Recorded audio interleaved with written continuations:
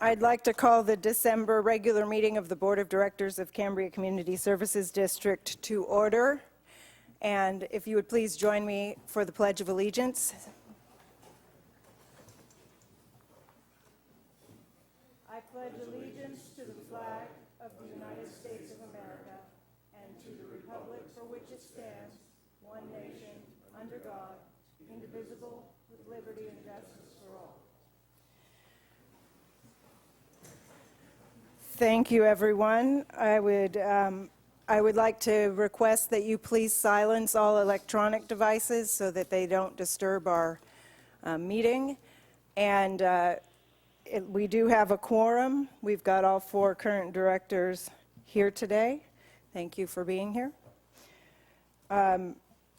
If you would like to speak on any item, including public comment on items not on the agenda, there are speaker slips in the entryway. Please grab one and provide it to Ms. Madrid, preferably with a level of cordiality that is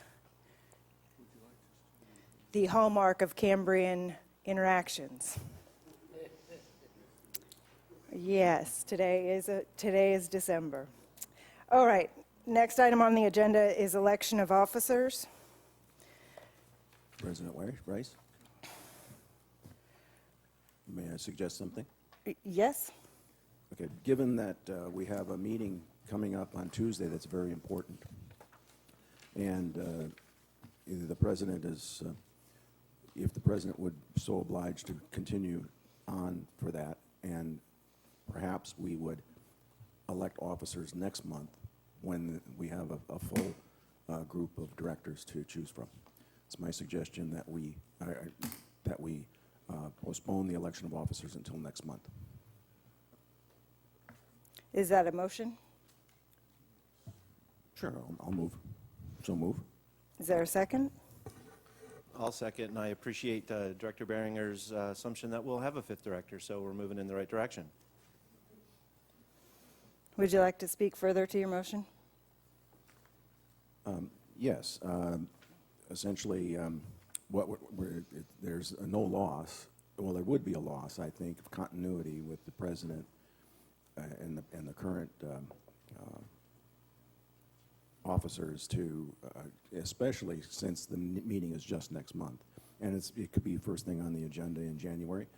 And if we don't have a new director by then I think that the results will stay the same. So I'm suggesting we just move it off and move on down to a very long and complicated agenda for today. And I'd hate to have someone new. Well, I think that you can do your experience in handling these meetings is valuable, and I'd like to see you there then. Mr. Carmel? Yes, Madam President. It's in our bylaws that we elect officers in December. So does this postponement cause an issue because of that? No, not at all. Okay. Would you like to speak to your second? I think Jim put it fairly eloquently, and I think that we can, a 5th voice would be beneficial. All right. Can I ask another question, Mr. Carmel? Absolutely, Madam President. If we do take action on this item today, would it be possible that once we have a 5th, we could put it on the agenda to elect officers again? Yes, that's exactly how we treat it. Okay. No, I mean, if we don't skip this today, we do this today, we can on any agenda next year we could do it. Yes. Right, and my presumption is that you may feel there'll be a deadlock with regard to election of officers, which would leave status quo, at least partial status quo. I don't think we treat that as electing officers. I think Okay. we would agendize it for January anyway. Okay, thank you. That's helpful information. So let's take a roll call vote on postponing this item until January. Director Behringer? Aye. Director Wharton? Aye. Vice President Farmer? As awkward as it is, aye. President Rice? No. Thank you. That motion passes 3-1. We will move on to our agenda, a report from closed session. If I may, pardon me. I did come prepared to retain the office of Vice President, and I also came prepared to make this statement, so I'd like to do that. One thing that I did notice in coming into the room today is that the four participants that sit up here at the dais are in a fairly positive mood. And so I'd like to encourage that when we return next Tuesday, that we're, let's say, after reflecting on what happened this past Monday, that we return here committed to a greater sense of respect and civility and cooperation in choosing a board member that helps to reflect the variety of opinions and concerns and values of all the citizens of this community. I'd also like to, and this just follows up on the, let's say, the energy of positivity that we had with this community circle that we just all participated in. I'd like to also encourage us to return to the January regular meeting prepared to offer our thoughts regarding the vision and mission statement that best moves this board, management, and staff forward in 2018. And that we also return in January, all of us, as well as perhaps members of the community, with suggestions regarding the type of standing committees that can be implemented that will allow for greater public participation that utilizes the knowledge and talents and creativity of the citizens of this community to make Cambria a more vibrant and involved community as we face the challenges and embrace the opportunities that will be presented to us not just in 2018 but in the years to come. Thank you. Thank you, Vice President Farmer. Report from closed session. Madam President, we discussed the performance of the general manager. Nothing to report, though. Thank you very much. Agenda review. Are there any additions or deletions for the agenda from any of the members of the board or staff? Okay, then we are going to move on to number 2, which is public comment. We're going to take approximately 30 minutes, but right now I have one request to speak, and that is not on this item. So I guess we don't have any public comment? Oh, thank you. Yeah. So we'll start with Leslie Richards, followed by Elizabeth Bettenhausen.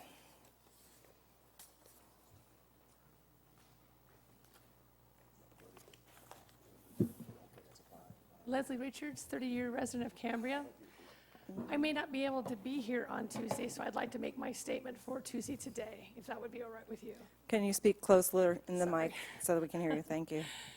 I won't be able to be here on Tuesday to make my public comment, so I'd like to say it here today. A few years back, when the EWS first came online, and I'm sorry, I have laryngitis, so I'm going to try to be as clear as possible. I was adversely affected by my business. My horse Harold was killed as a direct result of the turbines that came on, and that was the worst week of my life. In my personal opinion, I lost my business and I lost my horse. This last week, however, has been one of the best weeks of my life, and I wanted to bring it to your attention. As pertaining to the comments I made concerning Mr. Tom Gray's position as a director, I have been absolutely pillared on the internet. There's a website called Cambria Open Forum, and there are people saying the most horrible things about me right now. And it's as an attempt at character assassination, in my opinion. And the cool part is there's been so many people who have read this site and have contacted me this week. Citizens of Cambria who I don't even know have approached me at farmers market, the library, the post office, the actual supermarket to say, Leslie, you're doing a great job. Keep up the good work. We have read those sites. We are horrified by what's been happening to you, and we want you to know that we support you. The love and outreach from the community to me has been just, it has taken my Grinch heart and blown it open. And that's why I love this community so much, and that's why I come to this podium, because of the silent majority that reached out to me last week. And I just want to bring it to the board's attention, that there's some beautiful people in this town, and they have gone out of their way to contact me about this issue. So Harold dying was the worst week. This last week has been the best week. And I am so honored to be a member of this community. And whatever our differences are, we're going to have to work through this project, one way or the other. We're going to have to get along.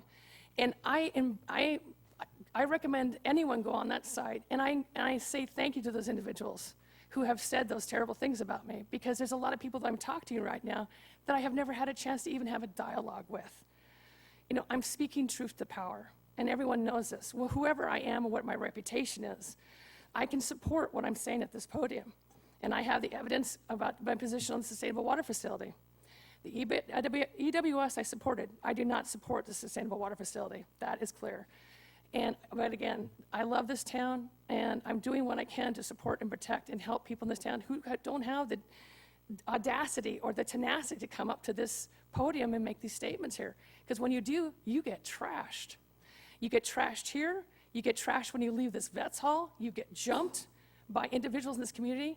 And one last thing I want to say real fast. Remember, kids, there's two sides to every story. So be careful before you make judgments on people. Thank you so much. Thank you, Ms. Richards. Elizabeth Bettenhausen, followed by Dawn Howell.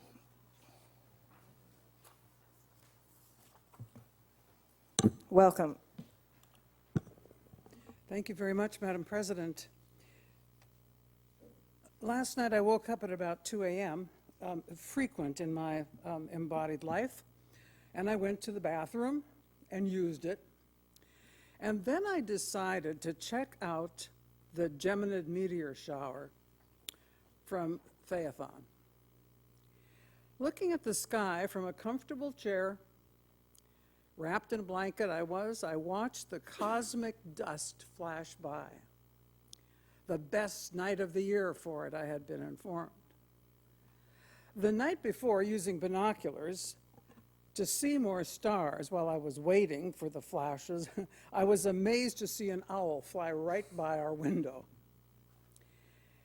Now, last night, 2:15 a.m. probably, 1, 2, 3 shooting stars, as we used to call them in our ignorance. They glowed and streaked and disappeared. In this context, the Earth is small. I show first and second graders where California is on a globe. And then we point to London, Canada, Namibia, Mexico. But when we look at California, that little itty-bitty thing on the globe, we can't see San Simeon or Cambria. How big is the Earth?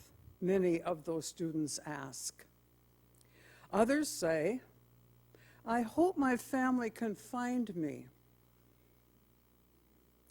Do you remember the photo of the Earth taken now almost half a century ago from the moon?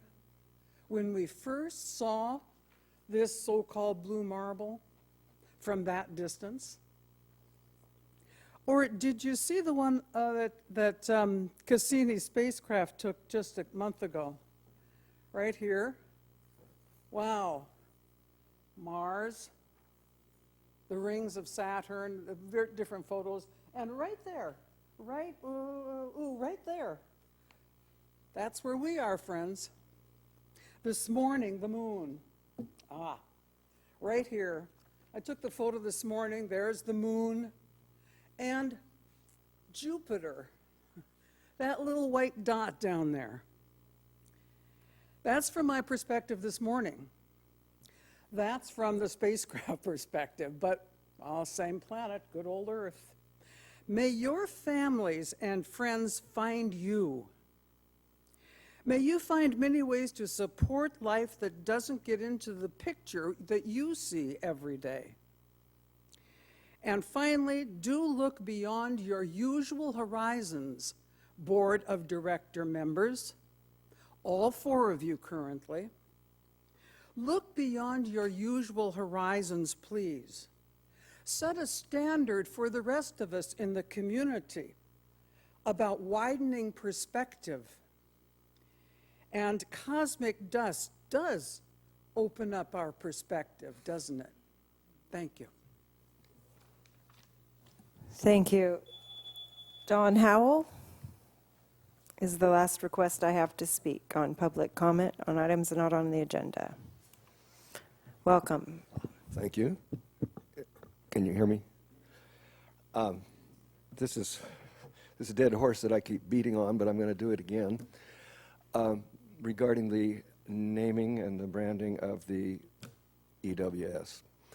My problem here, I'm only going to speak to one aspect of this. The problem with the name of calling it a supplemental water facility is that that is actually meaningless. To say that, or sustainable rather, to say that something is sustainable implies that it's sustainable under certain conditions. Now, no one has specified what those conditions might be that would make this facility sustainable, and for how long, after all. Let us say that we have some, well, let's say growth. If you have sustainable growth in a community, is that growth forever? Or is it growth for 10 years, or 2 years, or what? So to say something is sustainable is about similar to what they taught us in grade school, or at least where I went to school, is that when you hear something like Ivory soap is 99 and 100.99% pure, without saying pure what, it really is meaningless. So in this case, what we have is this buzzword that's got floating out, and I personally, I've been reading the SEIR, and I don't think that enhances the SEIR at all to be using a meaningless buzzword. Now, I understand why one might want to take the term emergency off, but even that can be a little bit open to discussion. After all, what is an emergency? My emergency might not be the same as yours, so even that has some problem, but at least it indicates intention, that is to say, to use the facility for emergencies. It doesn't say what kind of emergencies. It doesn't have to necessarily be a stage 3 emergency. No one is really saying that. That's what the conditional permit says. So I just wanted to point this out. It would be much more useful to speak of this, at least with some term that has some meaning. For example, if you don't like emergency water supply, perhaps that's a little too subjective, advanced water treatment plant is pretty good. It is advanced, and it is a water treatment plant. No one can argue that, and then we can talk about intentions in a whole different context. I want to read one thing that General Manager Gruber wrote in his letter of March 10th, 2015, a very short excerpt. In the long run, I envision the EWS, he was still using that term, as a key part of Cambria's water portfolio, including all elements of production, recycling, and storage. So even in 2015, we were still talking about it as an emergency supply. So I'd like you to really consider it's a simple change, and it would make a lot of people a lot more comfortable. Thank you. Thank you for your comments. We are ready then to move on. We have 2 special reports today. Is Ms. Butler here? I don't see her. Do we have FFRP here? Okay. Terry for pros. Did we notify folks they were on the agenda? Okay, just making sure. We'll reschedule them for next. Terry, Lord, yeah, we'll reschedule them for next month so that we can get a report from the 2 standing committees we have that are both on open space. All right, that brings us to the public safety, and the Sheriff Department report. Commander Vogue, welcome. Good afternoon. This last month in Cambria, and we're talking about November 13th through the 13th of December, we had 119 calls for service. That's a little bit down from the time before, which we had 130. 18 suspicious circumstances or suspected criminal acts, 1 phone scam. An attorney alleged attorney representing the person that answered's daughter. When anybody wants to be paid in gift cards, a red flag should go up right then. 15 disturbing the pieces, 9 check the welfare, and that was about it. Here's some notable incidents. We had a transient that was in the transient camp at 101 and Cambria Drive, was on parole.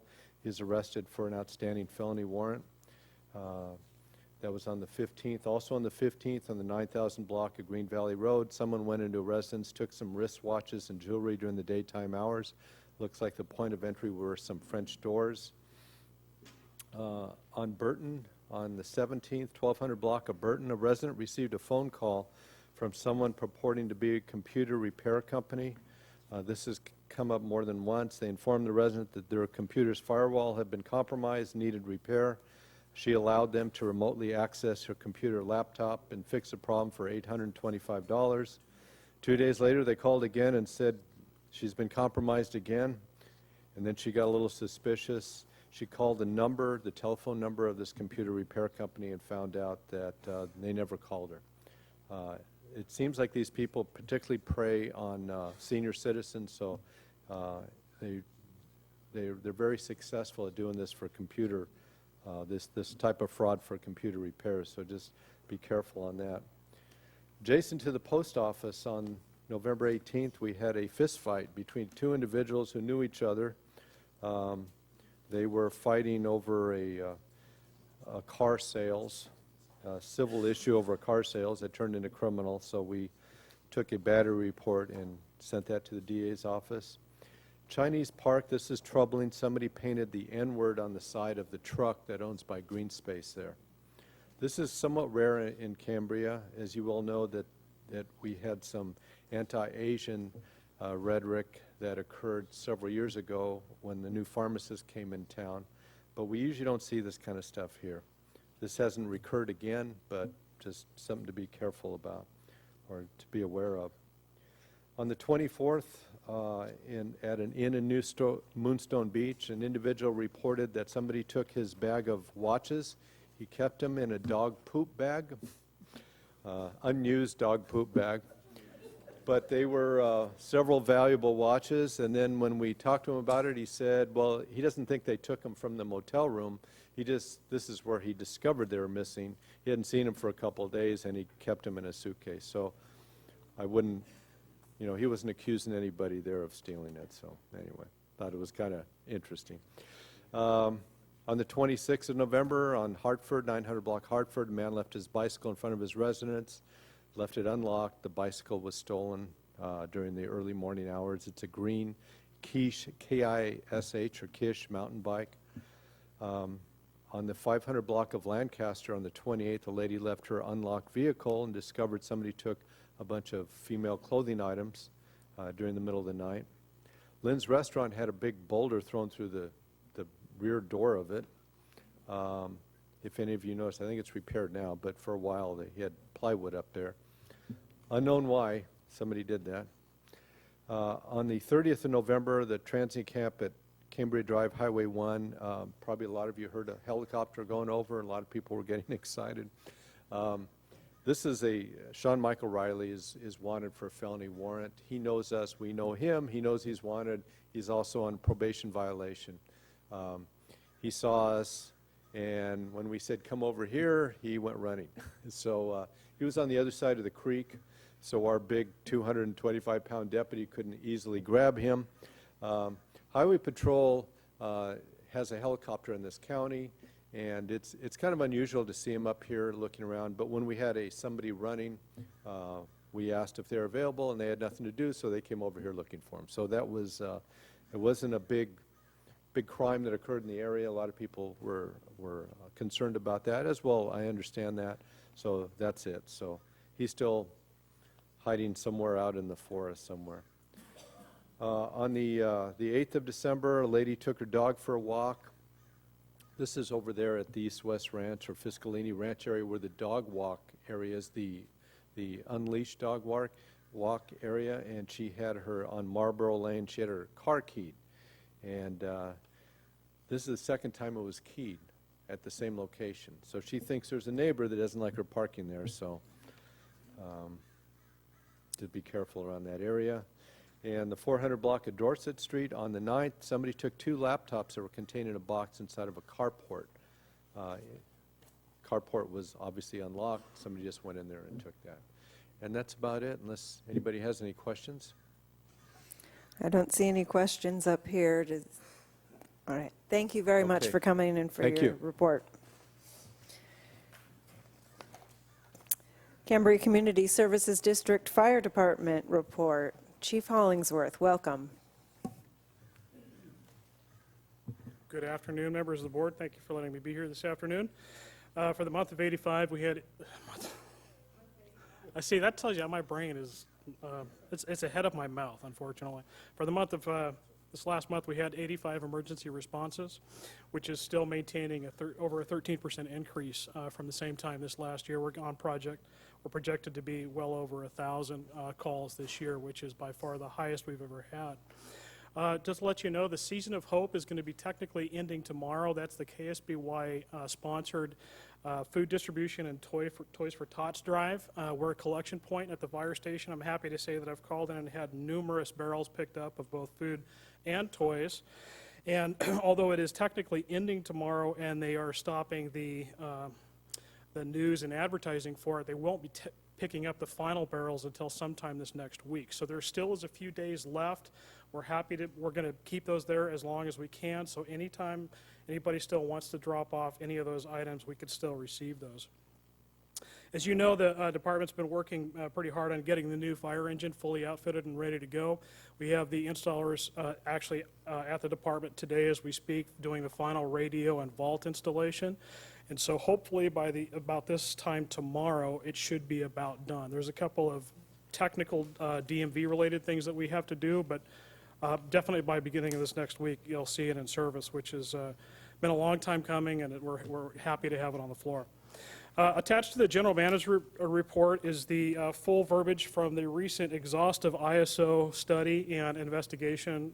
It's referred to as an investigation, but it's something that they do on a pretty regular basis to find out where the department sits in regards to the insurance ratings that they like to supply. And as you know, a lot of different insurance companies base their rates and availability on that rating. So I'm happy to tell you that when I started, we were probably down in the 7 range, and we're all the way up to a 4.4x rating right now, which is an excellent move forward. It probably will show some relevance in regards to your rates going down and availability, but we do live in and amongst this forest. So there's still a concern where some insurance carriers, as you've probably seen and heard, are choosing to drop some people just because of where we are in and amongst this high fire hazard area. But the full document is attached there if you would like to review it.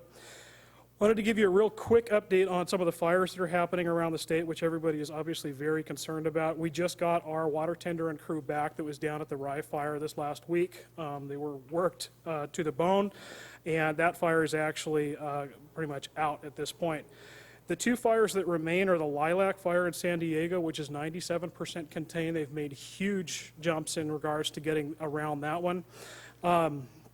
And then the Thomas Fire, which I'll come back to. The other ones which we all were watching and having big concerns about, the Rye Fire in Valencia, Skirball in LA, Liberty Fire in Riverside, and the Myers Fire in San Bernardino are all, happy to tell you, are 100% contained at this point. Now that means they have containment lines around the entire fire with no concerns for sparks or the fire moving beyond those containment lines. The Thomas Fire currently is at 30% containment, which is a really big jump compared to the 25 or 20% that was recorded in the last couple of days. And it doesn't sound like that much, 10%, but you have to understand that the fire is growing exponentially every day, and containment, if it can't keep up with that, can technically decrease in percentage about the fire. So being up to 30% is a pretty big deal. Its current acreage is at over 240,000 acres with over 8,000 personnel assigned to the fire. There's still mandatory evacuations in place for parts of Carpinteria, Summerlin, and Montecito, southern Santa Barbara. And I'm really saddened to say that we just got reports today of the first fatality from fire personnel on that fire in Santa Barbara. So obviously that firefighter is from San Diego, and they're going to have to be going through all the difficult time and process that's associated with that. But they're continuing in that fire. The best guess for full containment at this point is probably somewhere around the 22nd, 23rd, 24th of December, assuming the weather pattern and the rain and all the kind of stuff that we really need really kind of come through as to what we're expecting and hoping. So we'll try to keep you informed about what's going on. Some of the biggest concerns we've heard locally is, can it run all the way up the coast to here? And I guess technically it could, but that would be the biggest fire in history. Right now, the fire is listed as the 4th in size in history in the state of California, to give you some kind of understanding of how big it is. The bigger concern is air quality and respirator use. So a lot of the calls we're getting is, do we need them? Where can we get them? And all that kind of stuff. So the best thing to do is refer you to the county public health office and their specific recommendation. They measure the air quality. They do this in conjunction with the Air Pollution Control District. They measure and release the status of the air quality, and at no point in San Luis Obispo County right now has that air quality dropped to a point where they say you should use these respirators. Now, that's not saying that if you're not having a problem, they wouldn't benefit you. So the N95 respirators are available through your local hardware stores. Many of the local pharmacies are carrying them. There has been a little bit of a run on them, so it's a little hard to get them right now. And we're trying to work with the Public Health Department to find out if they have emergency supplies that are available if we have another big inundation of smoke and particulates coming back in over here because of the weather patterns. And we haven't been able to get that answer yet. But for the time being, if you feel like you need that because of existing respiratory issues, allergies, or anything like that, please feel free to use them, but rest assured that the Public Health Office is telling you that it's not mandatory at this time. And the last thing, just try to give everybody a safety note, depending on what time of year it is and what's going on. And right now is an excellent time to get your chimneys serviced before you fire them up, as the weather hopefully will start to get colder here. During this time of year, we frequently get a big rise and jump in chimney fires throughout the community because they haven't been used in over a year, and the first time they light off, all that unburned particulate in the flue suddenly ignites because it's hot enough, and then they have a big jet coming out of their roof. Typically, it's fairly easy to put that out, but if it penetrates any kind of the structures around the housing, obviously that can then turn into a roof or an attic fire or anything else. So we encourage you to use the chimney sweeps that are available in the area, and make sure that you have an enjoyable fire throughout the season as you can. With that, I have nothing else to report. I'm over to you for any questions. Are there any questions from directors? I have two questions on the ISO letter. Thank you for providing that so we can, the community can see that. You spoke to, when you first came on, it was a 7. Is the 4 a change from what it was before? I believe it's a change. And it definitely is a change in that they've restructured the way they were doing it. It used to be reported, if you'll see in the letter, in a different format. And basically saying it's a 4, and I can't give you the specific parameters, it means that you qualify somewhere between a range of, let's say, 401 and 499. I can't tell you what they exactly are. I could pull that information and get it to you, but you might fall somewhere in that category. We absolutely did increase, and we're doing much better, and that's primarily because of age and quality of equipment, replacing the fire engine, the quality and frequency of the training that's being happening. Absolutely, the 4th person on the engine is a big component to that, and then also some of the programs that are happening within the community, like making sure the hydrant program is functioning, they're being tested and flushed. All of those things give us extra points, if you will, and as soon as you hit the next barrier, it'll trigger over the next barrier. But every one of those gives you a little bit of a cut on your insurance rates. And then it says, as part of our analysis, we determined the following fire station did not meet the minimum requirements for recognition. What does that mean? I couldn't find anywhere what that means. That's referring to Station 2. So technically, we have a second fire station, which is located on Heath Lane, right outside of the water plant out there. that really is only a storage facility for excess surplus items, excess hose, our old fire engine, things like that. It has our extractor in there that we use for getting all the particulates out of the turnouts. It's not staffed. It doesn't have any bedding or facilities for residents, and it doesn't have a usable piece of equipment in it. So technically, it cannot be counted in any capacity. So actually, it just means that it's not a fire station, not a even fire though that's station. kind of It's what a we call garage, it. yes. Okay. Okay, thank you. That's helpful. Director Berenger? I have a little bit of a follow-up question.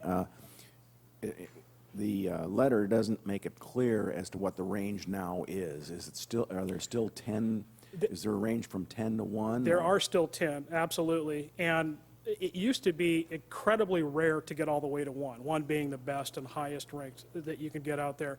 Now, most of the large cities that are fully staffed are in the 1 to 2 range, and that would be places like LA City, New York, Chicago, the large metropolitan areas that have exhaustive full-time career departments.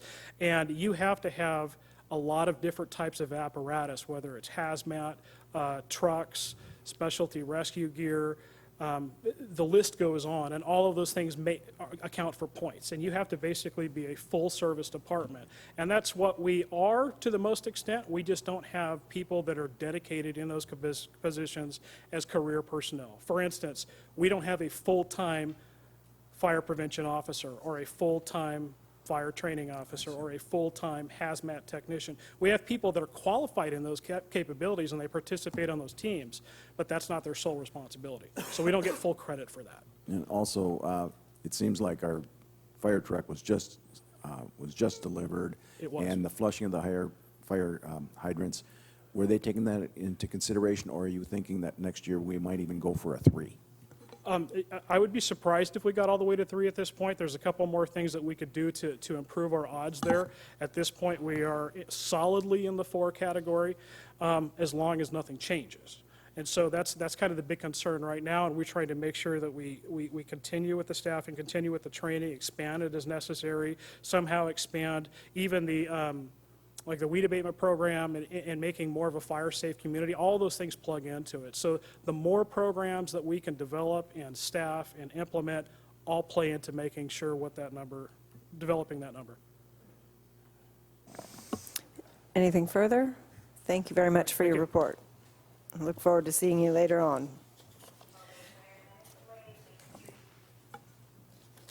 All right. General Manager's report, Mr. Gruber. Thank you, Madam President and board members. My report and all the other managers' reports are included. Just to go over some housekeeping items. As you recall, the CCSD Board of Directors, through Resolution 01-2016, adopted water and wastewater rates through the Prop 218 process. I would recommend to the Board of Directors provide direction to staff, Monique and I, and District Council, to bring this matter back for consideration during the January 2000. Can you move the mic closer? It's really hard to hear you right now. Sorry, Thank you. 2018 meeting. The adopted resolution allows for an annual increase of 4% through January of 2020. The intended purpose of the gradual rate increases is to restore a balanced budget, help to fund critical infrastructure, and to address ongoing costs as it relates to inflation.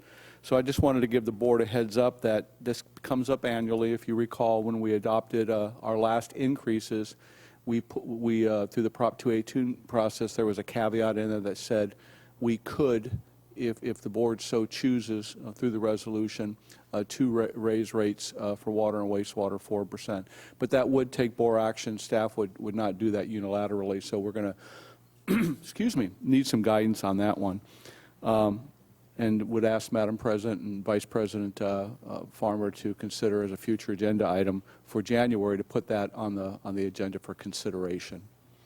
Our new finance manager, Rudy Hernandez, is here. This is Rudy, and he's going to be giving a presentation on the first quarter of this year's budget, how we're doing. Since the budget and our finances seem to be a real point of concern, and rightfully so for everybody, one of the things that I wanted to suggest to the board for consideration is instead of just including the finance manager's report as part of the general manager's report, to consider starting in January of 2018, have it as a separate regular agenda item, not to prolong the board meetings or anything like that, but to really not gloss over this important component of the district's business, if you will. And I've talked to Finance Manager Hernandez regarding this, and he thinks it's a good idea, maybe even quarterly, but if we could spend 10 or 15 minutes each month as a regular agenda item discussing with the board each department's expenditures, each department's revenues, the SWF, and talking about areas of concern, talk about areas that we're doing well in. I think it would be well served as we start the 2018 year. The district's water supply continues to be strong, and what I mean by that is if you look at the well information on the graphs, the San Simeon wells and the San Rosa wells are at a good place right now. The WBE wells are at a good place, although I do have concerns as I look into the future. We're into the first month of the rainy season, technically by NOAA standards, and for Santa Barbara and San Luis Obispo counties, we are at a 70% deficit for rain that was expected or has fallen last year. So I just want to bring that to the board's attention, because if this pattern continues, staff will be watching the well levels closely, and at some point possibly recommending going back to stage 3 if it looks like the San Simeon wells are dropping below 10 feet, the WBE wells get below 3 feet, and then the Santa Rosa wells. The water department's doing a really good job in managing the aquifers right now, and so I think that is a tribute to them. And so we'll just keep an eye on it. It's not at a panic point or anything like that right now, but we just need to keep an eye on that and make sure that if it continues, that we let the board know what's going on and take the appropriate actions. Last Thursday at the Regional Water Quality Control Board meeting, the Regional Water Quality Control Board approved the issuance of the Cambria Community Services blending of the surface impounded wastewater and treated municipal effluent per resolution R32014-0014, general waiver for specific types of gift charge. And I'd also like to talk about the process and how we're going to move forward. I did get a draft letter today from Mr. Rocky from the Regional Water Quality Control Board asking me to review the letter, giving us the okay to move forward with the closure plan. There are a few changes to that, and I'm discussing that with District Council now to make sure that that's what was agreed upon. Once we get that letter in hand, we can start the process, and what that process would entail is getting the things in place that need to be in place to get the impoundment basin closure plan going.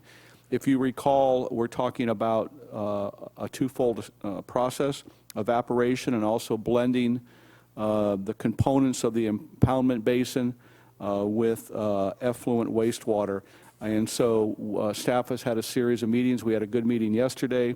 We're going to be meeting with some Alpha Electric to discuss and talk about the variable frequency drive and some of the components that are going to be involved in that.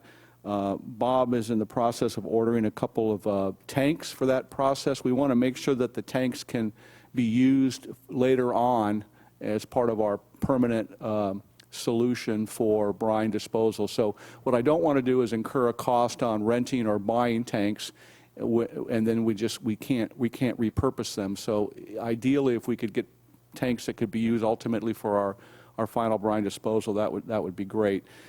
Jason and the water department are moving forward with the laying of the 2-inch line, and we've ordered a spectrophotometer which measures boron concentrations, and so we're putting all the pieces together for this closure plan. We anticipate having it up and ready to go in about a 30-day period of time. The East Ranch Phase 1 project is completed. The park is completely done. The new dog park is up and running, and staff is working with slowly dismantling the old dog park. He's worked with the dog park people, folks. Carlos has. Mr. Tim Roche, who sits on the Pros Commission, and everything seems to be going well over there. So what we plan on doing is disassembling that, returning it back to open space, if you will, and then directing people over to the new dog park. The Stewart Street tank, we plan on starting that within the next week or so. I've been in contact with William Bellis, who's been in contact with the contractor, and we anticipate starting the work on replacing, if you remember, making the repairs to the side panel on the Stewart Street tank, and also replacing the 7 panels on top of the tank. So that's in the works right now. I'm in the process of putting our rate study team together, if you will, with Alex Handler. The 2 board members that are on that committee are President Rice and Director Berenger, and then we're going to have quite a bit of staff involved in that. So and we're looking at a kickoff meeting of next week. We continue to meet with the county planning staff on our regular coastal development permit. That's a standing meeting every third Wednesday at 3:30. Our next meeting is next Wednesday. President Rice has been attending that. I've also extended an invitation to Mr. Tom Lester from California Coastal Commission. I asked him to be a part of those meetings so we can make sure that we're all on the same page as we move forward. I've also had a couple conference calls with Tom, and they've been good conference calls, and so we just want to make sure that the Coastal Commission staff is involved in the process as we move forward. Our licensing, we continue to monitor that. Again, we're hopeful that we'll have a resolution to that in a relatively short period of time. And the homeless camps that I talked about last month, they've all been cleaned up and abated. And CCSD staff and the Sheriff's Department, want to thank Commander Vogue, are doing a really good job in abating those camps early on and making sure that they don't get well established. So that's going good. I have a quick PowerPoint. I want to go through these because I want to just show you some of the work that we're doing. If we could go ahead and Monique, if you could go ahead and control we're gonna whiz through these because it's going to be a long meeting. But I do want to show some of the work that's being done.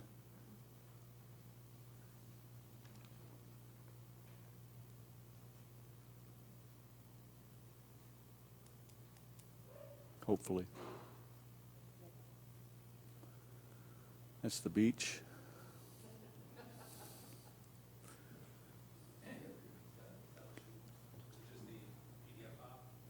Yeah.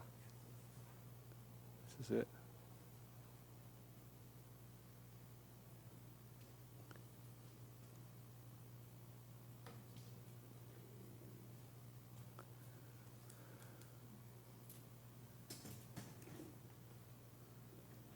That's it. That's a good first picture.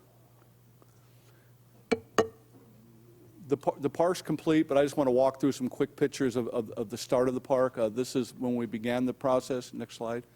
One of the things, we were able to complete the park because of Carlos and his department. There was a considerable shortfall in some of the detail work that needed to be done, and so staff stepped up and got it all done, and to the tune of about an additional $20,000, which was within my discretionary authority. And so I thought it was important, since we had the momentum going, to finish it. And so we'll be addressing those overtures as part of the mid-year budget process. But again, $20,000 in labor and miscellaneous costs associated with, compared to probably 3 or 4 times that if we were to contract it out. So special thanks to him and his department. Go ahead. This is the dog park. It's a huge dog park. It's a nice dog park. We thought there was going to be only a certain amount of chips needed. It wound up being considerably more than that. I went ahead and authorized that because I wanted to get it done. And we had momentum going. So there was an extra couple $1,000 Next slide. This is the parking lot area. If you look at that fence, that wasn't fence that was built right there. There was nothing to delineate cars from driving in that swale. So we hired a local contractor. The same contractor is going to be doing our digester rails at the wastewater treatment plant. We originally anticipated that was going to be about $70,000. We got some bids. And the individual that did this work right here is going to be able to repair all the digesters at the wastewater treatment plant for about $10,000.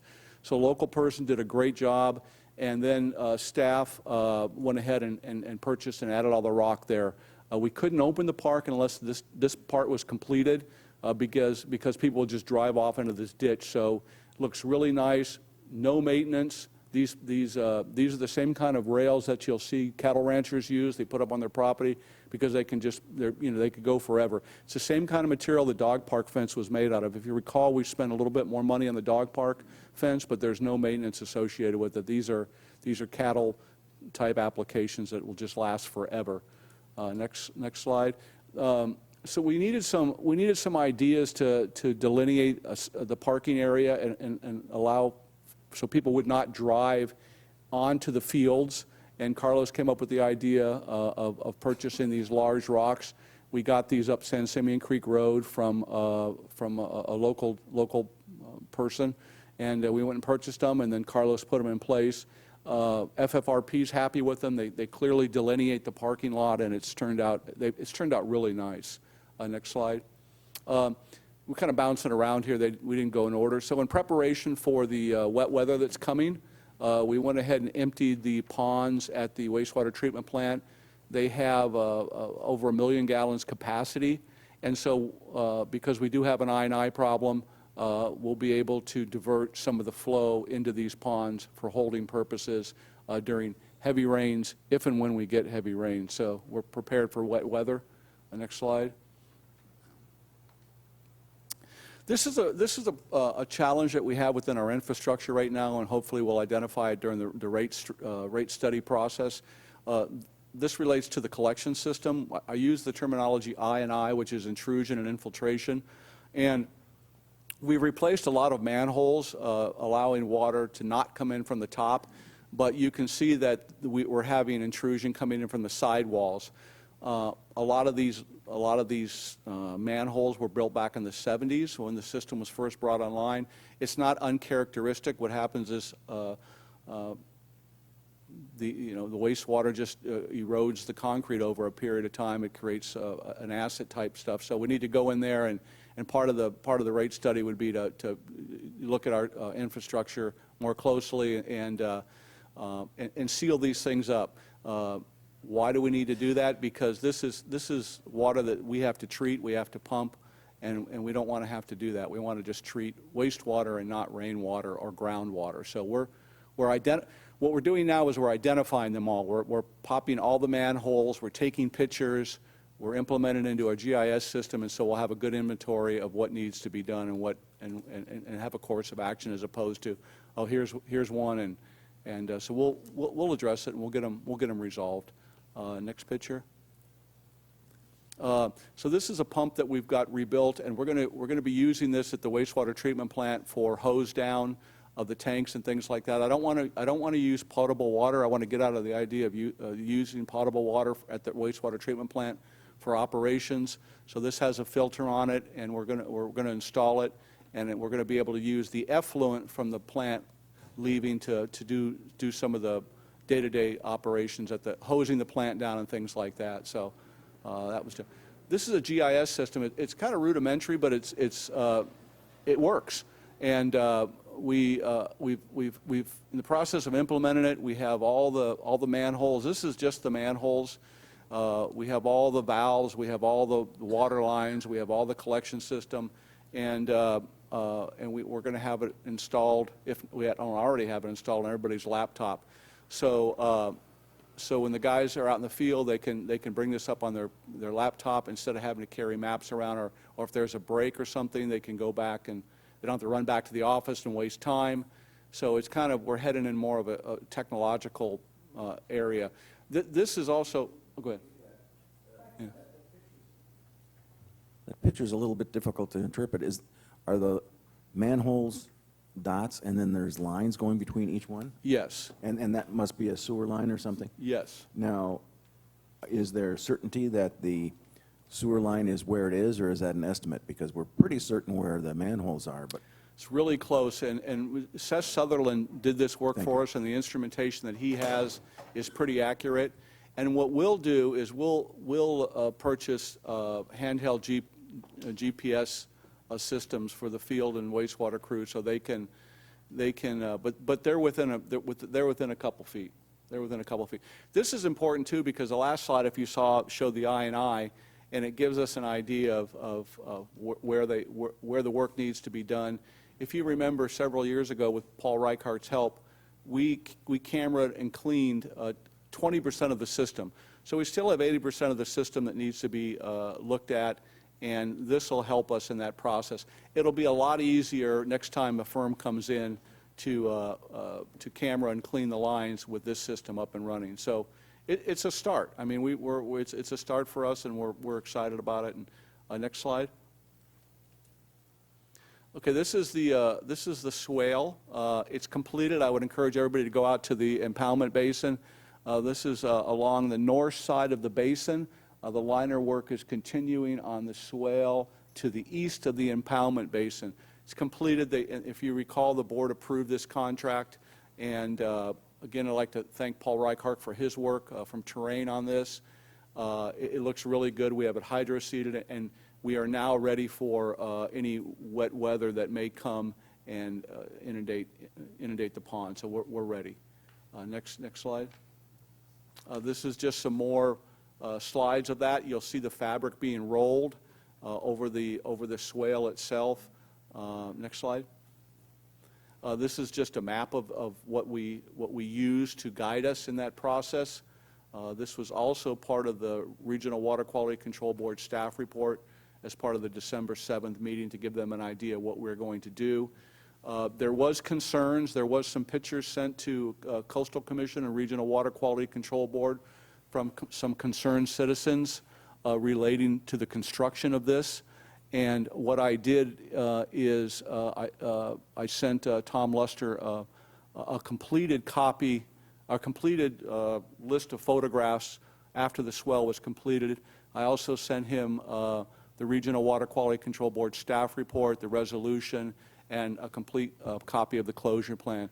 So what I'm doing is trying my best to make sure there's an open line of communication between Regional Water Quality Control Board staff and the Coastal Commission staff, and that I would encourage anybody who wants to call these folks to go ahead and continue to do so. I appreciate the community monitoring our efforts, but I also think the CCSD needs to be proactive and also reach out to Coastal Commission staff and Regional Water Quality Control Board staff, and not make sure that we keep them apprised of all of our efforts here. Next slide. This was the groundbreaking. I'm going to go through these really quick. This is next slide. This is the start of the park. Continued that we took down the old house, if you remember. That's gone. Clearing of the lot, the swale work, the parking lot. It's the emergency access road, drainage swale. We removed some wells, if you remember. We capped them off. That was part of the agreement as part of the EIR. That's an ADA walkway there that the county required us to do. There's the construction of the dog park, and hydro seeding of the fields out there. New split rail fence. Staff did this too. I talked earlier about cost savings. So Carlos and his staff went and rented an auger. They bought all this equipment, and they put the complete fence up themselves. So again, it delineates the area out there. It stops people from driving out, onto the fields. We don't want that, and so now it's completed. Staff cleaned up some willow trees. If you see our equipment there, that's our tractor and our chipper. And if you look behind, that's the Facilities and Resources building at the East Ranch. It was the old water yard, but now they're combined operations down at the wastewater treatment plant. And again, Carlos has taken that building and totally gutted it and redone it, and it looks fantastic. And that's where the Filtronics system is too, if you recall. Delineation of parking lot, new seating area. Staff built this for the dog park.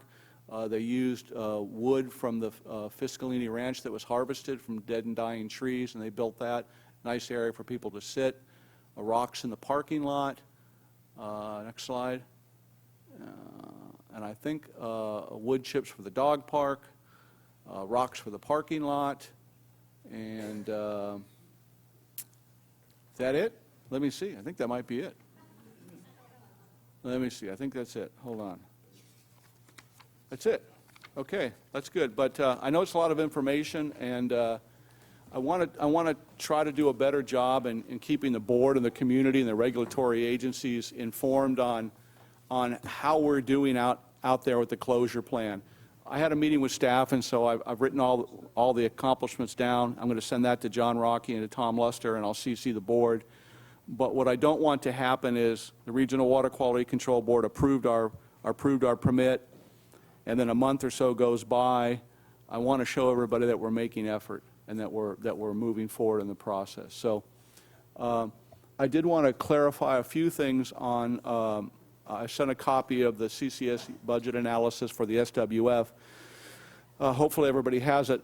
Maybe they don't, but there are just, so this is from January 1st of 2017 through November 29th of 2017. And Director Farmer... Could you say those dates again? I'm sorry. The expenditure report is for, it would be a calendar year, not a fiscal year. It starts on January 1st, 2017, and goes through November 29th, 2017. Thank you. And when Vice President Farmer talks about the cost, he is spot on as far as the cost. But there are just a few things that I would like to discuss as far as the expenditure portion of that. So you have the project expenditures for the SWF of $653,402. And then you have revenues for that period of time of $754,000. And then you have the operating expenditures of $812,000. Now, I haven't had a chance to sit down with Rudy and go over these line by line. These are real numbers. But under that $653,402 under the project expenditures for the FWS, I just wanted to note that $238,547 were for the EIR.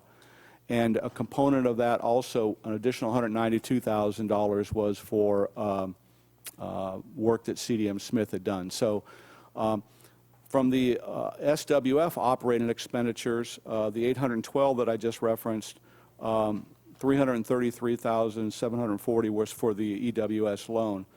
Now, one of the things that I really think is important that we work on is trying to get the cost of operating this system down. I could not agree with Director Farmer any more than that. So we're receiving all the lab information from the lab, and we're entering that data into reports. If we can extract that data through graphs, especially all the non-detects, the NDs on a lot of the samples that we're taking, we can submit that information to the Regional Water Quality Control Board. And at some point in time, they can decide if the sampling criteria that we have in place can be reduced. I think it's premature at this point in time. We need to run the facility one more complete cycle to get a year's worth of data. But the cost of running that facility in a large part is directly proportional to the requirements of the Title 22 and Title 27 permit. This was an indirect reuse project, and the indirect reuse required, for public health and safety reasons, a plethora of sampling, and it is a lot of sampling. But hopefully, and I'm an optimist, when we get enough data and we consistently show non-detects on a lot of these samples, we can reduce that, and thus reduce the lab cost associated with running the facility. So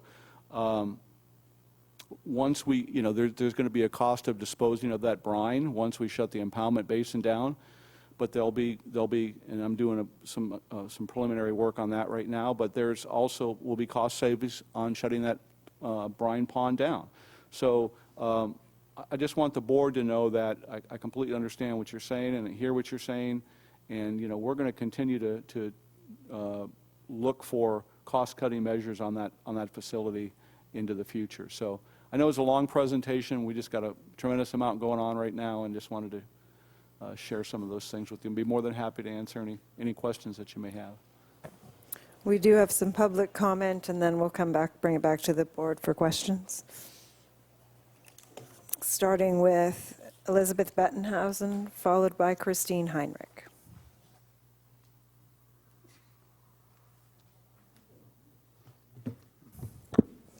Welcome. Thank you very much, Madam President. I certainly want to welcome Mr. Hernandez, that we've met before the meeting started, and he knows me and I know him now. And I certainly hope we are having a congenial relationship, as I did, I think, with Mr. O'Reilly. I want to say that the Finance Officer report every month and the consent agenda on expenditures certainly helps us keep track of what we're spending money on as ratepayers, through the good offices, of course, of the board's decisions, as well as the staff.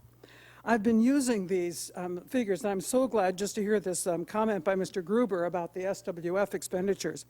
I've been using these expenditure lists in those reports to figure out how much we have spent on the saltwater. That's a funny mistake, but you have to get the joke.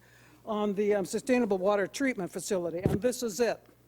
In 2017, from January 1 to November 30, we have spent over $2 million simply on this project. I will post this on the wall with all, I have to say, I give myself credit, with all of the line items for the entire time. And there are two, I'll post it so you can all look at it. These are CCSD numbers. They aren't my numbers. All I did was add, double and triple check, as I always tell the double-digit addition things in second grade. So, friends, I will come back to this in the budget issue later. I certainly want to thank Water Supervisor Buell for keeping oversight now of the meters on what's happening, because, as you know, we used more water than we produced. This is called magic. It's also called a meter totally breaking down and also being misprogrammed by staff. So I want you to focus on your attention to Mr. Gruber as the general manager. Focus your attention on how oversight is happening at every level of this staff.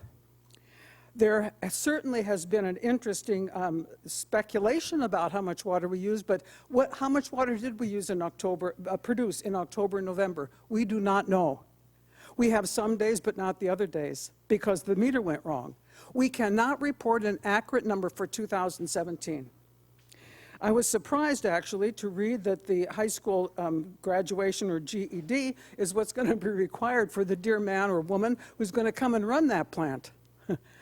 They're going to have a $70,000 to $90,000 salary, and all they need is that education, but I'm assuming that experience really sets it off well. I want to know on your future plans for the budget for the dog park and the rest of the park there. I don't see it anywhere. I don't know what it is. Please give it to us. Don't put in CCSD water in that dog park. The dogs don't need it. They're fine. And there are a bunch of other things to say, but of course I only have 3 minutes to talk about the entirety of what the general manager is doing. I will post these on the wall. I brought Scotch tape, so you can come look at them during the break. Thank you, Ms. Hernandez, this has nothing to do with you. I told you that already, okay? Christine Heinrich, followed by Dawn Howell. Thank you, President Rice, and welcome, Mr. Hernandez. I'm sure we'll be working together. On page 36 of the agenda, there's Dean Flores' report from Balanced Public Relations, and he mentions that he went to a meeting in Anaheim about forest management. He says, experts on the panel stressed the urgent need to accelerate the pace and scale of forest management activities. We have discussed this many times at the board level under the guise of forest management. that was kind of an interesting word of his. Discussion centered on the development of biomass energy facilities, a Cambria topic a few months ago, future funding for on-the-ground projects, and watershed-based partnerships. Cambria's Monterey Pine Forest is an urban forest. It needs more care. It's more like a garden than a wild forest. The pine trees collect water on their branches and return it to the ground, watering themselves. The forest is essential to the health of our watershed. I won't address the biomass cogenerator that Mr. Flores mentions at this time, as it is not yet functioning. It's another expensive piece of technology which does not address the subject of forest management or health.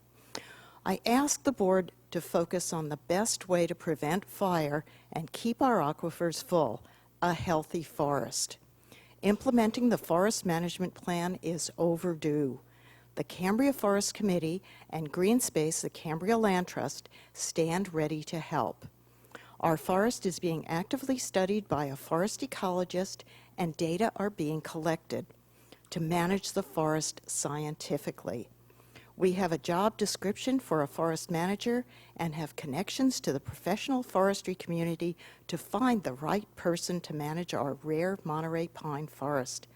Be assured that capable professionals are eager to help Cambria improve the health of the forest. Cambria is recruiting a supervisor for the emergency water facility starting at $75,000 a year. We've got a new fire truck and an additional firefighter. Let's also prevent fire by keeping the forest healthy. We and the forest are ready. Thank you, Ms. Heinrichs. Dawn Howell, followed by Mike Lyons. I'm going to be uncharacteristically brief. I simply have a question, which I know I can't ask directly, so I'm going to just throw it into the air. In the general manager's report, there's a paragraph alluding to, I'll just read it. Staff also continues to work closely with the State Water Resources Control Board regarding the licensing of the district's water rights for both the San Simeon and Santa Rosa aquifers. Staff anticipates the matter being resolved within the next few months. I'm just not having heard anything about this matter. I'm kind of wondering what it is. That's all. Thank you, and we'll get an answer to that following Mike Lyons.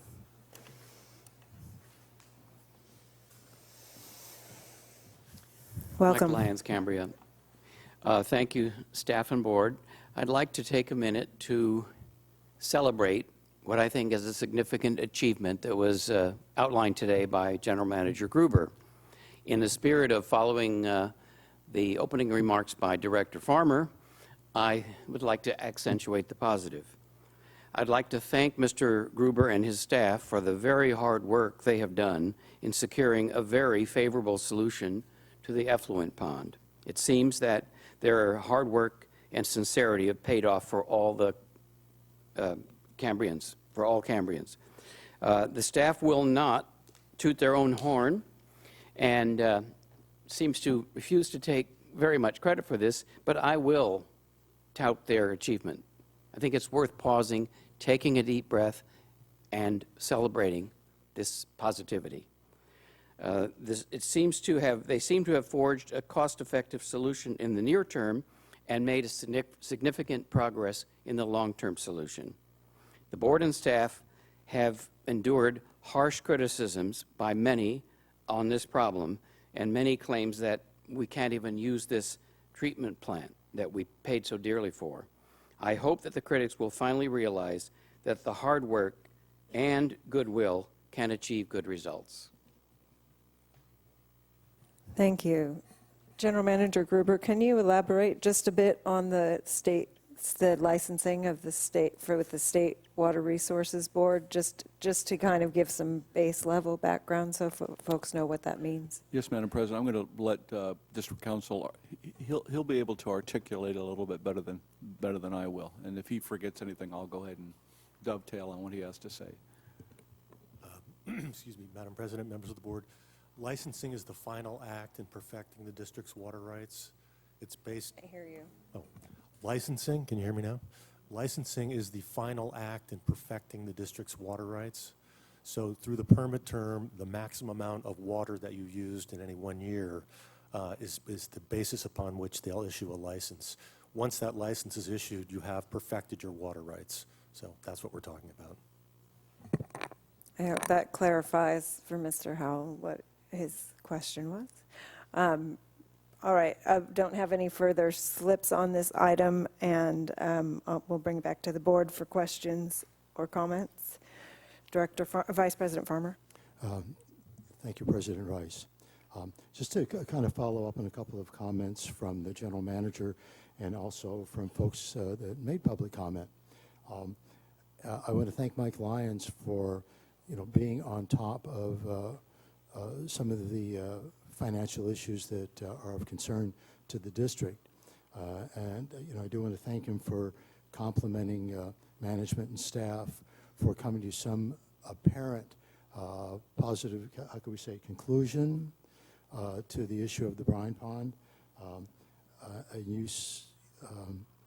Mr. Lyons stated that we came up with a cost-effective solution that may be an accurate comment, except we don't really know how much it's going to cost to decommission the brine pond. So I just want to make that statement.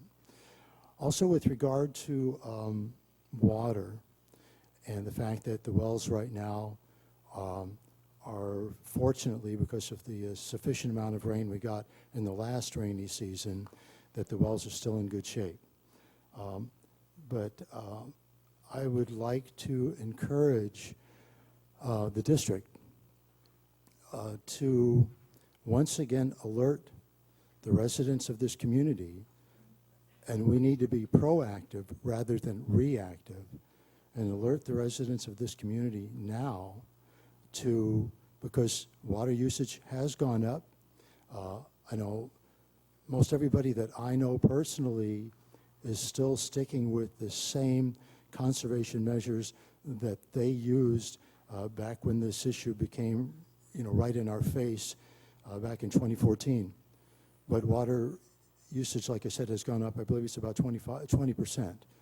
So I would encourage, like I say, the district to put something in the paper, put something in the water bill or whatever, encouraging people to, once again, utilize the best conservation measures for water, especially considering the lack of it so far this year.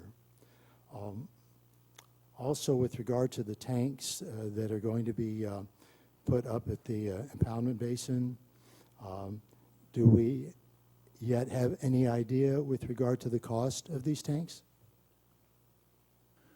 No, we don't. What we are leaning away from is expensive double-lined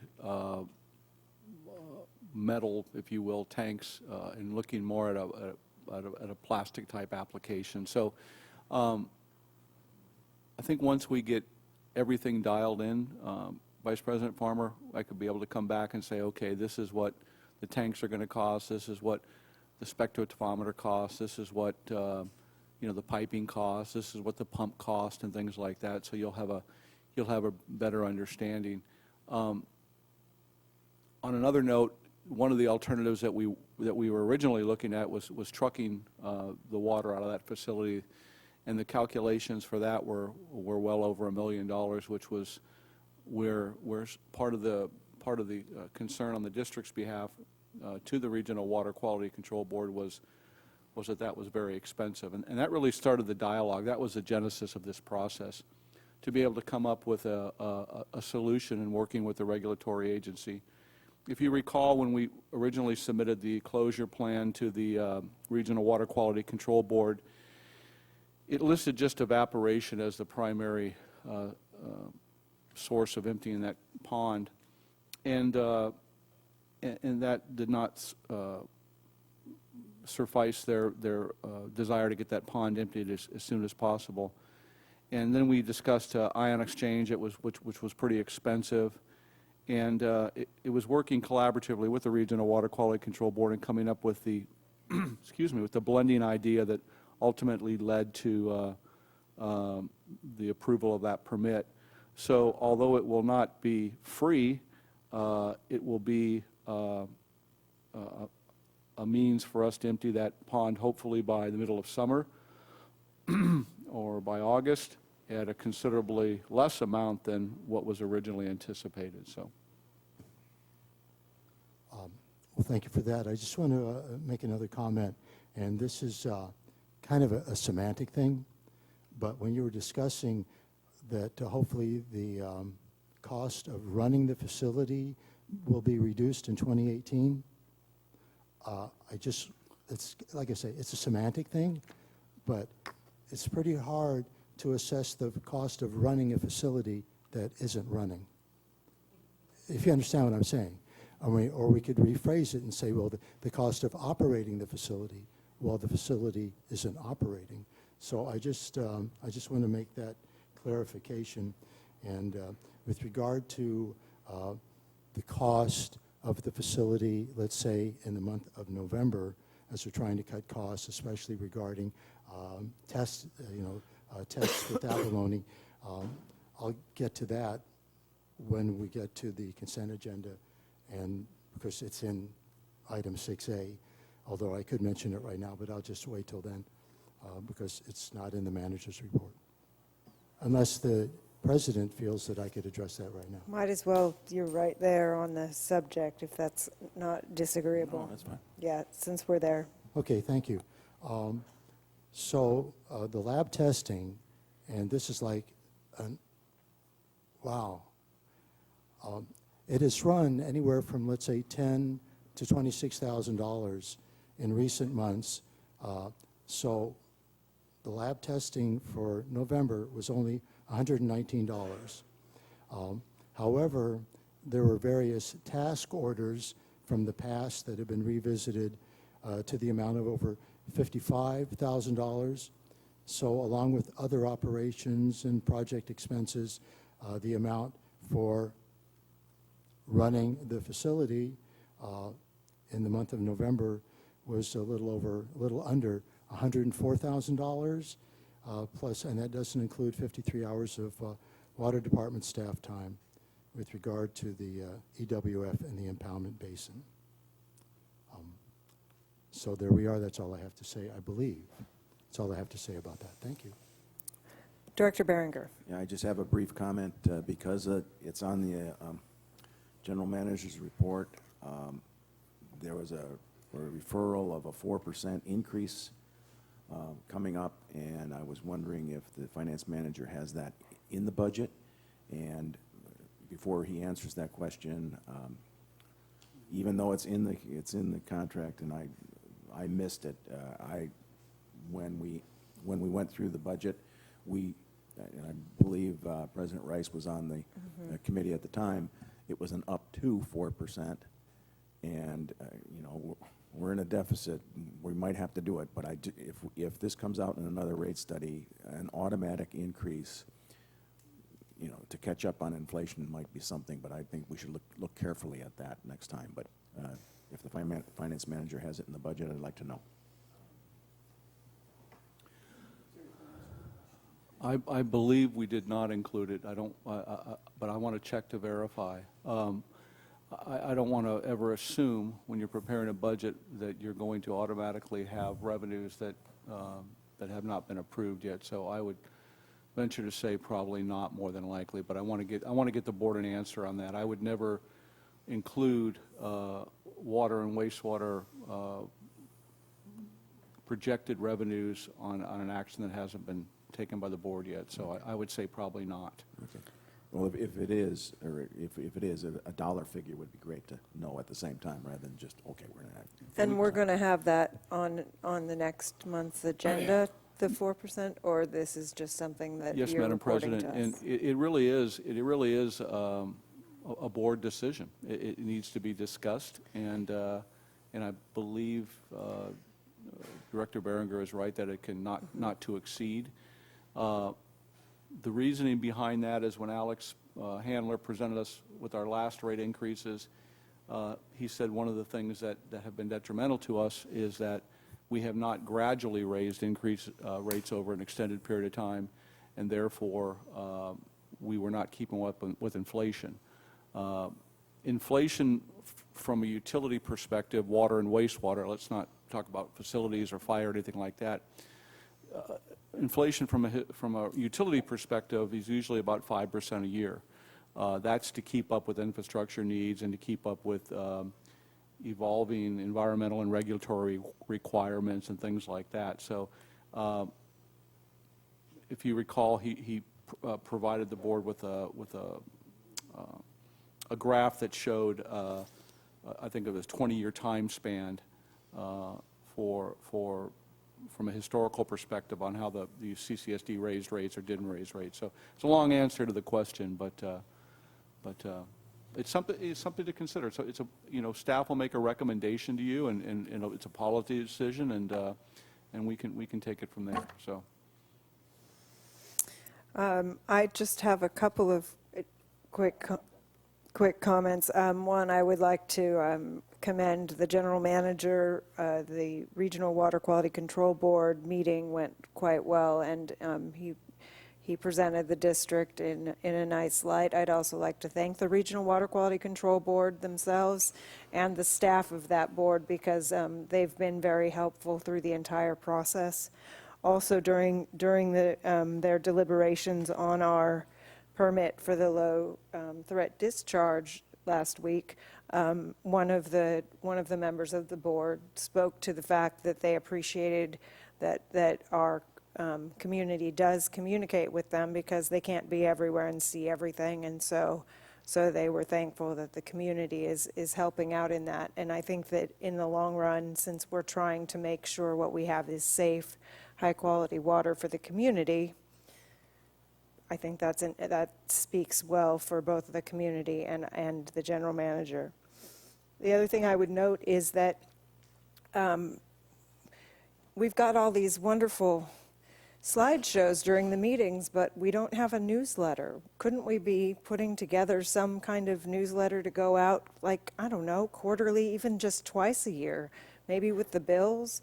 We used to have newsletters that kind of announced and showed pictures of the projects we work on, and that was back with the prior general manager. But I mean, not everybody catches the meetings, and I think it would be beneficial if you want to show off what the district staff has been doing. I think it's important that we do that. I think it's a great idea, and I'll work with staff on that. I think the other questions I have are all basically on finance. So are we going to have a separate finance manager report, or is he going to just provide the budget update? No, ma'am, if it would be okay with the board, we could possibly start that in January. I wanted to give Rudy an opportunity to gradually work into this position, and we could do it, but he does have We don't do anything halfway. He does have a good quarterly report. And there are a few things within the quarterly report that I do want to be able to comment on and provide the board with a historical perspective on some of the cost overrides in some of the departments. One in particular. Which we'll be getting that one. Yeah, we'll be getting to that item. I just have a concern then. I'm looking at page 18, which is the current cash position and projection for November 30th, 2017. So in looking back to March of 2017, just this year still, the amount of available cash was $3.228 million, 229 rounding up. And right now we're down to $1,842,000 approximately. That's a difference of almost $1.4 million. Now, I realize that some of the fact that the LAIF balance is so low at only $691,000 is probably because we haven't received all the tax receipts yet. Is that true? That's correct. When Mr. Hernandez gives his report, you'll see that he's going to be comparing revenues to expenditures. And in many instances, you'll see that the property tax component, which is a major source of revenue for the district, which we receive in December and April, the December one has not been received yet. Okay. So I just wanted to make sure, because that's an alarmingly low amount to have in our LAIF account. yes. The other question I had is there's a bunch of task orders in the expenditure report We made a payment to CDM Smith of about $58,000, and I didn't know if that was included on our expenditures for the sustainable water facility, which is page 16. Yeah, 16. So I just want to make sure, because comparing with the numbers with the March, I'm using March because that's the one I happen to have on my iPad, the agenda that I happen to have on my iPad. No specific reason other than that. Just comparing the numbers, the amount in the upper box where it says total authorizations is 13.2 million. In March, it was 12.9 million. So I just want to make sure that we're clear on these things and we're being consistent across multiple. There's a lot of information that the board's being provided, that the public's being provided. I want to make sure that we kind of are making sure across these different reports we're consistent and up to date. And one of the things that I encouraged Mr. Hernandez to do is, if you recall when Alan Labossiere left as finance manager and Patrick O'Reilly took over, I encouraged Patrick to work with me, but also to create reports that he feels is relevant to the district. And so you've seen an evolution from Mr. Labossiere's days, who was a very good accountant, to Patrick's days, and I think you'll continue to see that evolution to Mr. Hernandez. If there's some information within these reports that do not cover the necessary information that you want to see, then what we'll do is we'll work together and make sure that you receive, and the community and the public receives that information too. I encouraged Rudy to be his own finance manager, to not necessarily duplicate all the reports. If he can consolidate them, if he can make them easier, if he's more graph-oriented or chart-oriented, and when we do get our new financial software, we're going to have much better capability. I think the biggest challenge associated with these financial reports is the encumbrance factor, where it's encumbered after we pay it, as opposed to being encumbered the minute we write the purchase order. And that next generation of financial software is going to be able to enable us to do that. You will have real-time financial data, as opposed to waiting till the check's cleared or written, and then it becomes encumbered.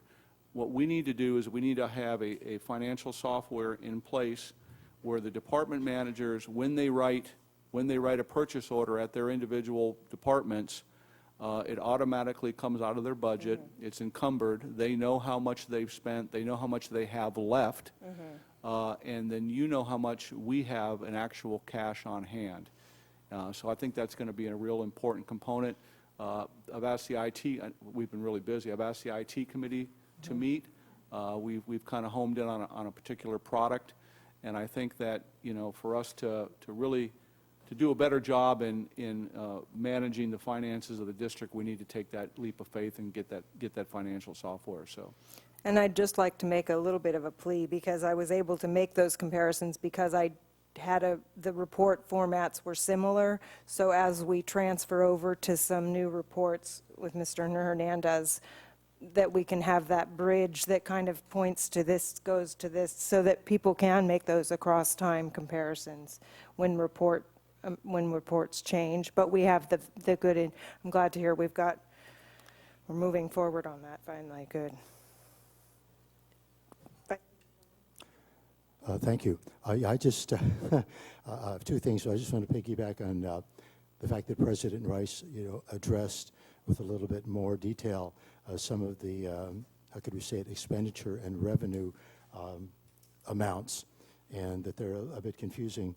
So I can see that Mr. Hernandez, it's his first meeting, and we've already laid this burden upon him to actually make the figures and amounts less confusing and easier to understand. So best of luck there, okay?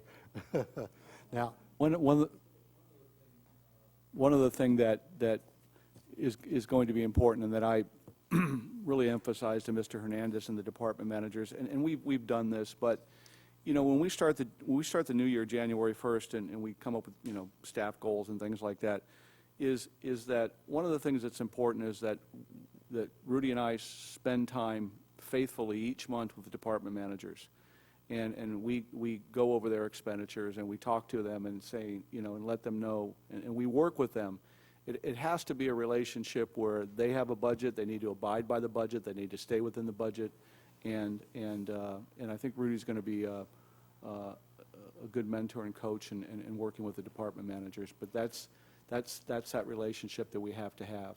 So. And I want to acknowledge Patrick O'Reilly's hard work to get us to a point where we can be doing that. I think that this is a testament to the distance that he's brought us. Absolutely. So. Yeah, I wanted to also, since I didn't do that, commend Patrick for the excellent work that he did over the years, and he's going to be missed, and also the relationship that he developed, like I commented on in the past, with his staff up there. And one more thing that I neglected to do earlier, with regard to balanced public relations and the request to have, how could we say, more information with regard to the work that he's doing for the district up in Sacramento, so we could be more informed on what it is he's accomplishing or endeavoring to accomplish, how much time he's spending on it. And so I think we have a bit more of a complete, up-to-date review of what it is that he did recently for the month of November, and it starts from page 32 through 36, page 35, 36, 37. So I just want to encourage the few people in the community that are concerned about, well, what work is Mr. Flores doing for us, and can we read more about what he's doing so we can ask more knowledgeable questions? You have the opportunity to do that now. And in a conference call that we had with Mr. Flores a couple of days ago, he's still ready to come down here at some point in February and meet with the community and have a town hall meeting to address any concerns, answer any questions that members of this community have with regard to what is being done at the state's capital to help get more funding that's needed by this district and other issues as well. So since I voted against renewing Mr. Flores' contract, but he is still in our employment, we're trying to do the best we can to make what it is that he's doing more open for us, if that's the right way to use it. So that's all I want to say there. Madam President, I just got to say one thing. Vice President Farmer is being very humble. So we sat down with Director or with Senator Flores on the phone, or no, it was in person, and we spent about 2 hours. And Vice President Farmer said, this is what we need, and really this is his idea. And if you look at the report now, it has the hours listed, and he did a good job on this. So. And I think Mr. Flores also noted that he appreciated the additional, being able to provide the additional information because it was helpful for him and his business in general.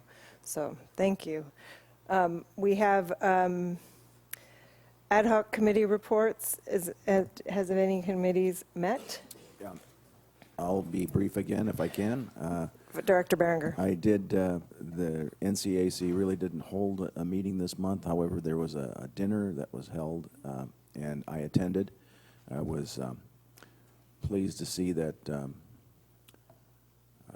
good old Bruce Gibson was there and was well attended, but no business was transacted. Mr. Gibson did compliment the NCAC. Apparently that was where he started out his career. And also the Pros Commission, I don't have anything to report that isn't already in the reports. Okay. We haven't had another county permitting meeting since the last time we met, so we will be doing that next week, so I don't have anything. Vice President Farmer. With regard to liaisoning, the Cambria Forest Committee met last night, and just to once again bring us up to date on the Spanish translation guide with regard to the invasive weed guide.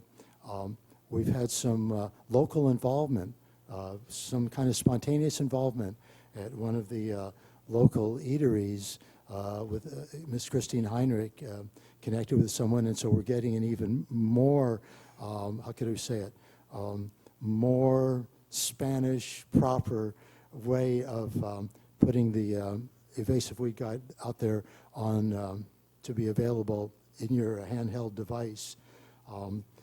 Also, I do want to mention that I want to thank the Cambria Community Council for the funding that they gave to so many various organizations in the community, and that includes a certain amount that they gave to the Forest Committee so they can do the Spanish translation, more paper copies of the invasive weed guide, as well as the trifold that is mostly available at the Cambria Historical Museum, so people can see what the Forest Committee is doing and what their concerns are.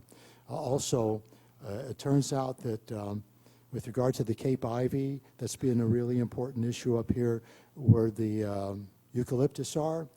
There's actually some on-site assessment of Cape Ivy taking place in San Luis Obispo by the United States Department of Agriculture, and they've discovered more toxic effects of Cape Ivy. And they're not just a nuisance, they're actually having a toxic effect on other plant life. So I guess it's good that we know that. And I guess that's all I have. Thank you. Director Behringer? If you want to move on, I could move that we approve the consent agenda. I think I need to check and make sure there isn't anything that needs to be Okay. pulled. Does anybody have anything to pull? Well, we can move on to the next item, which is consent agenda. Is there any items that anybody needs to pull or comment on? I have one note on page 78 of the minutes, and this shouldn't affect the ability to approve this. But we did have something that I suspect would have been moved off of the agenda anyway. But we did have a motion about filling the vacancies on the ad hoc committees and the liaison assignments that were created by the resignation of Sanders. And I think that didn't come back, but I suspect that we wouldn't be ready to have it come back. So I know it's kind of a nitpick, but we don't need to change it in the minutes, but I just want to acknowledge that that's on me too, because I help in the agenda prep, so missed it when we went through. So that said, nothing needs to be pulled, then we can go Then ahead. I move that we Quick clarifying. approve the... Yes, Okay, yes. clarifying question?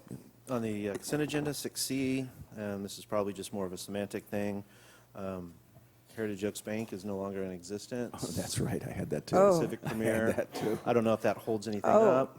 So, Mr. Carmel, like I said, it's just semantic. thank you for catching that. Duly noted, we'll make that change. Do we need to speak to the change as part of the consent agenda? We can include, we'll include that change. Okay, Yes. with the change. With the... Okay. With the, yeah. So yes, go ahead if you'd like to make a motion. Okay, I move that we approve the consent agenda, given that item 6C, the bank's name is changed to Pacific Premier Bank, period. Is there a second? I'll second.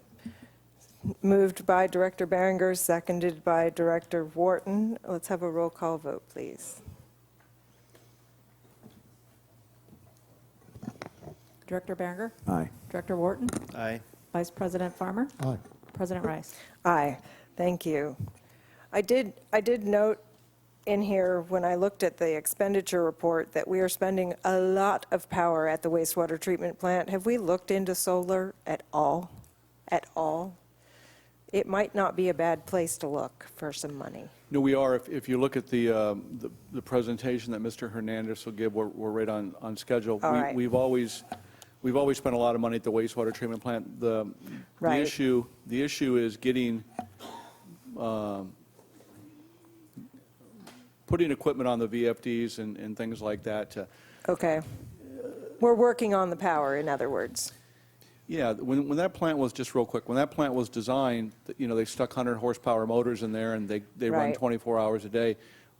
As we look at improving that facility, what we need to do is interface the air to the plant, the dissolved oxygen meters, and have them interface to the motor. In other words, the motors will come on and come off or go up and go down based on the need for the amount of oxygen in the plant. That's what we really need to do. So as we look at expanding, improving the plant, that's what we need to do. The motors that we have there right now will not allow us to do that. There's some really good partnership opportunities with San Luis Obispo Energy Coalition. We've worked with them. The main thing we need to do is replace that main control panel at the plant coming in, and then we can, once we get that replaced, then we can start on some of these things. But solar is... Come on, don't you want 18 other things to do on top of all what you already got? Solar on this particular application is not the solution to the problem. So. Thank you. Thank you for that. All right, let's move on to regular business. Item 7A, would you like to introduce the item, please? Yes, Madam President and board members. Item 7A is discussion and consideration of adoption of the 2018 CSD regular board meeting schedule. It is proposed that the board adopt the attached regular schedule meeting for 2018 in order to confirm the regular meeting dates. This schedule, when adopted, will be used by staff and the media, local community groups, and interested individuals to prepare the board meetings. The board has the authority to amend this schedule as the year progresses or the need arises. If the board decides to consider a month without a meeting, it should be in the month other than July due to the need to hold the fire hazard fuel reduction contract award public hearing in the month of July. So there's some dates here that we need to just be aware of, and staff included that, and it's also part of the resolution. In conformance with current policy, all proposed 2018 meeting dates are on the fourth Thursday of each month, except in the following. So on January 18th, it's the third Thursday, avoid conflicts with the Art and Wine Festival. April 19th, which is the third Thursday, avoid conflicts with the Wildfire Festival. November 15th is the third Thursday, so we don't want that conflicting with the Thanksgiving holiday. The standard CCSD holidays have been established by the 2018 with the Thanksgiving on Thursday, November 22nd. And then, of course, December 13th, which would fall on the second Thursday, avoid conflicts with the Christmas holidays. And then if you look on page 97, it's consistent with what we just proposed, these dates here. What is not included in the staff report is the times in which you want to meet. In 2017, on a quarterly basis, if you recall, to solicit additional public comment, you opted to have meetings that started in the afternoon. So the schedule does not assume that you want to have all the meetings at 12:30. What we want to do is just allow you the opportunity to discuss it and decide when you want to hold what time you want to hold your meetings. Thank you. Okay, I'm gonna suggest that we schedule the January meeting and hold off on the full year schedule until we have a fifth board member. So if there are scheduling issues for that person, especially regarding time of day, I would, since we have this on the agenda, I would like to suggest that based on how many meetings we did do this year, and we had some complications that caused that we won't have next year. But I think that we might want to consider, and I would like directors to consider how they would feel about having 2 meetings a month, so they could be shorter. That's an idea. And I would like for board members to, and keeping in mind we've got the 4-hour limit now that we have to, with 4 of us has to be unanimous, but with 5 would have to be a 4 out of 5 vote to go past 4 hours, that maybe we start, instead of at 12:30, starting at 2. And those are just things to chew on, and we will bring back the full calendar, but I think we need to have a motion to set the January meeting so that we can have the next meeting where we will have the agenda with a fuller schedule of meeting dates and time. I'd like to follow up on your suggestion just there about 2 meetings a month. And when we do that, perhaps we have one in the middle of the day, as we usually do, and then have one in the evening. There will be lots of opportunity to have, and that's why I wanted to raise it, because I think we can all come up with good ideas, and our constituents probably will come to us with some ideas about how they feel about that. I agree with Director Farmer, and in addition, in the past, we didn't want to have 2 meetings a month because staff would be working on all the staff reports and everything else. But if you're working on 2 things for one meeting and 2 things for another meeting, it shouldn't increase their troubles. There's another suggestion, too.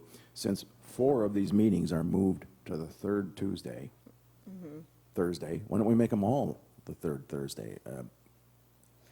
Is there a reason we always went to the 4th Thursday, because it's in the bylaws or something? What about the I think it is in the bylaws, but bylaws can be Well, changed. maybe we could change that, because then you wouldn't have to make all of these changes. It would just be always the 3rd Thursday. So what I'm hearing from the board is that we will consider bringing back some, staff will help the vice president and president to come back with some suggestions for start times and for whether we go 3rd Thursday, 4th Thursday, because then we can look at the calendar with regular events and such. And Mr. Carmel, you look like you're about to, would you like to say something? I was just going to clarify, do you want us to bring back a resolution to amend the bylaws just in case you want to do it right Yes, there? that would be, I think I'm seeing nodding heads on that front. But we do need to still have a motion to set the January meeting. I move that the January meeting be January 18th, and we begin at 2 p.m. Second. Is there would you like to speak to the motion? I think it makes sense. Agreed, that's why I seconded it.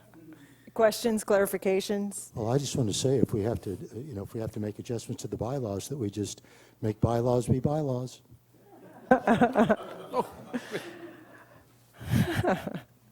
All right, so let's have a roll call vote. It was moved by Director Berenger, seconded by President Rice. Director Berenger, Aye. President Rice, Aye. Director Wharton, Aye. Vice President Farmer. Aye.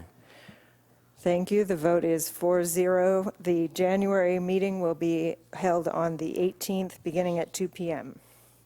Thank you for that. Let's move on to item 7B.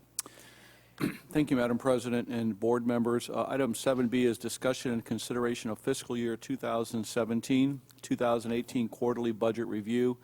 I hope everybody got their handout.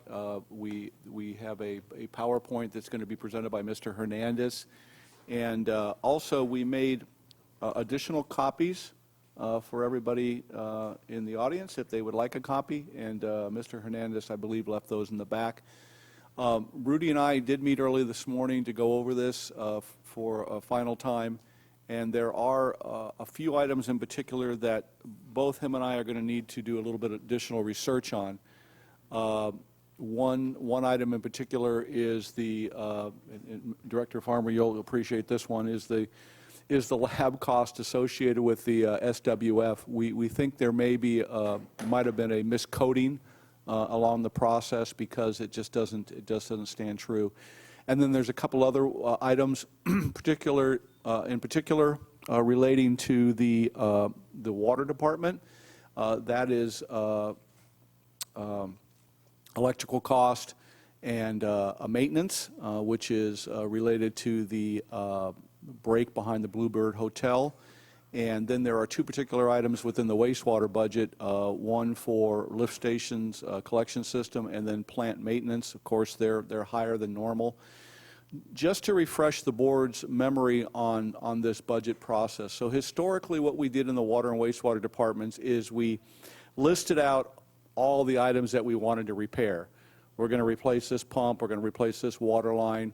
And what happened is, what happened from a historical perspective is something would arise that would cancel that line item out in a budget. And something of an emergency on an emergency basis. So as Rudy gives his presentation today, you're going to see a line item within the water budget and wastewater budget that I believe is titled unexpected unplanned maintenance. And in both the areas of the water and wastewater department, you're going to see 0. The reason we did that is because we usually have things that come up. So in those particular areas that I just mentioned, you're going to see budgets that money spent that exceed the revenue up to the first quarter. So I'll intervene, or Rudy can handle that. But it's why we put those funds in there. We're going to be using those funds to pay for the areas that we're a little bit high in. So with that, I'm going to turn it over to Mr. Hernandez, and thank you very much. Point of order. I think we need to take a 5-minute break. Some audience members were maybe in need of a break, or I think we're okay. Mr. Hernandez, I want to welcome you. Yeah, as soon as we have this presentation, then we will. Yes. No, I think it's important. I think it's important that we have breaks and stand up so we have circulation. Mr. Hernandez, welcome, please. Thank you very much. Do I? Yes, please. Okay. Yes, I. Do you want a time limit, or? No. In fact, to add to that, I was telling Jerry early in the morning, if you leave me alone, I can be up here for 2 hours. Okay, we will not leave you alone then. Welcome. But anyway, again, I would like to thank the city, not city, but board for bringing me here to Cambria. I feel very fortunate to be here. It's like a dream to come to Cambria, and I want to thank Jerry and Monique for being a big part of that. That being said, I'd like to also add to the board, and also to Jerry, as I told them before, and Monique and our public. Budgets is not new to me. I've been doing this for many, many years, budget preparation, budget monitoring, so I do have a philosophy. So as I make my presentation, I'll be going with my philosophy with the board, and I strongly encourage any input that you may have that would enhance my presentation. And 2 areas that I want to bring to your attention. I'm a strong believer in transparency. I think the public likes to know what's going on, and I share that with Jerry, and I think it's important to have that kind of a philosophy. Another one is when I present my budget reports, I like to think how the layperson is viewing things, because the way I've learned through all these years is because if the layperson does not understand, then that's not good. And the point of my philosophy is to try to make it where the layperson understands. So I just feel it's important for the board to understand where I'm coming from. Okay. That being said, can we go to the first summary? What's the? Okay. Okay, I don't have the. Oh, okay. I'm sorry. If you just. Yeah.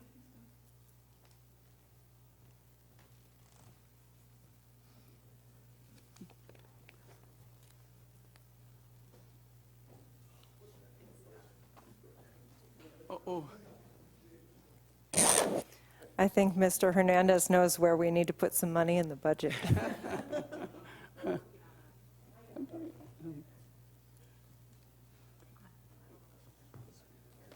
Oh, yay, okay. Okay. Okay, okay.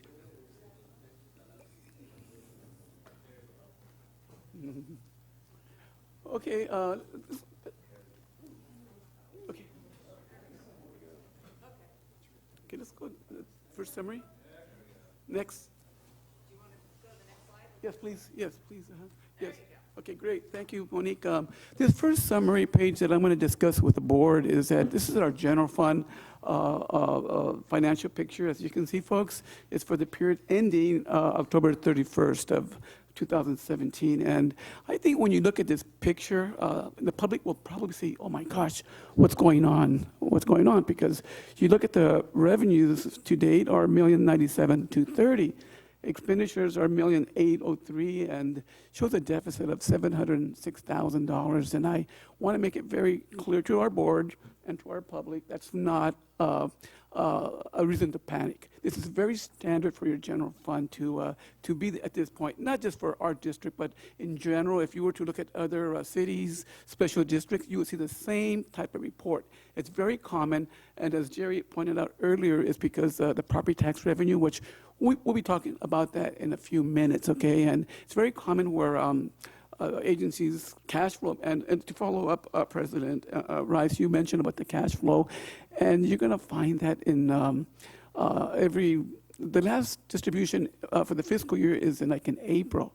So you don't get your next major tax until like 6 months later, and that's in December, okay? But during that time, expenses are still being incurred and spent. So it's for that reason you're going to see the cash balances decrease and decrease and decrease. So it does get kind of scary, but there's no reason to be alarmed because the money does come in at a later time.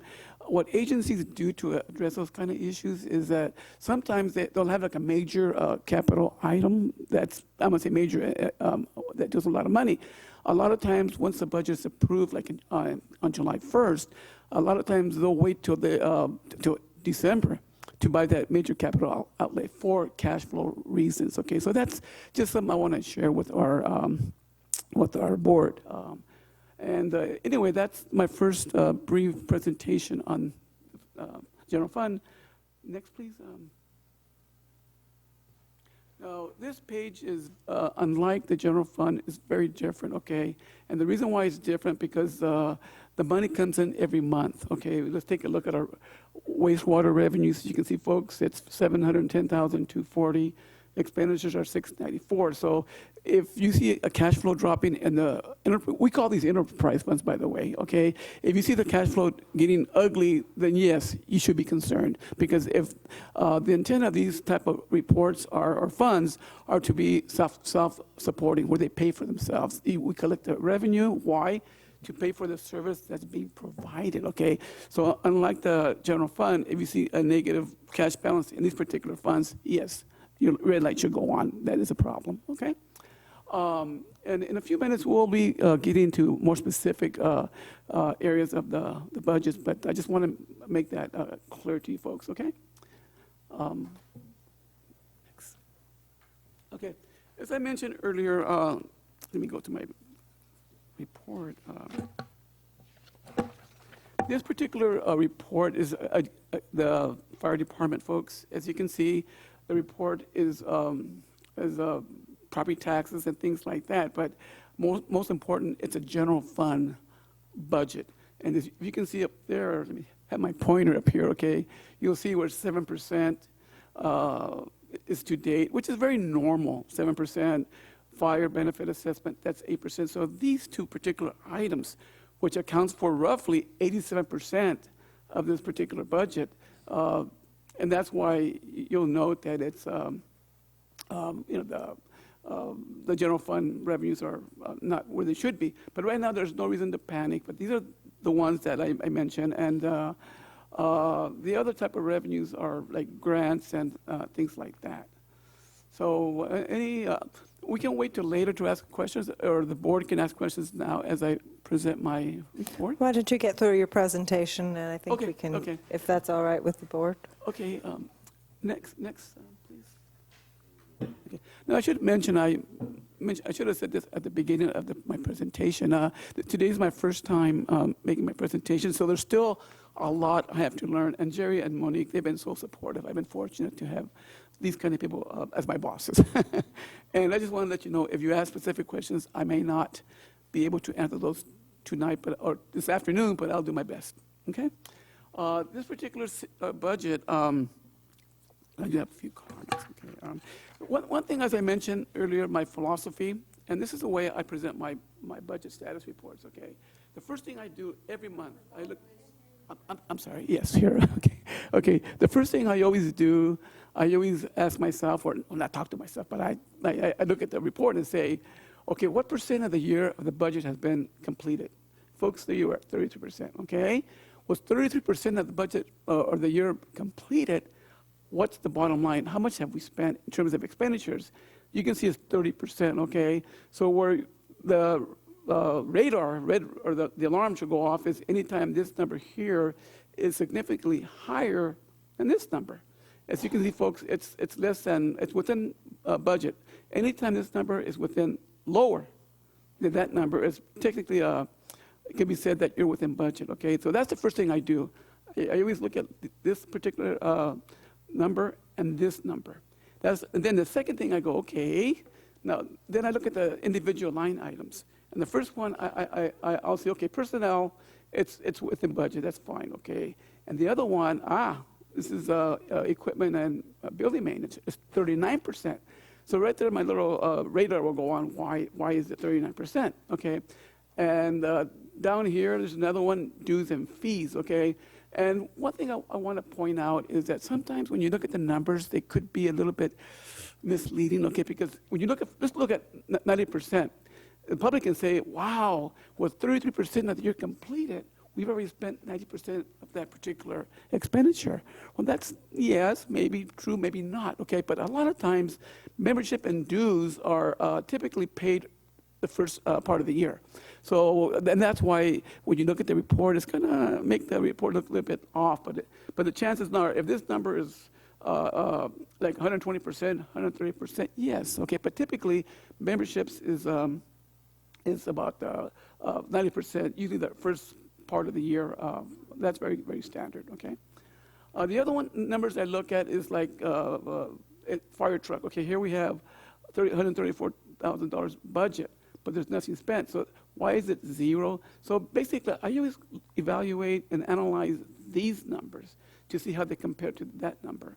And a lot of times, that's why Jerry and I were talking about, we want to meet with our managers on a monthly basis because they are the ones who are responsible for the budgets, okay? A lot of times, the fire chief, wastewater operators, and things like that, I'll sit down with them and say, hey, look, this number is this number. It's a little higher than where it should be.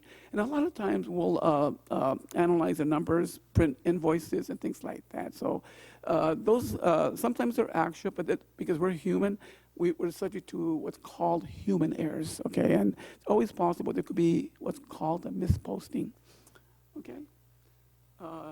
Next. Okay, this is our facilities and resources department revenue report, and the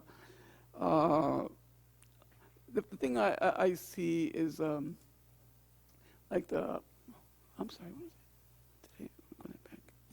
Yeah, it's 8% total year to date, and same reason, property taxes, okay? And then I just mentioned about a misposting. This number here, the 56 here number here, folks, you can see that number is 78%. And looking at the staff report, you'll note that there was a posting error.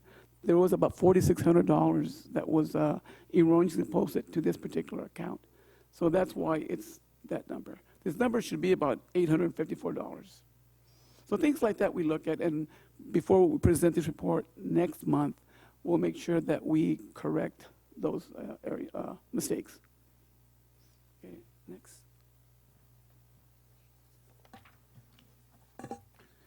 Okay, the administration department, I have a couple of line comments, and there you go, folks. The particular revenue source for this department is the allocation. As you can see, it's 33%, exactly where it should be, okay?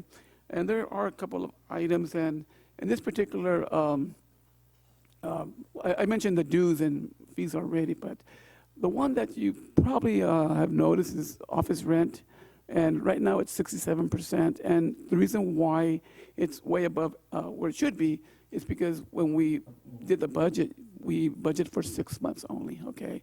And so there will be I would call a major budget review where we'll move $20,000 from this particular line item. You see where it says replace administration, purchase administrative office, $70,000, okay? That's part of the money that I believe we're not going to spend anymore. So we're going to move about $20,000 from this line item up to rent, and that will address that particular budget issue. I think that was my only major comment of this section. Next.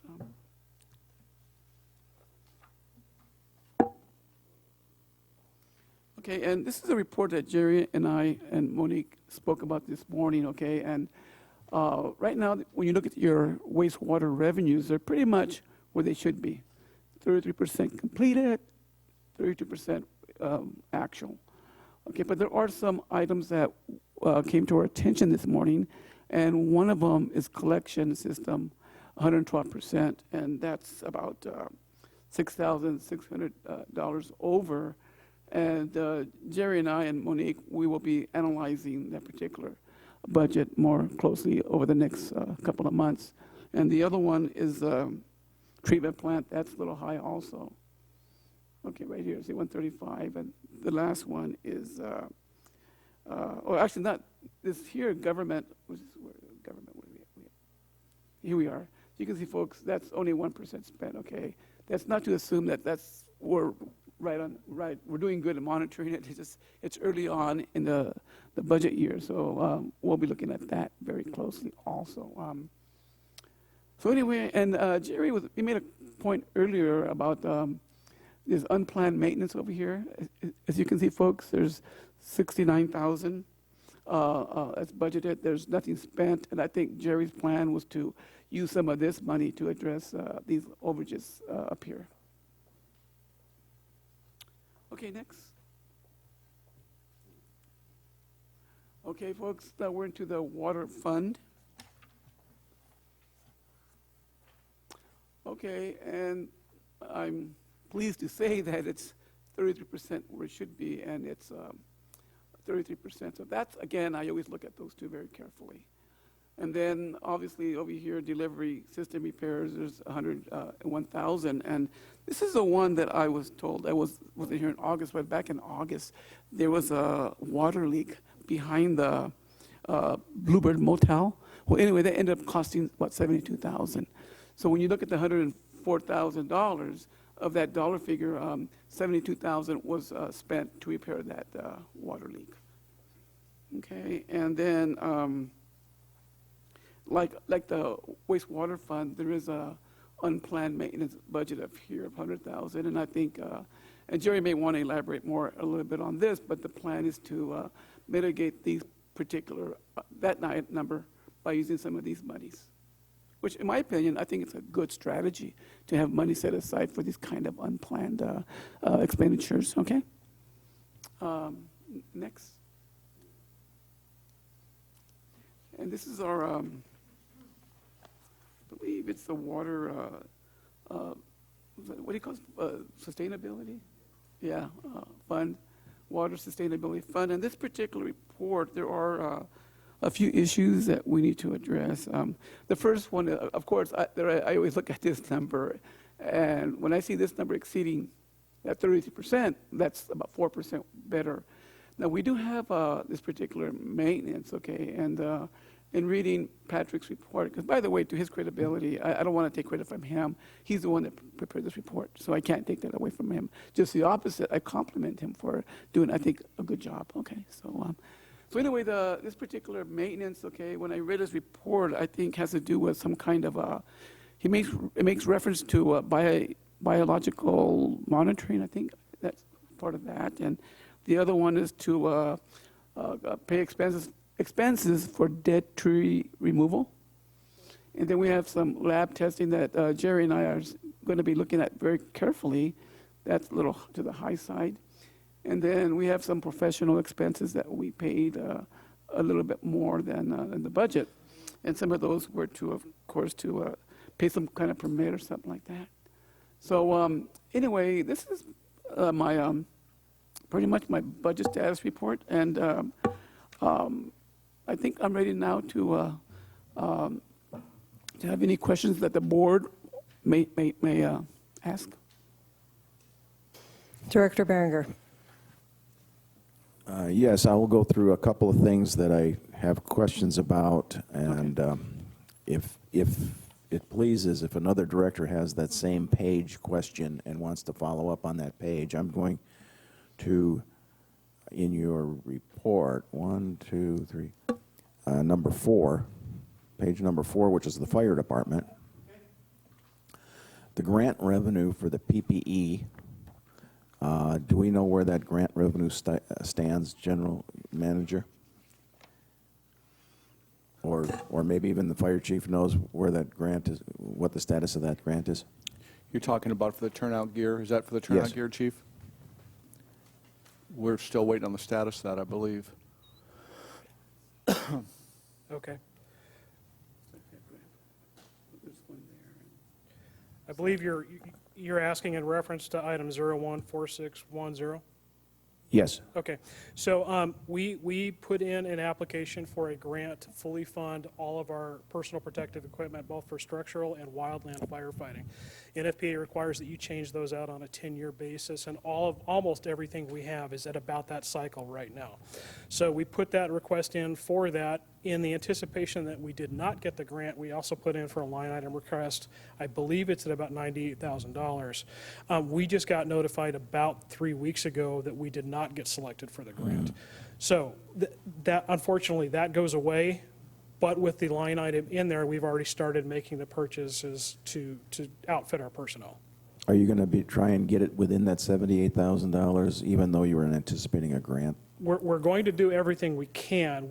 There's a little bit more money than what was anticipated from the $75,000, and I'm not sure why, looking at this right now, why that is different.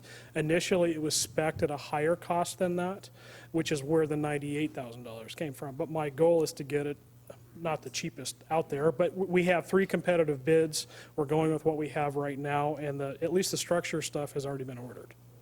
Thank you, Chief. Uh-huh. On the next page, of course, the fire truck has a 5-year lease, and we just haven't made a payment on it yet. We were anticipating it earlier, and I'm looking at expenditures for the fire department. When you go to the fire truck, the 5-year lease, you budgeted $134,000, but we didn't spend any, but that's because we haven't made a payment yet. Very true. Okay. If we go to the next, Facilities and Resources Department, the only thing I wanted to mention is that this whole thing, there's kind of a guess, especially when you're talking about the Vets Hall rent. I think that we've always been under, we always think we're going to get a lot of rent, and we don't. To see it at 33%, it just surprises the heck out of me. Yeah, How did that exactly it's happen? really a tribute to Tracy. Kind of relinquish that to her, and we wanted to be sensitive. We've gone from one extreme to another. We waived everybody, versus now we're charging most everybody the minimum amount. So we're seeing an increase in revenues, and it's really a cultural shift. Before, everybody wanted to get it all for free, and now we're finding a balance. Of course, if there is a fundraiser because of a death in the family or something like that, or something veterans related, or a fundraiser, we're pretty lenient on that. But Tracy's done a really good job in charging the minimal amount so we can recoup our costs associated with staff and operating this facility. So kudos to her, and before we would come up with a figure that we thought was realistic, but we weren't implementing policy that the board directed us to do. So we're pretty excited about that. So, Okay. And then if we go to the next page, which talks about the administrative department, and we go to purchase administrative office, I know that that's being put off, and yes, we'll be able to move that up to rent. You mentioned that.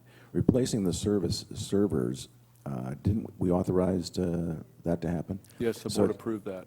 Just haven't spent the money yet, okay. And the administrative software, I thought it was a bigger number than that, or is this a monthly? I thought we were looking at $125,000. Yeah, I thought it was Yeah. $175,000. You're correct, President Rice. It is 175, but I have to follow up why it's that number. Yeah, why? Yeah, it looks like it might be a zero. Yeah, the number is 175,000. That's a big number. Yeah, I'll make sure it's updated.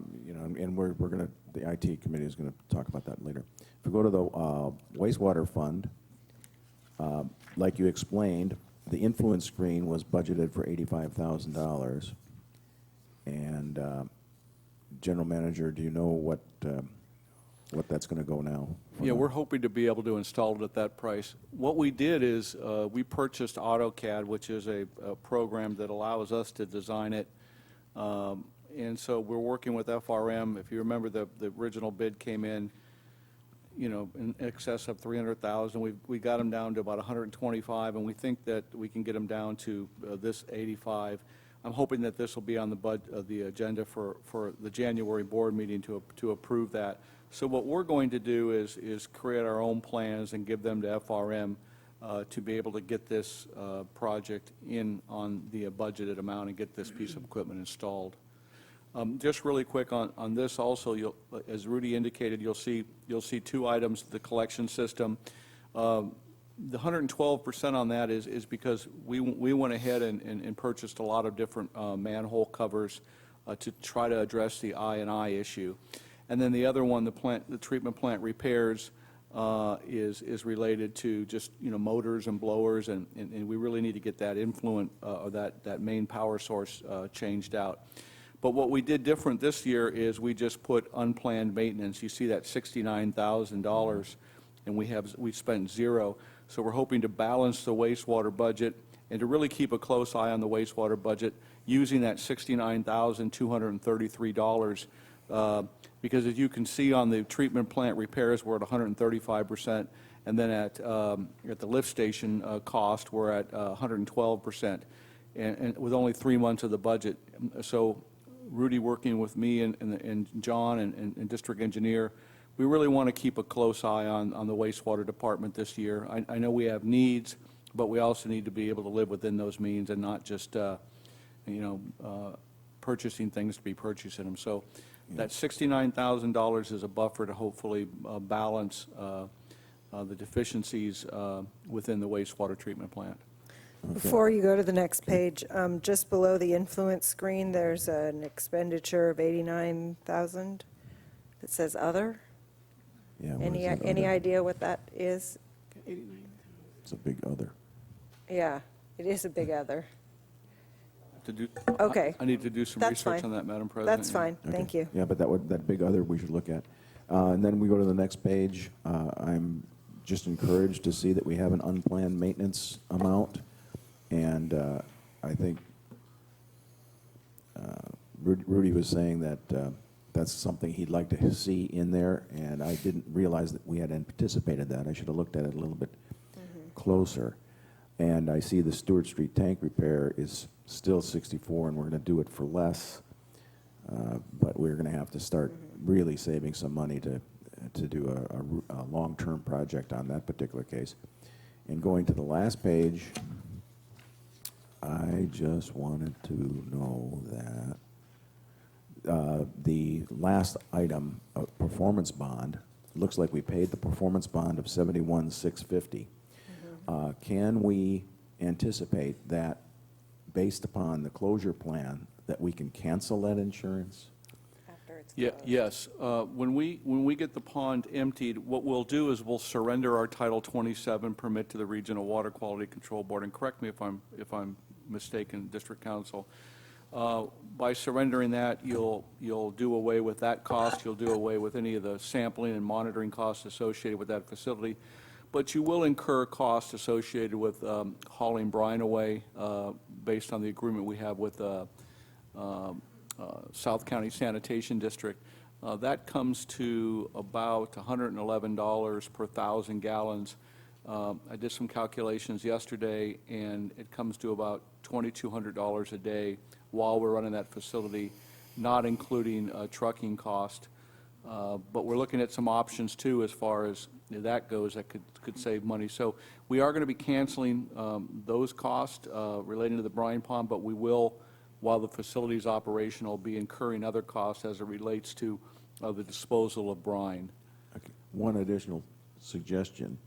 If, in fact, we don't need this performance bond, could we get some money back? Could we cancel it as soon as possible? In other words, if the bond was, let's say, for a year, and we've only used it for 8 months, maybe we can get some money back. What do you think? We could get some of the premium back, but we'll need to have that bond in place until it's empty. Till it's empty? Yeah. Yeah, all right. Those are the only questions I have. Thank you. One thing, if we go back to the page that Director Berenger was referring to also from the water account, you'll see on utilities that we're at 42% of 33% of the year gone by. The $69,101 is there's a correlation between the $104,000 you see from delivery system repair. As Finance Manager Hernandez indicated, that number is, that 104 is related to the Bluebird, which was about $75,000 in cost. We're out of whack a little bit on the utility costs because while that leak was going, our wells were going. And we have spent a little bit more on electrical costs because we were pumping water essentially into the creek. And so now that that has been resolved, we're hoping to get back on track with our utility costs. One other thing on the SWF that Finance Manager Hernandez indicated that we do need to check on, and is the lab testing. You can see that we budgeted $21,120. We spent 53, which is 251%. Prior to this meeting, we went into MOMS and looked what we spent last year on sampling, and I believe it was rated about $99,000. So something is amiss here, and we want to do a little additional research. And I flagged this for our finance manager's report next month, but hopefully we won't have to wait till next month because I realize this is a sensitive issue, especially with the lab testing relating to the SWF. So we want to get an answer on this. There's been a lot of expenditures out there relating to the closure plan and the impoundment basin. So there is a possibility, as Rudy indicated, human error, that we may have coded this wrong because something does seem a little amiss right here. I've talked to Carolyn and Bob this morning early, and they can't put their finger on it either. So we'll go back to see if there's possibly a coding error in this. But a coding error is going to make it push it from one place to another. It's still money spent. So, and I'm starting to fall in love with instead of SWF, the AWTP. Yeah, I agree. I'm starting to fall in love with that. I have a question on the capital cost recovery. Okay. Related to the bank loan. It says that we've paid half of the interest, but we haven't made a payment on the principal. But Yes. Jerry, you want to respond? Right, I could respond. I haven't seen the debt service schedule for this particular loan, but usually, President Rice, that it varies on the debt service schedule. Sometimes it's paid like in February or March. So if it's not there, because it has not been, it's not due yet. And don't we usually pay the interest and principal in the same payment, essentially? yeah, you know, my past experience, normally like in most debt services, Right. debt service schedule, like the first 6 months is just interest only. I see. And then the Okay. second part of the loan is both principal and interest. Okay, and I'll allow for the fact that you're brand new and Yeah. you can come back with a Yes. better answer That's- after looking at it. I like those kind of questions. Those are easy ones. All right, thank you. Okay, Vice President Farmer? Thank you. First off, I'm going to call you Rudy. I really want to thank you for your opening comments. I wrote them down. A strong believer in transparency and making it easier for the layperson to understand. So the first two things you said. Thank you. And right there, I'm feeling like I already feel as if I have an honest relationship with this gentleman. Thank you. Not that I didn't have one with Patrick, don't get me wrong. But the fact that those are the first two things that you said, I think is encouraging for those of us that wonder, I wonder where the money went. Yeah, yeah. Now, you also mentioned numbers can be misleading. I appreciate you saying that because I think we all know that. And before I get to my final comment, I know it's called a quarterly budget report, so to speak, but it is for 4 months. That's instead correct. of 3, but that's just a semantic thing. I follow you. Yeah, quarterly is 3 months. Right. Yeah, but we're, yes. And then finally, early on, you said this twice. No reason to panic. You need to make some observation of a certain financial thing. No reason to panic. And I think I appreciate you saying that. But if you look back in recent history, where expenditures have outpaced revenue every year, would you please let us know when there is reason to panic? Yeah, and that's a good statement, Director Farmer. And I like what Jerry's recommending because he did mention early on that he wants to present our board with monthly, these reports, but on a monthly basis. So what the advantage of having it monthly versus quarterly, directors, is that you get to see it monthly. Not like, say, if there's something happens right now, you find out 3 months later. And by then, it makes it more difficult. So if you get it like in the month of, say, in December, then you get to more quickly respond like next month versus 3 or 4 months later. So that's one big advantage of having monthly reports as compared to quarterly. Director Berger? President Rice. I'm sorry, were you finished? I had a group of some questions in the packet, but I think they were all answered for me, and I think all we need to do is accept this report, and I recommend that we do so. As soon as I make my comments, I'd be happy Or if to. there's other comments, sure. Can I just add one comment, please? Yes, please. Yeah, this is on page 17 of your agenda packet. There's a section referred to as cash balances. Yes. It's more of a clarification statement, okay? Just let me know when you're there. I don't want to get ahead of the board. Page 17? Okay, if you look under cash balances, the second line, it reads, the following 5 accounts at Heritage Oaks Bank. That's not true. It should be Pacific Premier Bank. This is more of a clarification statement, okay? Just wanted to inform the board that that was a typo. And that's it. That concludes my staff report, so. Okay, and one of the things that I'm very glad to have this also, and one of the things that I think that this review provides is it kind of brings out some of the places where we did have underestimates for how much money was going to be spent in order to get to a balanced budget, which means that we are not balanced, and we kind of knew when it was passed that there were some, I'm not going to say tricks, because that doesn't have the right implication, but some different methods of trying to make sure the budget was balanced, and I think that this report shows that when we get to the budget adjustments, we're going to have some that we're going to need to make, and we may get to a place where that's where our budget is not balanced. And if you notice on that page that you were just talking about, there's an interfund loan between the wastewater department and the general fund that maybe we need to find a way to account for paying back, because this is a policy that the board is still not addressed, and we need to, about how we pay back the general fund from wastewater. I would also observe that the revenues for the advanced water treatment plant for the operations, for the usage charge, is greater than 33%, and yet we're still running over budget on the costs for that plant. So I'm just it's kind of an interesting, I know that we're going to end up being over budget, and we aren't charging enough for we'll call it operations, for lack of a word that means operations but not operating, unless somebody can come up with one.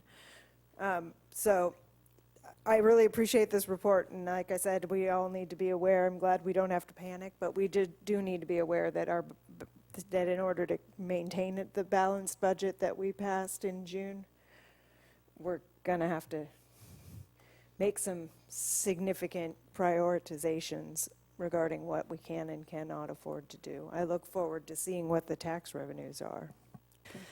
That said, I don't think we do need to take any action on this, and I think we can move to, I don't have any requests to speak.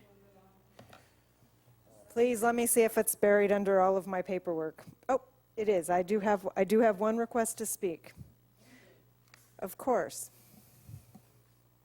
I apologize. I've got the budgets all over my station here. I have a chair, Mr. Hernandez. Thank you.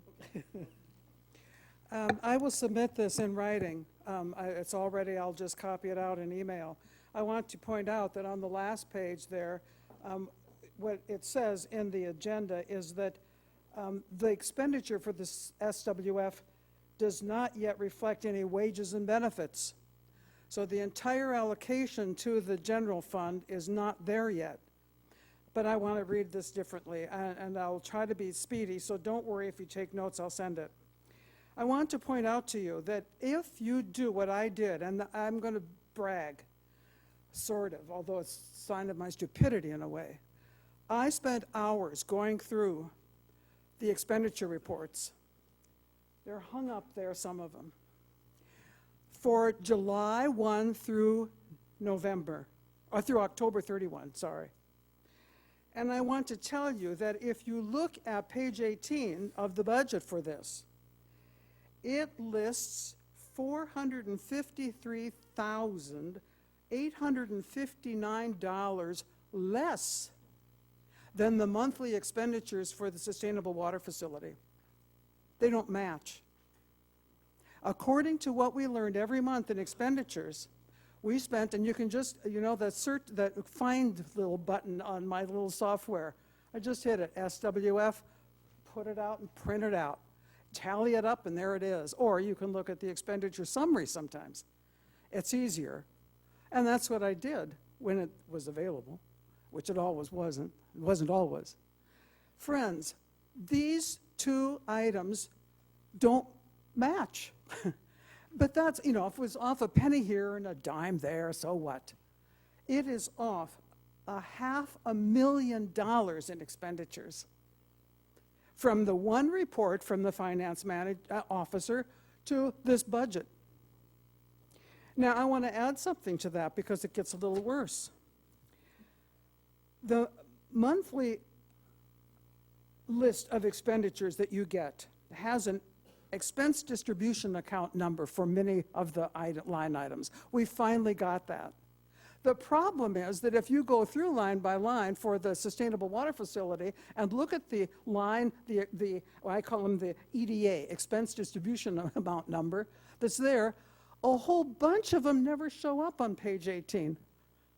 They're there. And I can tell you that if you just go through home tonight and look for 391829 with any letter afterward, and you won't find it in this budget. Now, friends, I'll send this all to you because I like my research and I think it's solid as a rock.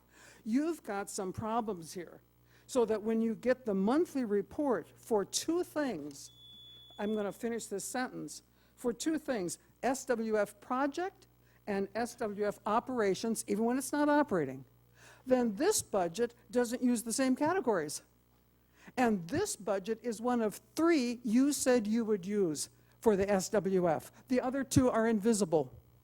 So it's Elizabeth talking again, isn't it? She does her number stuff. I get help by my first and second grade friends all the time, and I understand it better than before I volunteered. But friends, this is a major problem. You have real stuff to straighten out with this just $2 million this year doesn't budgetize, as I just made up the word. Thank you, ma'am. Thank you. I don't have any other requests to speak on this item. And I would submit that I've been doing some of the same, not nearly as thorough as Dr. Bettenhausen, but there are some things that need to be straightened out, and that we have a new auditor this year, and we should be getting the audit report sometime January, February, maybe? Our auditor and his plan is, if not end of January, sometime in February, for sure. Okay. No Okay, later so than the board will February. probably see it in February. And Madam President, what I would encourage, Ms. Bettenhausen to do is to schedule some time with Rudy and I and to sit down, and so we can go over these things. Thank you very much. All right, I think that we are on to the next agenda item, which is item 7. I believe. I'm sorry, No, Vice President Farmer? I didn't mean to interrupt, but Director Wharton suggested that we take a break. Oh, he did. Thank you. I must have needed one since I couldn't remember. Thank you. Let's take a 5-minute break. So we'll be back at 3:20. That gives us 7 minutes.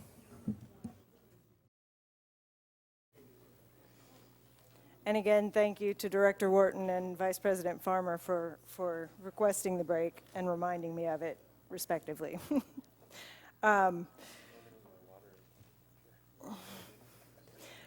We are up to 7C, which is review and discussion of the CCSD Build-Out Reduction Program Report. General Manager Gruber, before you begin your introduction, I would just like to state that this is a very complicated, we thought this committee was going to be 3 months, 4 months, and it has not been such. And I want to acknowledge the complexity of it, and 3 days, even for geniuses like those of us up here on the dais, we should take more than a few days to digest all of it and to make any decision. So what I want to do today, with the concurrence of the board, is to hear from the committee and have them give their presentation, but we're going to not actually take any action on it today, because I think it deserves a fuller discussion and reading than just the few days that we have had it. And I appreciate the fact that the Build-Out Reduction Committee got this to us by the end of the year this time. And this is not to minimize the efforts that you came to bring this to us. I now want to show you the respect by having enough time to really read through it and consider the different options before we have a fuller discussion. And so I would hope that the Build-Out Reduction Citizens Committee understands that perspective and approach. And if there's objections, I'd like to hear them. If that's acceptable, I'd like to. Director Berenger? Madam President, I agree. The objective today was to receive this, and then the other objective would be to approve it later on down the line. But nonetheless, I agree that I don't think I'm prepared, and maybe the other members aren't prepared to be able to receive it. And I anticipate that the public needs to also. They don't have enough here to even make comments on. So perhaps we consider receiving it at the next meeting and give us all a chance to take a look at it. I really want to hear the presentation, and I think that what's important that I want to convey is that this is not going to end up on a shelf, and we're not going to take steps to implement it, which is, I think, what happened with the prior.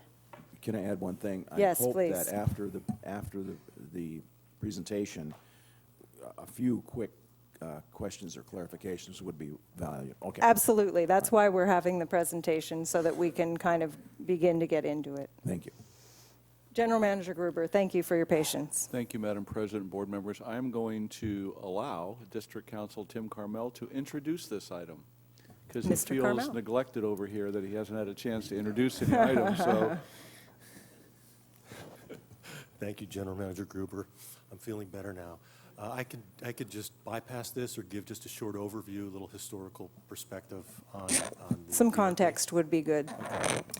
The Build-Out Reduction Program originally was initiated in the 2008 EIR for the Water Master Plan. Oh, excuse me.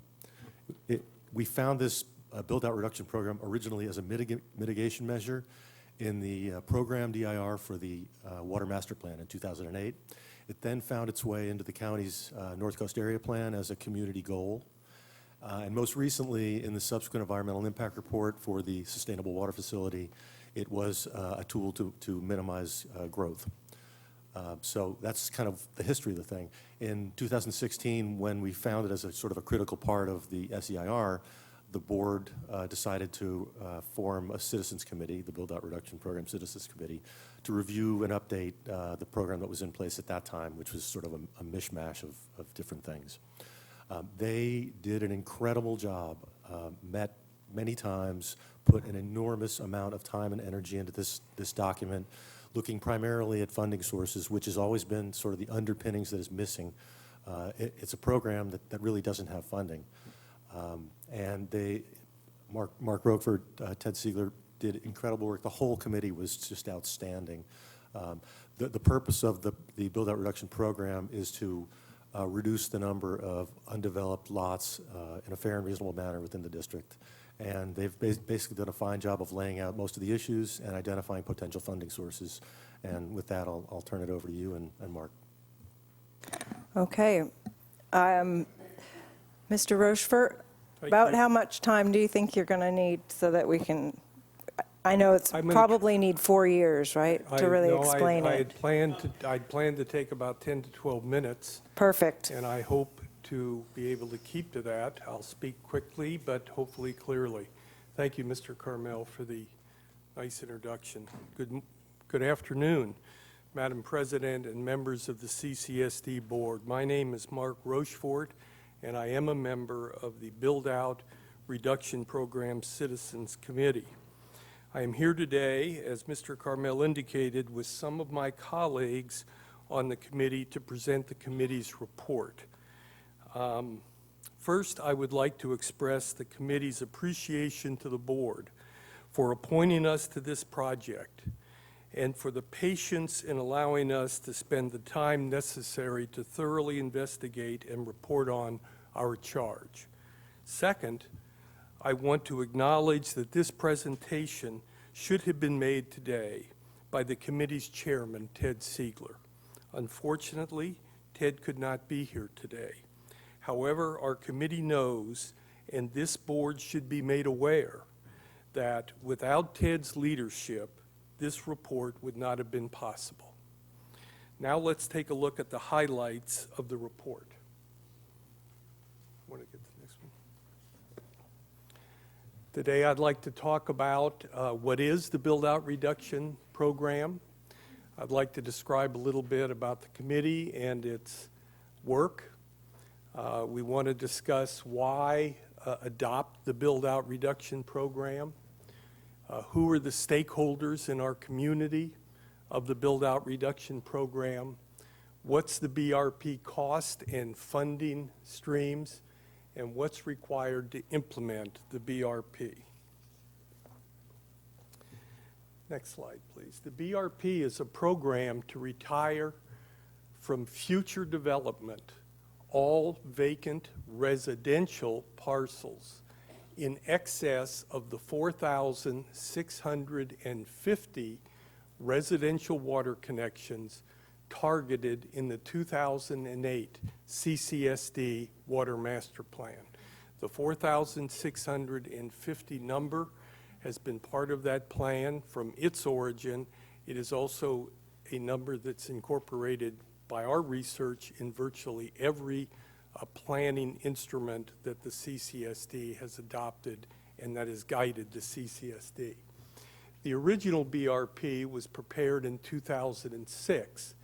The updated BRP is the result of intensive work by the 2016 BRP Citizens Committee, and I wanted to mention that because we tried not to, although I'm sure you had your doubts, we tried not to reinvent the wheel, but to build upon their work.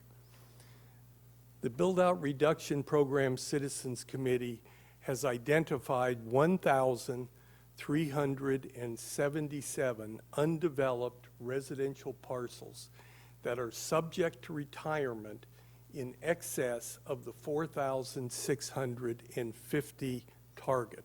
So we dealt with, even though we reviewed the entire landscape, we identified and dealt with the parcels that exceed what the target is that this board has adopted. We go forward. The Build-Out Reduction Committee was formed, as again indicated, in April of 2016. We conducted public meetings. We were governed by the Brown Act, generally every other week for 20 months. The committee consisted ultimately of 10 people, and I have listed them here.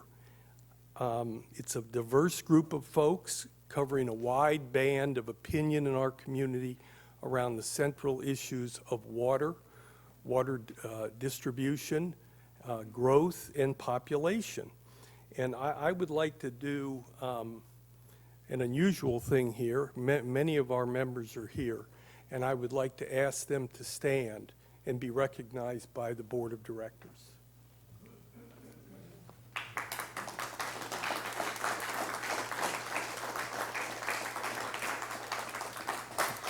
Thank you. I appreciate that. Thank you for indulging me in that. And I would be very remiss if I didn't also mention Haley Dotson, who was the staff person that this board so generously and graciously, as well as Manager Gruber, lent to us over the full term of our commitment. None of us on our committee can speak too much about Haley. She is a terrific, terrific asset to our community and to this board. The three core principles, which are here listed on the right-hand side of the page, that sort of governed our overall work. One was that we sought a viable program to limit legal liabilities and provide open space and habitat protection for our community. Secondly, we were very sensitive to the fact that our recommendations must be both legal, it says here implementable, and I would add, and practical.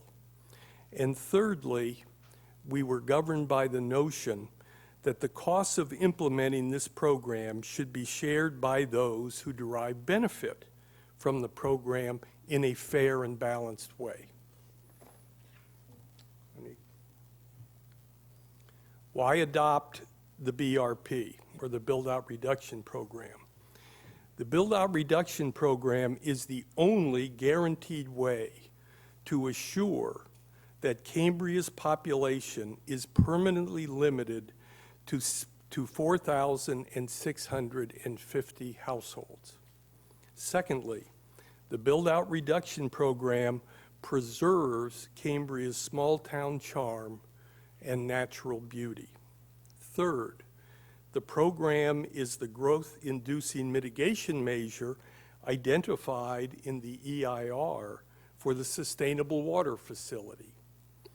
And fourth, the Build-Out Reduction Program reduces considerable legal expense and substantial potential liability from lawsuits that may claim regulatory taking and/or other theories of recovery resulting from the fact that we have a number of vacant parcels that so far have not and could not be developed. Next, please. So I mentioned we had an overarching principle to try to marry the cost of this program to the stakeholders to the people who have a stake or stakeholders in this program. We identified three primary stakeholder groups that benefit from the BRP and that benefit from modest growth that is related to the BRP. First, are owners of vacant parcels on the CCSD water wait list. Second, are current and future owners of developed residential and commercial properties in Cambria. Basically, the folks who live here now and the folks who do business here now. Third, are tourists that enjoy the charm and beauty of our community and the tourist trade that serves those tourists. Those were our three principal primary stakeholders. Next, please. So having identified the stakeholders, our task was, and this is what we spent the lion's share of our work doing, was to identify what we call primary streams of revenue, or primary revenue streams from each of those three stakeholders. First of all, let me talk about cost. The committee estimates that in order to retire and maintain the 1,377 vacant parcels, which are over and above the 4,650 target, over the next 25 years is about $25 million, measured in today's costs. We did not discount, we did not put in any measure for either interest over time or deducted or present value over time. So this is all done in today's dollars. Why 25 years? The committee ties that to the fact that we recommend that the program be sunsetted after 20 years. So this is a program that we tried to define over the foreseeable future and hopefully to achieve either total or very substantial success over that period of time. The allocated cost to each of the shareholder groups is as follows. With respect to the people on the water wait list, we have recommended, and in fact they suggested, or at least a large contingent of the people on that list suggested, that a Mello-Roos district be created and that a CFD, a community facilities district or capital facilities district, be created to gather funding from that particular group and to pay that into the build-out reduction program. Now, there's a lot of detail to that, dealing with whether bonds should be floated or not, or when these payments should be due by the individuals within the district. We discussed that in the report. I could not have limited my presentation if I went into that now, but I'd be happy, if you want to ask questions about it, give you at least what our advice was. We determined that at the end of the day, that group should contribute $400,000 per year over the next 25 years. And that comes to $10 million from Group A. Group B, and I want to hasten to add right here that there is a typo.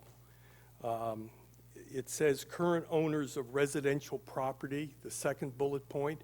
It really should be current owners of developed residential and business properties. That's the second group, and in our haste, we skipped it over.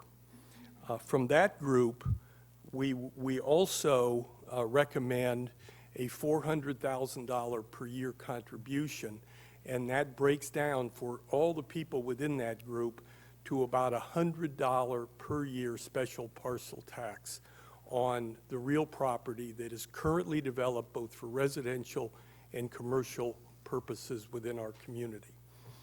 The third stakeholder group are tourists and the tourist trade. And that group, we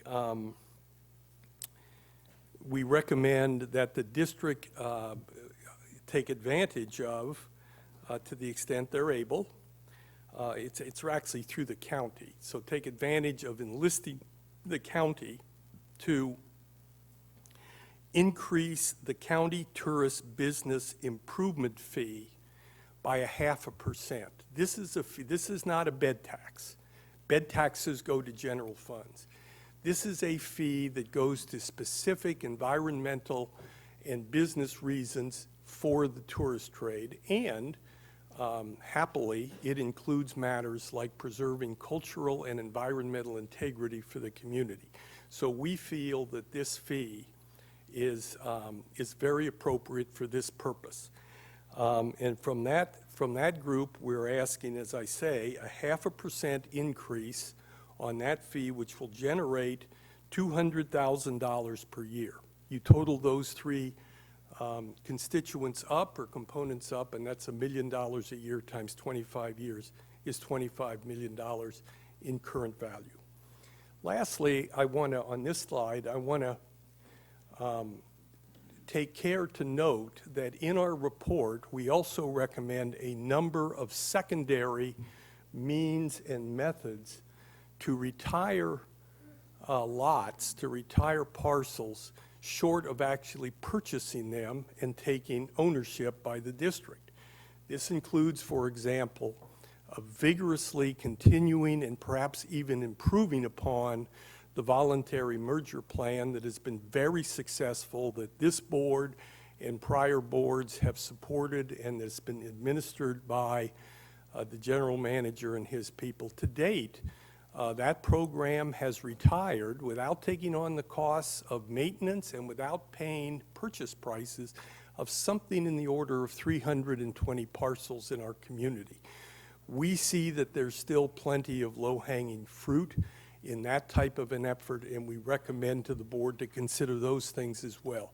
There are a number of others, secondary means that are identified in our report, including vigorously pursuing the TDC program,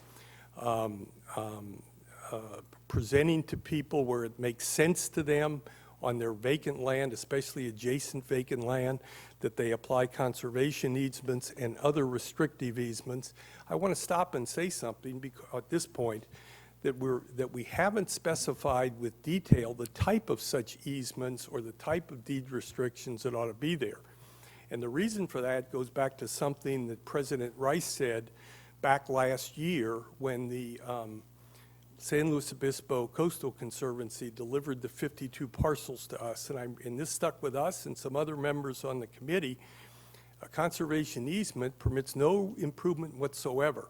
And you and some others on the board, President Rice, had indicated, well, maybe some of this property that we would acquire would make great parks, or but even putting in a drinking fountain or a bench might be a problem. So we've tried to give you in our recommendations flexibility in how you address, of course, with your council and with your general manager, how you address those issues so that this property can be used for the very best benefit of the community, including, of course, maintaining the raw land in its natural state. Okay, let's have the next one. Okay, this is the last slide. I don't know if I even came close to my estimate, but simply, I guess the simple question then is, what comes next? What needs to be done to implement the BRP? And there's two rather major steps that need to be done. The first is that this board needs to consider the plan and needs to either adopt it or reject it or take parts of it and fashion your own plan. But the initial approval process begins here. But that is not where it ends, because what became imminently clear to us very early on in our process, in our deliberations, was that to come up with meaningful revenue streams that were attached to each of these groups, that brought, and this is fundamental, you folk, I'm singing to the choir now, that puts us directly into the jaws of the tax provisions of the California Constitution and Proposition 218, and perhaps Proposition 213 as well, or other laws in the state of California that demand and require that citizens who are going to be taxed must approve that.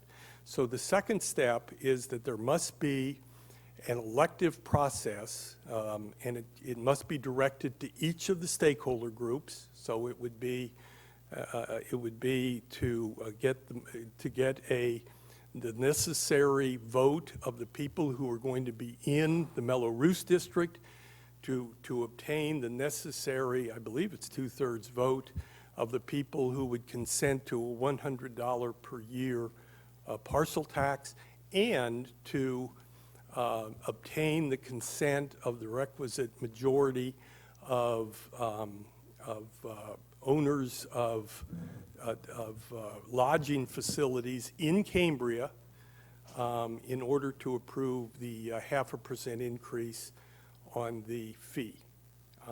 And with that, I have concluded my remarks. Thank you, Mr. Rochefort. I appreciate that, and I would like to also acknowledge that Ted Siegler could not be here today, and I appreciate that you've made, it's a very clear presentation, and I appreciate that you noted where there's much more complication than you could get into today. But I appreciate that so that I know where I need to be paying close attention, where the details were not in the overall report. What we're going to do at this point is I want to, if there's questions from directors, Not necessarily comments on going forward, but questions for clarifying, and then we'll have public comment, and then we'll bring it back to the board for further discussion on how we go forward, directing the staff, et cetera. Director Wharton, did you have a question? Yeah. Regarding the cost and the funding streams, I noticed that you kind of percentaged it out to 40%, 40%, 20%. Yes. Was there any discussion of giving the current property owners here a break and maybe shouldering, so they shoulder less of a cost, and then putting just a little bit more onus on the people in the tourism trade here, such as maybe if you give, instead of $100, maybe $50? Was there ever any discussion of that? We discussed all of that very carefully and over a long period of time. And I will tell you that within our committee, there were diverse opinions as to how to allocate those shares. We came up with that split on the basis that it seemed to be the fairest for us. Beginning with $100 did not seem outrageous. And for example, it's not in this presentation, but if you took a look at the Mello-Roos district, that fee per person would come out to about $22,000. So we thought, that certainly seemed in balance. In addition, with respect to the tourist business improvement district fee, they already pay a substantial fee for other services that the county and the district provides them, and we felt that the 5%, they pay about 1.5% now. We thought the 5% was fair. But let me just hasten to add, these are the questions that I think you all, will also be asking. But that was how we came up with that. I don't know if that answered your question. I have a question on the number of undeveloped residential parcels. Did you consider whether they were buildable parcels? Is that 1377 all buildable parcels, or are there parcels in there that may not be at the county level, by the county standards, not buildable? The answer is we considered that. We at 20 months, we considered a lot. So we did consider that, and we actually began with the premise that, for example, 50-foot frontage properties, which we understand is a limitation that the CCSD places on parcels in order to issue intent to serve letters. We started there and thought, well, let's eliminate those. Just to encapsulate how we analyze that ultimately, is that we went to the county and we talked to the planning department, and the sense that we received was that the planning department in the county views that any parcel is buildable, if not under their regulations, at least subject to variance. So to give a conservative estimate, we did not want to come to you folks, frankly, with a lot of happy talk, and later to embarrass us and to embarrass you. So this number, if it airs, probably airs on the high side, among other reasons, because it includes all property. So following on that we could reduce that 1377 with some of the low-hanging fruit you mentioned relating to voluntary mergers. Would that be a true statement? The secondary means are on page 17. I think we've identified 8 of them, maybe 9. The point is that a vigorous adoption of those secondary means, or in the sense of voluntary mergers, continuation, in our judgment, will deal with those properties, and we think other properties that are buildable. We identified, and you'll see this in the report, we identified when we worked on the report a number of parcels that still remain in Cambria that are adjacent to people who own properties, who own houses, and that are not merged or are not encumbered by easements. And we're suggesting that the district or their designee, however you want to administer this, vigorously attack those, and we think that's going to bring the cost of this down below the 25 million.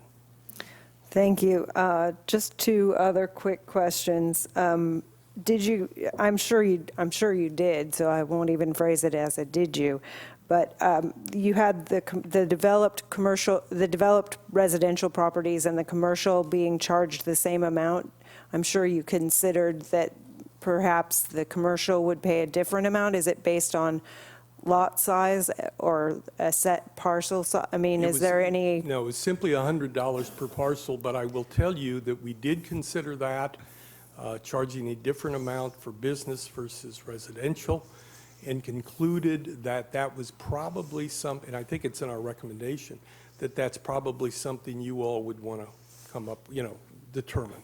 So that may help address, Director Wharton, some of the concern you had relating to residential. And then did you contemplate what would happen after 25 years regarding maintenance? Because if it's acquiring properties and then it sunsets, which I don't object to, I think that's a good suggestion, but does it contemplate what we do after that besides turn around in our graves? It contemplates it only in the sense that the district will have to do something about that. First of all, at the end of 25 years, or perhaps earlier, you'll have a definite, whoever's sitting here, Harry, you may still be here in 25 years, but it will be a, you'll have a definite idea of what, of how many properties are owned by the CCSD and what the costs are. The report does include a sort of feasibility study where all we did was simply, on a linear basis, extrapolate current costs that the CCSD incurs for maintaining the properties it has, and projecting those to the full, assuming we acquired all of them, which is not going to happen. I think we're going to get a win-win with some of these secondary means. And we determined that the cost under those conditions in today's value would be about $550,000 per year. And so assuming a very worst-case analysis that does not assume any efficiencies of scale for adding a large number of lots, but at least by the end of 25 years, you will have a fix on what the costs are and what needs to be done to fund them. So we did not deal with it specifically, only in the sense that we wanted to sunset this clause so that somebody else could, with better data, make those judgments.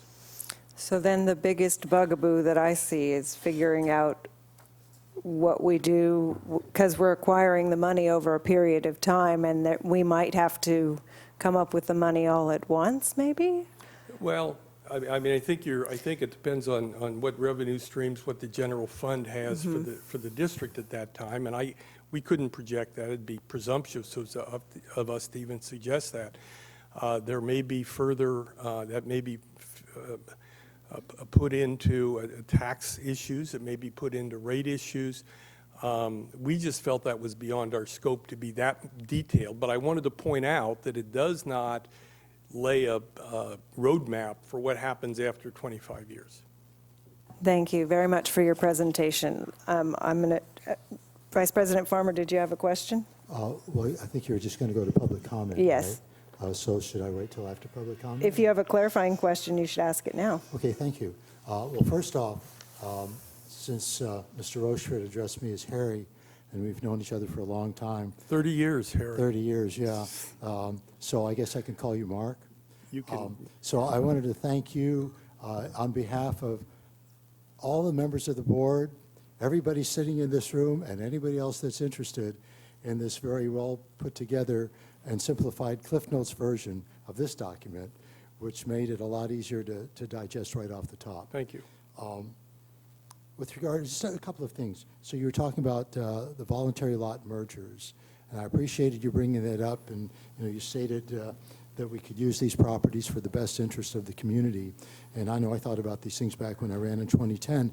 Like you say, maybe developing little parks in neighborhoods, maybe vegetable gardens, that type of thing. So that's something to look forward to in creating a better Cambria in the future. But one thing, you made a comment, and I can't remember exactly in what context it was, but you were talking with reference, you said modest growth related to the BRP. So if you could perhaps define that a little more clearly, what does modest growth mean in number terms, or in whatever other way you'd like to mention it?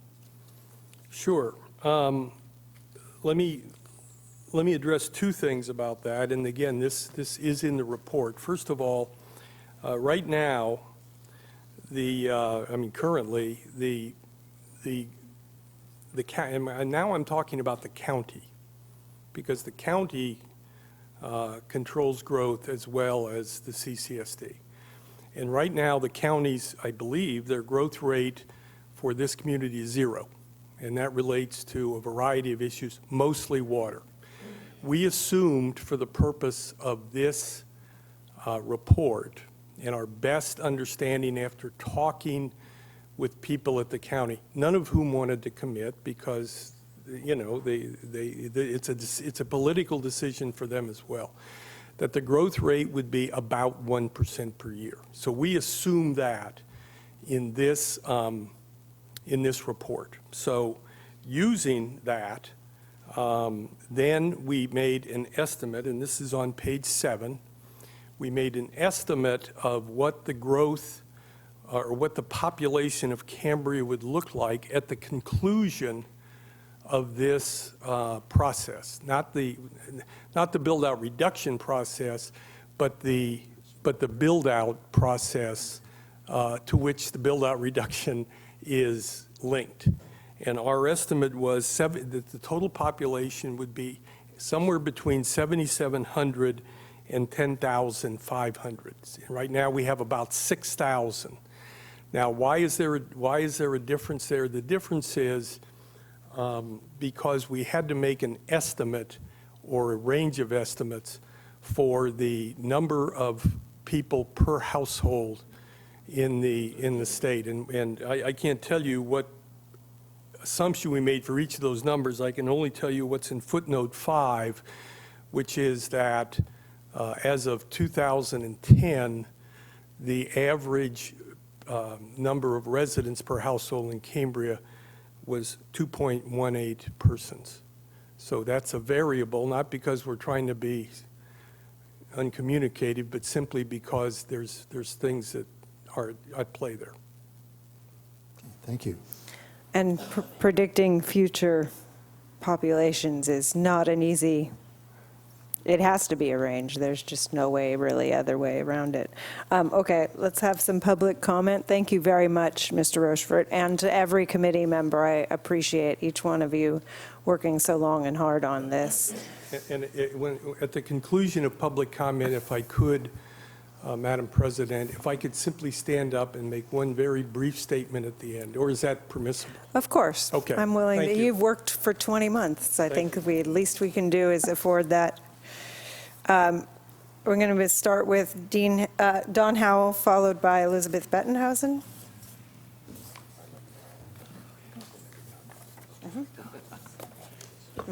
Thank you. Just remind me if I don't get it. First of all, I've read the entire report thoroughly and paid careful attention to it. And I really must compliment the committee. It is very, very well conceived and extremely well written. Everything was covered beautifully, you know. On the other hand, by the same token, there are issues which I'm sure that will come up as we go forward. One just brief thing right now, because I know this is going to be, you're going to hear more from me about this as we, in terms of the cost to the present residential owners. First, this plan requires a supplemental water supply. Without it, you cannot go forward. In fact, the Coastal Commission issued a letter back in, I think, 2001 or something, that they will not permit additional development here unless there is a reliable water supply. So it depends upon some kind of supplementary water supply. Now, there is a question in my mind is whether the AWTP is that water supply. In view of the fact that I just added up the figures, the amount of water pumped during the 11 months that it was run, and it comes to slightly under 100 acre-feet. Now, in the original, the 2011 Water Master Plan, there was discussion of, no, it was the EIR for the AWTP, that there is, of that 100, there's at least a 20% loss and underflow in the aquifer. So all the water that comes out of the AWTP does not end up back in our faucets. Having said that, 100, let us assume, however, that it does supply 100 acre-feet of water a year. According to the master plan of 2008, it would require a supply of 600 acre-feet additional per year in order to open up the wait list to serve all the property to the current stakeholder, the current property owners, plus the additional to meet the build-out. So this plan does require a supplemental water supply, and I don't think the AWTP is it, but it doesn't mean we shouldn't be talking about this, because clearly it's going to come up one way or another, and we've got to deal with it. The only other, so the quickie one in my last 30 seconds is the cost as a proposal, as it would be to me right now. If the AWTP runs, my water bill has already doubled, just with the, now if the AWTP runs, my water bill will treble. That means I will be paying an additional $70 a month if that AWTP is run 100% of the time. So, and in other words, that's to existing ratepayers. And that $70 a month is so that other people on the wait list can then build. Doesn't seem quite fair to me in view of the fact that I'm paying, whereas, and this is the last thing, I don't object at all to paying $100 a year. If I were to live 25 years more, which is highly unlikely, that's only $2,500. That's easily worth it. Anybody would do that, I would think, if you had it. So that part's good, but I think this water supply issue has to be addressed somehow, and I don't know how it's going to be done. Excuse me. Thank you. Thank you. Just as a clarification, I believe that the amount of water that we use, regardless of the current amount of water, the most we've ever used was back in '88 when we had far fewer households, and that was 800 acre-feet. I don't think we need 600 additional acre-feet to provide for another, but the understanding is there that we need to update the master plan also. Elizabeth Bettenhausen, followed by Leslie Richards.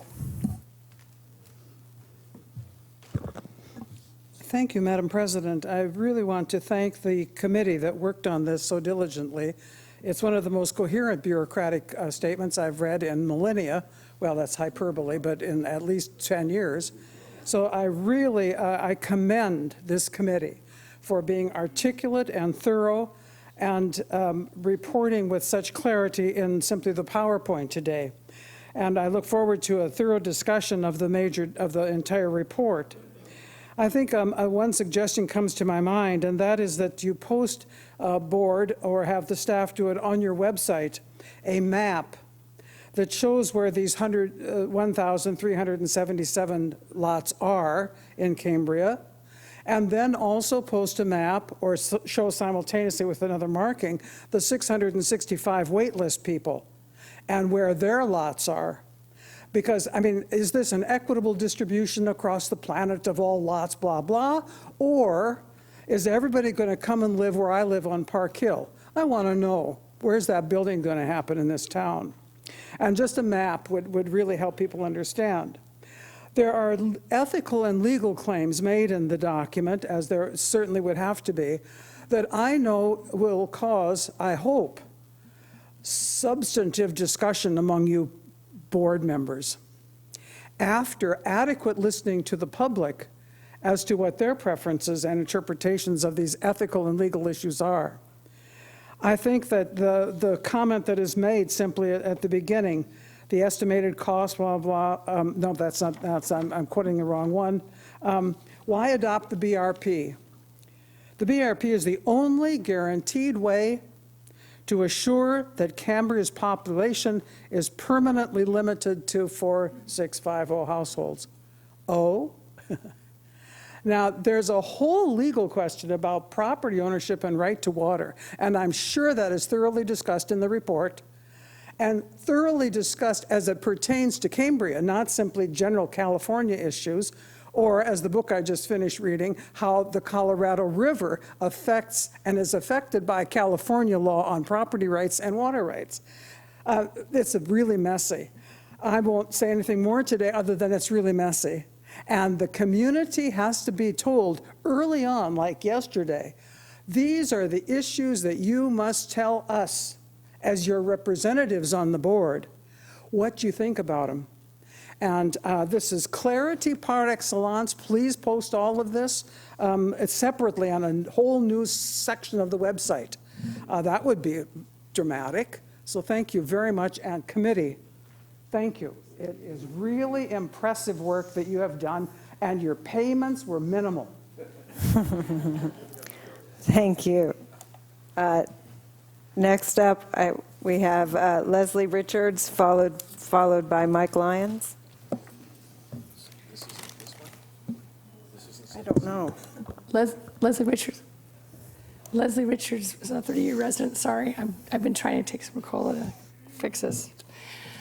Okay, so I just want to do a little housekeeping. Mr. Carmel said the BRP was accepted in 2008 for the doc, and it was actually the committee report. The actual BRP document was never certified by the board. We had a draft, supposedly, but it wasn't finalized, supposedly.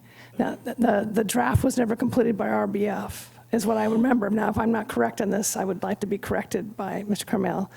But from what I recall, we had a committee report that was accepted, but not the actual final draft from RBF. And so this committee that came into this, working this, and I say it's a fantastic job. The committee has done great work on this.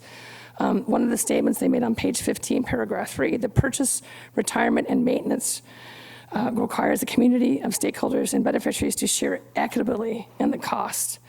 And that was one of the problems with the original Milos-Roos suggestion. In fact, a number of years ago, this was reviewed, and Milos-Roos was determined to be a problem because of the district and how the people that were in the district had to pay more for the benefits of open space than everybody else in town. So here were these wait list people who had to pay $23,000 total, and here were residents who were paying $2,300 total. But we were all sharing the same benefits from this open space. So there's a problem about the legality of a Milos-Roos. And so I'm looking forward to having more detail. There's no information on Milos-Roos in this document pretty much at all.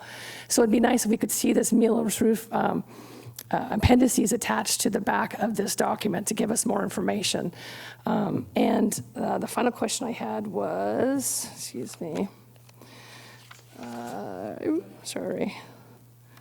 What happens to the 112 unallocated water meters the district has? Is that included in the Milos-Roos? It says that they don't know what's going to happen with it. I think that's an important question that needs to be answered because that's outside the wait list. So, and that's a lot of building and growth right there. Where are the lots going to come if we're retiring all the lots? Does the district repackage and resell retired lots with water meters attached?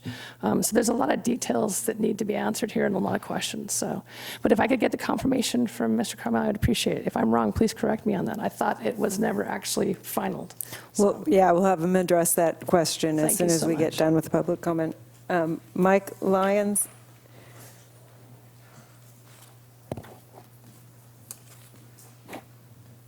Thank you. Welcome. I too want to thank my neighbors and friends for this great effort, and I'm very happy to see the report has received a lot of interesting comment. I am looking at page 12 of the report, and I'm reminded that in the days when I was an active realtor, full disclosure here, I'm no longer active, but I do have my real estate license here. And in fact, I have to admit, I was one of the worst realtors here in town.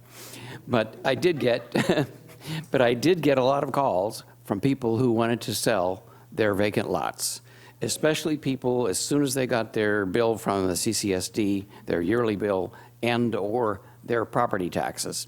So the problem we found was that a lot of these small lots, which are normally which are highly concentrated here in this table 3, the first 2 columns, those that are valued under $5,000 and those that are valued no more than $10,000, those are generally lots that are very narrow, very small, very steep, heavily wooded, extremely difficult to build on.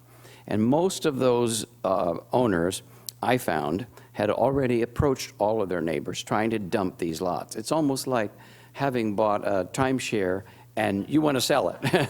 You want to give it away. So what I'm saying here is that 53% of the vacant lots that would be subject to these to this program are concentrated in those 2 columns, and they might be the easiest ones to initially get this program started. So I'm hoping that some of the Mello-Roos money comes in quickly, or some of the parcel tax money comes in, and allows the district or whoever's responsible for the program to approach these 53%, which also includes 38% of the area that we're talking about. So there's a lot of small lots worth very low amounts of money and not worth very much to the current owners.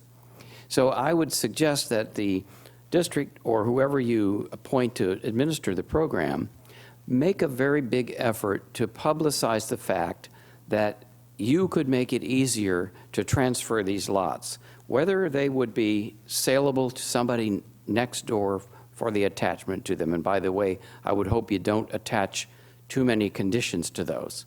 There are certain requirements about fences and things like that.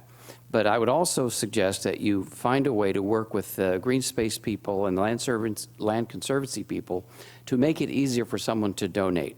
I think we could get a number of these people that would donate their lots for the convenience of having doing so to a charitable organization. Thank you very much for those comments. I need a clarification. I can't quite read Mr. Hellman. Did you want to speak on this topic? Well, I just came in at the meeting. I'd like to actually say something about a Mello-Roos.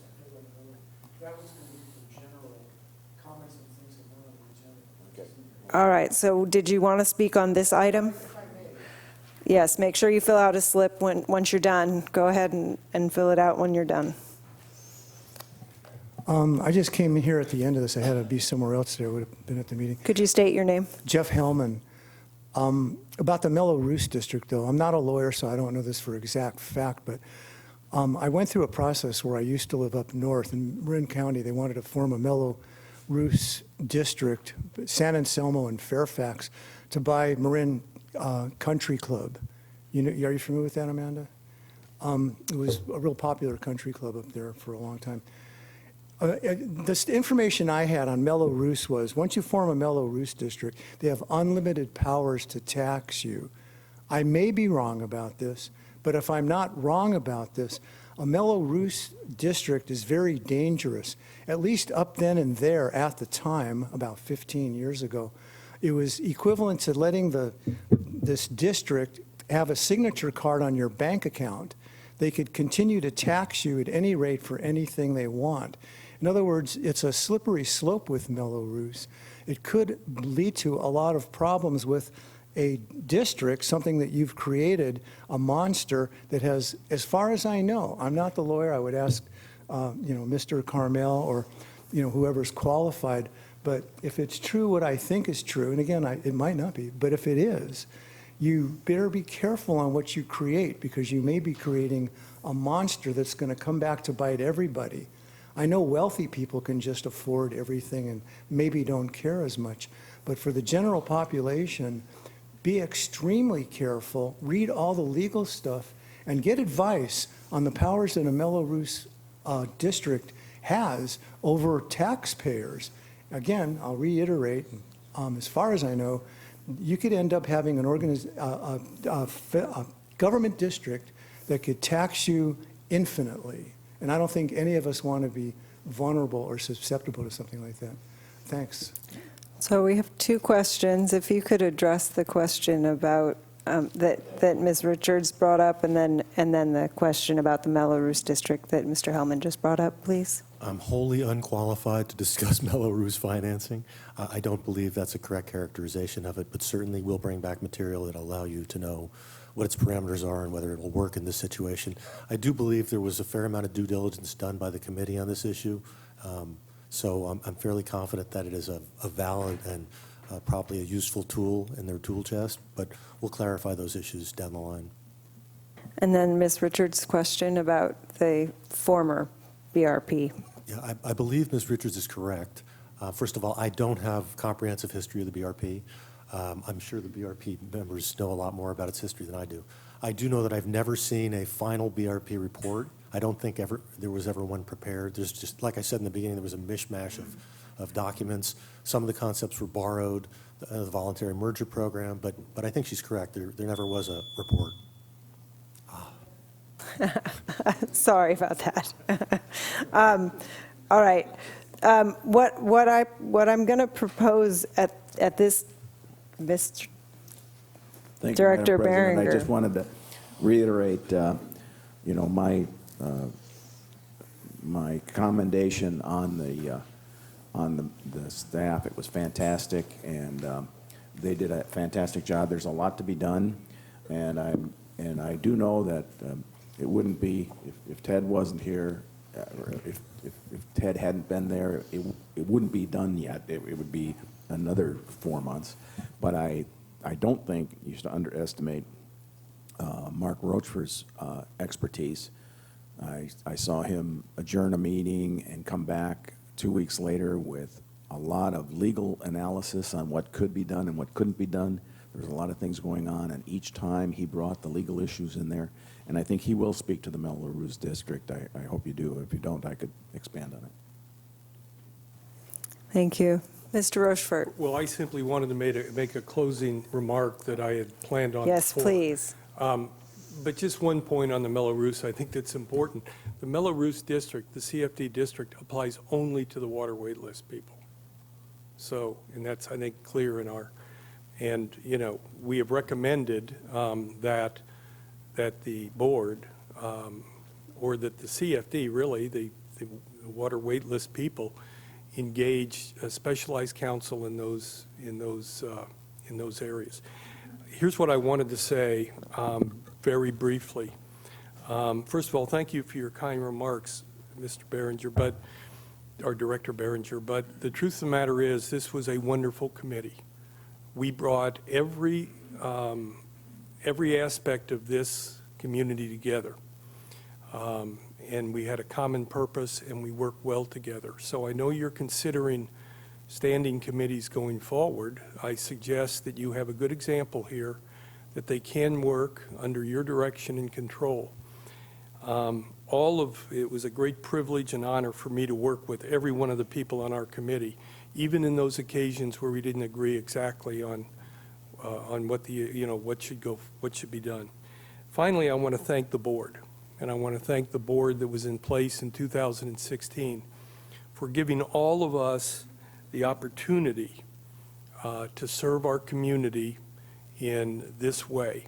So we appreciate it. We appreciate the trust and the confidence that you put in us, and we are ready, willing, and able to help you going forward if you think that's a good idea. Thanks. Wonderful. I think the process going forward, what I would like to have directors do is to read through the report and make note where you think there's something we need to have a discussion about, like how do we split the 40-20, how much do we charge commercial the same amount? And I would like to suggest we do have a Sacramento advocate that might be helpful in helping craft something that would help us relating to funding through something like the tourism board tax or something like that, that it's something that we could explore since it is directly related to the permitting through the EIR and the fact that it's a mitigation measure for that plant. And I don't even know what those possibilities might entail, but I suspect that having a legislator being an advocate for us might not be a bad thing at this point to consider.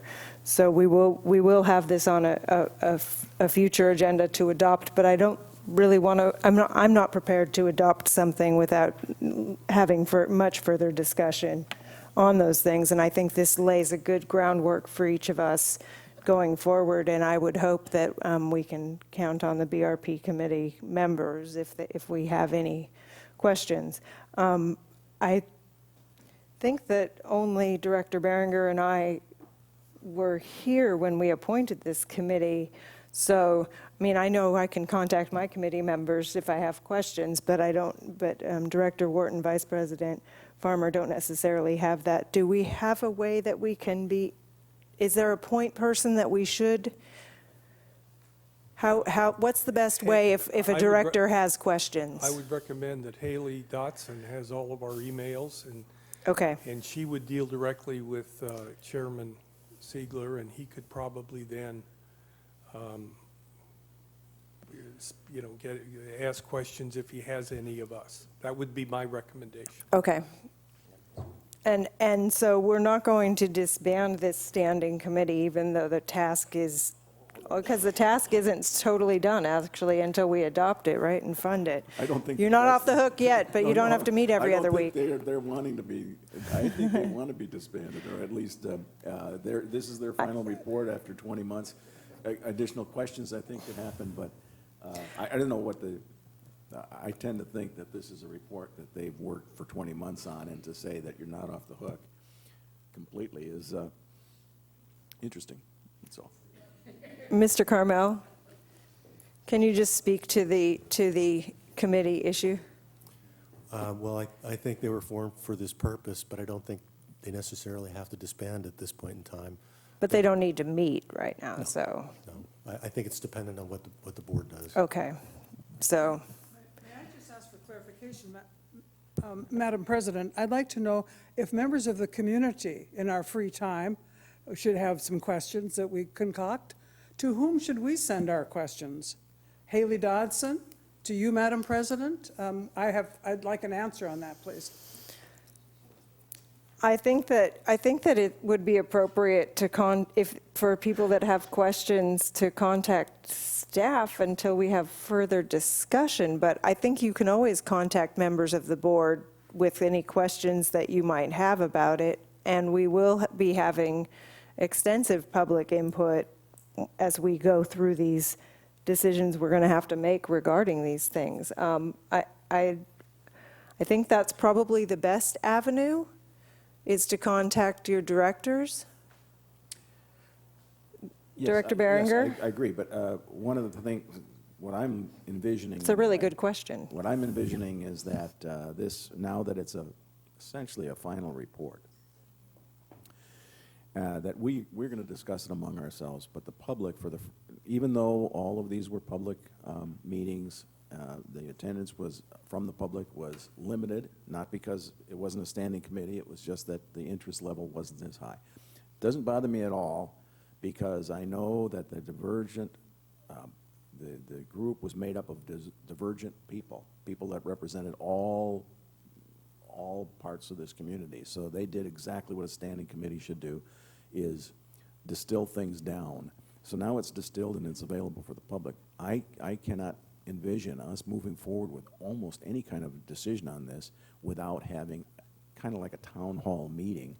And so we can talk about all we want, but I think a town hall meeting, getting those people that are going to say, hey, we don't want a Melody Ruse, or why is it this percentage or that percentage? I think we need, now that this is distilled down and we have some real numbers to look at, maybe they can move some numbers around or discuss. So I think that this is going to be, and I would 3 hope months away before we're getting any kind of, detail on these issues, unless I'm looking at the wrong thing. And I would hope that part of what happens over the next couple months as we get ready to have this on an official agenda, that people do contact directors with their input, their feedback, and their questions, so that because that helps. I know I will only speak for myself, but I know it helps me when people contact me with questions or clarifications they need to have made or concerns about a specific path forward, and I think that that's the entirely appropriate thing to do. And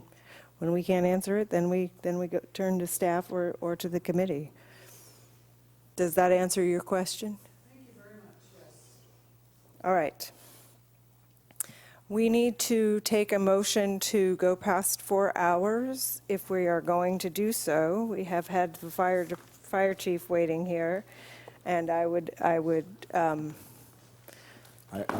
move that we extend to 5:30. Does that sound good to you? That's another hour. Is that acceptable? I'll have to check in at work, but I'm scheduled to be there in 35 minutes. No, we're not going to finish in that time. Okay, why don't we, what am I, 30, you're gonna check in to see if you can, Can we do to I'll work for you. 5:15? No, You can't no. go, though, either. No, he said he's working at 5. Okay. 5 o'clock. Well, let's go 20 minutes, let's go to 10 to 5, and then we'll have a break, and if Mr. Wharton can continue on for a little while, at least to find out. Well, I if think we he have would somebody need to covered. call somebody now, right? Yeah. Let's, Right now? Okay. can we take a vote first to go, and then if it won't work, then we can, I move that we continue this session until 5:30 unless otherwise prevented by Director Ward. we would still have a quorum, but I want him to be able to participate in course. the discussion. Oh, that's right, that's another thing. Yeah. So, I'll second that. so moved by Director Berenger, seconded by Vice President Farmer, and we'll take a vote, and if it turns out that you can't, then we'll go backward. We'll change it again. Is that acceptable, Mr. Carmo? Okay. So moved by Director Berenger, seconded by Vice President Farmer. Director Berenger? Aye. Vice President Farmer? Aye. Director Wharton? Oh, just got a text. Apparently he's watching online. Hi. President Rice? Aye. Okay, to 5:30. Do you need to take a break? Okay. Heard from him. He's watching online at work. Wow, that's a perk of working there, I guess.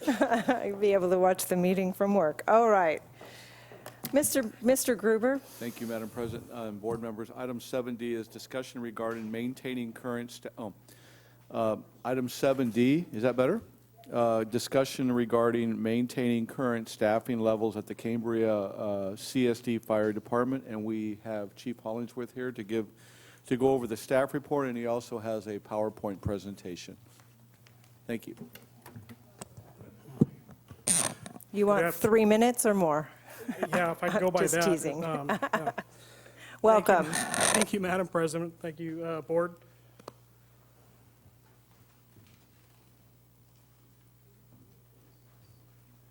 I'm not sure if... I know, it's got her fingerprints on it, I believe.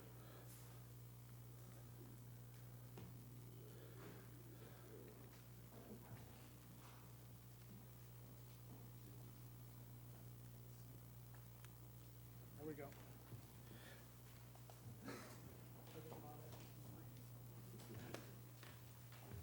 So thank you for letting me come here today. I feel very honored to be able to present this. I appreciate the opportunity afforded me by the general manager. Why am I here today? I'm here to talk about the safe firefighter levels on the engines for the apparatus as we respond throughout the community. I think everybody is probably familiar with who Simon Sinek is and some of the tenets that he teaches in regards to presentation and justification and why you do things. And it's one of the key things that he says to start with is always explain the why. The what and how come later, but if you don't tell people why something is going on, you've already lost them. So I've been able, through discussing this with a number of different people, to really boil this down to 5 main components, and I think it's critical that we understand what those are. And what we're talking about here is maintaining the 4 people on the fire engine at all times. Number 1 is the continued safety of the community and the fire department personnel. And this is a paramount concept when we're performing an inherently dangerous job. Number two, it signifies a fundamental change in strategy and tactics when we're fighting fire. Number three, the change leads to an observation or reporting from what was lost to what we were able to save. And I can come back to all these and kind of explain them as we get there. Number four, we will have the ability to continue with special projects identified by the grand jury report. And number five, we can continue with the development of an emergency response agency in a progressive, ever-changing profession. And in short, what we're saying is we want to deliver the level of professional emergency service to the community of Cambria. This is something that they've already come to expect. So that being said, I think it's important to understand what we're talking about. 4 people on the fire engine at all times versus 3 people on the fire engine at all times. Who are they? What do they do? What does it mean? So in recent history, within the last 10 years, what we've been doing is operating a 3-person engine company. That's 1 captain and 1 engineer. Those are both full-time career positions, and 1 reserve firefighter. That is a reserve person that is trained identical to what the others are, but they're not benefited. They work a minimum number of shifts per month, and we're able to hire a number of reserves to fill that 1 position. Since March of 16, when we were awarded the grant from SAFER, which stands for Staffing for Adequate Fire and Emergency Response, we've been able to implement the 4-person model for the community. This is a fully funded 3rd career position for the community, which didn't cost the services district any money. The caveat to it is it's only good for 2 years, which is why we're having this discussion now. It's important to know that in each of these models, the captain and the engineer are career positions and don't change. The fundamental difference is in the 4-person model, we are now adding a full-time career firefighter to that mix and still maintaining a reserve firefighter on the fire engine. So adding the extra firefighter is what we're able to do. Monique?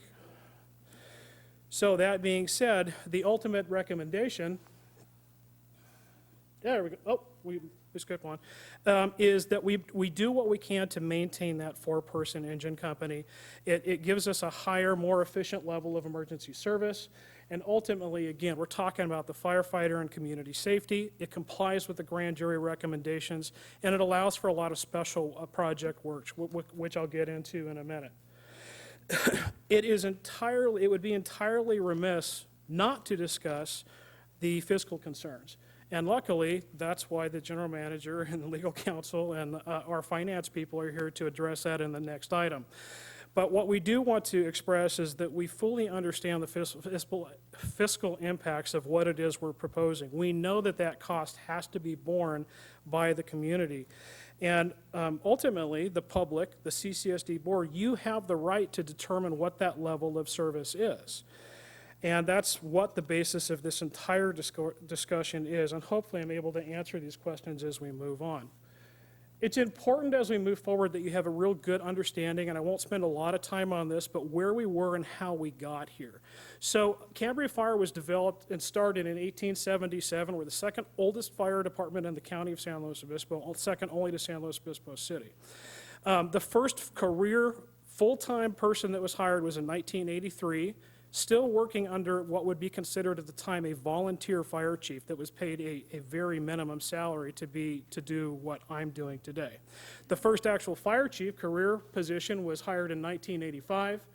Secondary to the benefit assessment that was passed in the late 90s, that's when we were able to bring on 3 full-time captains. That created shift work as opposed to personnel taking a rescue home at night.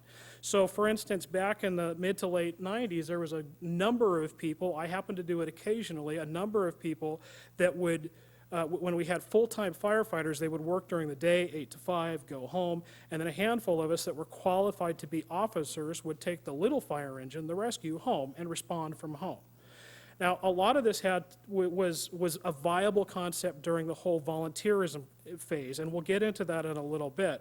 But as we grew, we were able to put 3 captains on duty on a rotating basis to have 24-hour coverage immediately with the fire engine that carries all the tools and the water and the stuff necessary to actually affect some of the things we need to do, and then volunteers would respond to the scene. In January of 2005 is when we were able to add engineers to this mix. Now, it's important to understand that captains are my direct, in the hierarchy here, they're the ones that report to me. They run all the day-to-day operations. They're in charge of everything that happens on their shift. Engineers are specially trained to drive and operate that $600,000 piece of apparatus that's moving around town. It's a very technical job. There's a lot of science and math, believe it or not, that goes into how do we get water out of the little yellow thing into the fire engine and put it out the hose to put it on the fire. And that's a really dumbed down way of saying it, but if you don't do it right, you could cavitate the system, you could create all kinds of problems. They have to have commercial licenses. It's a very big responsibility. And even when we did that, we were at that 3-person level. Remember, we were now with captains and engineers and having reserves operate in that third capacity. And then obviously starting in March of 2016, that's when we were able to do that. 2.5 years ago, it's important to know that in this chronology, let me back up just 1 second. Throughout my career so far, there has been at least 3 serious discussions as to whether or not you now, because this is such a small organization, whether or not we consider other outside agencies for management purposes or delivering levels of service and response. And there's been at least 3 serious discussions as to whether or not CAL FIRE would be a viable option to come in and do and provide some of those services. The most recently being about 2.5 years ago when the Services District contracted with CAL FIRE for a management purpose, and they brought a battalion chief up here to cover.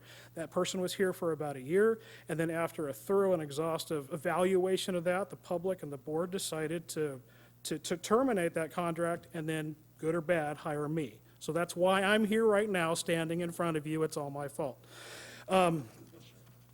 As we're moving forward,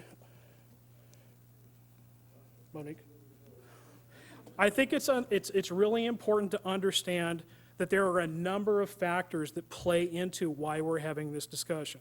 The first thing is the decline of volunteerism. We're asked repeatedly, if you have volunteers and you can put that third and right now 4th person on the engine in a volunteer capacity, or I'm sorry, not volunteer, in a reserve capacity, how come we can't do that with everybody? Here's why. Just in the last 17 years alone, in 2000, we had 17 in-town fire reserves capable of responding to any emergency. They walked around with pagers. They were able to respond from their homes and affect all the same things that we would do now. Now there's 2, and they're not here most of the time. They have other jobs. They do other things. There's other things in their life that keep them out of here. So we can't rely on that component. And you see up there, it's described as volunteerism and paid call and reserves. And there's a lot of different terminology that we use in regards to this. And I think it's important for you to understand that when up to about 15 or 20 years ago, it was a volunteer concept. They were paid a very minor stipend to be able to be available. And then it developed into a paid call thing where you would have the pagers and that you would be responding. They'd pay you for an incident you would respond to.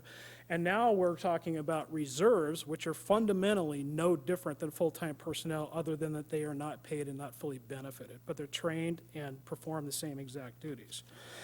So one of the things that happened back in 2000 is that we would have the one full-time person on duty, and we would have reserves available in town. There were so many reserves that we split them up in platoons. We had people responding on different days because we didn't need 17 people responding to somebody who's had a heart attack. We would break it up and put it in 3 different categories, and depending on what day you had the duty, if you will, depended on whether or not you responded. So that entire concept has pretty much gone away because of the decline in volunteerism. There's also been a very significant change in the evolution of how we do this job. I'm going to use myself as an example. I started with this agency in 1991. When I started, I had 0 experience. I went to 3 company drills, each drill lasting 3 hours. When I was formally voted on to become a member, they gave me all the gear. They gave me a pager and said, go out and conquer and respond to calls, and we'll train you as we have time. I didn't know what I was doing. That's a very fair statement, and everybody that came into the department that way did the same thing. The evolution of what we are required to do by state and federal mandate is exhaustive. Just 9 years later, in 2000, to become a paid call person that would work for our agency, you had to go through this level of training, which included 92 hours. At the time, the department would pay for those things. And so there was a very pared down fire academy that we would host within the county that would give you basic information and allow you to know which end of a ladder is up and where the water comes out of a hose and all that kind of stuff. But then they would also have to do minimal first aid, CPR, FRA is a hazmat type of response requirement. So those are all things that we could do internally. In fact, we could do those things through the station, through the department, and we have people that we have trained up through the system entirely in-house at that time because we had the latitude to do so through the state fire marshal. Let's now progress to 2017. You can't even apply for a reserve position, not a full-time, not a benefited job. You can't even apply for a reserve position with our department unless you have all of this stuff done. 752 hours minimum of training for a full Firefighter 1 Academy, a full EMT license. CPR, and then an advanced hazardous materials response. So there is a huge change in the quality and the kind of people that are coming out to do this. The volunteer concept doesn't exist because who has the ability and the time to go do all these things prior to even be able to turn in an application? And it's really important to remember that as we stand here today, when we have 4 people on the fire engine, we have a safer person and we have a reserve. There is no difference between what they're capable of doing and what they're trained to do. They have the same certifications, the same requirements for continuing education, and the only difference is whether or not they're a career personnel. This is still a viable way, at least for the time being, to maintain the reserve program. There's still enough interest with the newer generations going through the fire academy to bring them in and have a succession plan and be able to bring them in and train them up to be that reserve person, but we don't have the ability to bring them in and volunteer because people can't afford to live here and do all these requirements. In theory, they might get a reserve position down the road. An additional factor to consider is the call volume and what's happening locally. I've talked about the fact that we're increasing on a regular basis right now of about 13%. From 2000 alone, we've increased over 87% in call volume. You can see there next to it how it's broken down, and what we do mostly is obviously EMS. That's because we live in a retirement community, and that's why we were able to apply for and get awarded our grant back in 2009 that allowed us to put a number of people through paramedic school, outfit our department with advanced life support gear, and then offer that service in conjunction with the healthcare district on a regular basis. If you look at this, it shows that we average about 1 fire a month. And a lot of people are concerned about the fact that we're talking about bringing extra people on, absorbing that encumbered cost in perpetuity for 1 fire a month. Yes, to a certain extent, but that's also a little misleading because it doesn't exactly break down how those occur. Now, that includes structure fires, vehicle fires, vegetation fires, catch your oven on fire, or chimney fire. We talked about those a little bit earlier. But some of those are not reported the same way because of how we have to report things through our mandate through INFRS, which is the National Collecting Agency for Information. And if we send our water tender out on an automatic or mutual aid response to another locale because of they have a fire or something else going on, it's not captured as a fire here, if that makes sense. So the numbers are a little bit misleading. It's probably at least double that because of how often we're going out to help other people. But just so you understand, locally, it's about 1 fire a month. We're also doing a much better job now in fire prevention than we ever did in the past. So we have more aggressive fire codes, which limit the kinds of construction and what you can do in your home. We have a very aggressive fire plan review process. We have commercial business inspections, which occur annually to help people and their jobs make sure that they're providing the right kind of safe business for the community. We have volunteer home inspections, which happen on a regular basis. Anybody in the community, we've mentioned this before, can call and say, would you come by and give us an inspection? And we'll go by and say, okay, this is good, this tree's a little bit too close, it needs to be turned away from your chimney, you got too much accumulation of dead wood over here, and then just aggressive public education campaigns, and all of this is made easier by having that extra person on the engine. One of the other most critical factors on our end, even though it's technically, if you want to use those numbers, one time a month, is we have federal mandates from OSHA as to what we're allowed to do in regards to entering a fire. I talked a little bit earlier about the fundamental difference in strategy and tactics as to whether or not we're going to be doing an offensive fire attack or a defensive fire attack. And what this says next, and it's part of the respiratory protection program of OSHA and then all of the supporting guidelines from NFPA, is that we cannot send people inside of a structure, 2 people to put fire out or to perform rescue unless we have at least 2 people outside. So if you do the math real quick, if I've only got 3 people, we can't do that.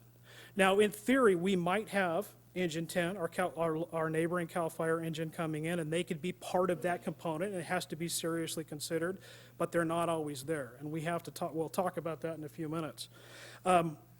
There is a caveat to that that allows us to break that rule if there is a known rescue.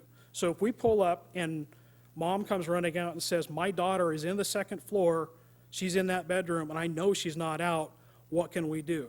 Now, there's still a full evaluation process that quite honestly happens very quickly, but we have to take into effect the structure, what's happening with the fire, is it charged with smoke, is it about to collapse? There's all kinds of things that to happen, but we do have the right to break this law to a certain extent to be able to go in and effect rescue if there's a viable patient in that, and somebody to rescue in that home. But that's the rarity. It's not the norm.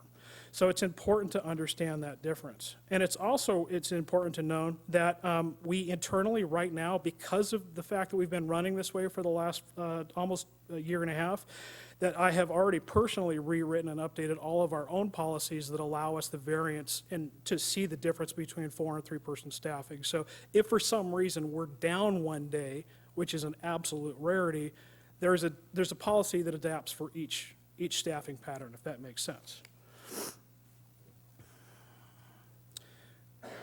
Cambria is an island. It's commonly referred to as that because we don't have immediate neighboring help coming from any specific direction, and which is a problem no matter what we're talking about in regards to emergency response. The vegetation fire that we had here in June that scared everybody, scared me, it was almost 30 minutes before we had our full first alarm on scene. And that's immediate, closest apparatus and personnel responding to help us in a dire situation. That's not going to change, and I'm not suggesting that we're now going to have everybody we need to do that. But the largest fire out there, the Thomas fire we talking about earlier, if they had enough personnel to hit it immediately, hard and fast, in theory, they could have captured the fire soon, much sooner, and avoided this entire problem. I can't tell you that we're going to be able to catch every fire and put it out before it creates a problem for this community, but having the extra person is absolutely going to make that a much more viable option. We're much more effective with the extra people. We need them to staff and to make an aggressive initial attack. And when you go from 3 to 4 person on a fire engine when you're responding, you're increasing your effectiveness, and this is done by national studies through NIST and NFPA, by over 13%. And when you look at this with the screen, these are first alarm studies that say for a typical residential structure fire, just to use it as an example, you need a minimum of 15 personnel to do all the tasks that need to be done on a fire to accomplish, hopefully, putting that fire out. Now, I'm not talking about putting 15 people on it, but I am talking about making sure we have at least 4 to effect rescue and immediate hose lines and potential exposure protection. But all of those things, whether it's hose lines, potentially locating victims, rescue, protection of exposures, and searching for fire extinction, all of those plug into those things right there. We're 13% more effective by having that one extra person on duty.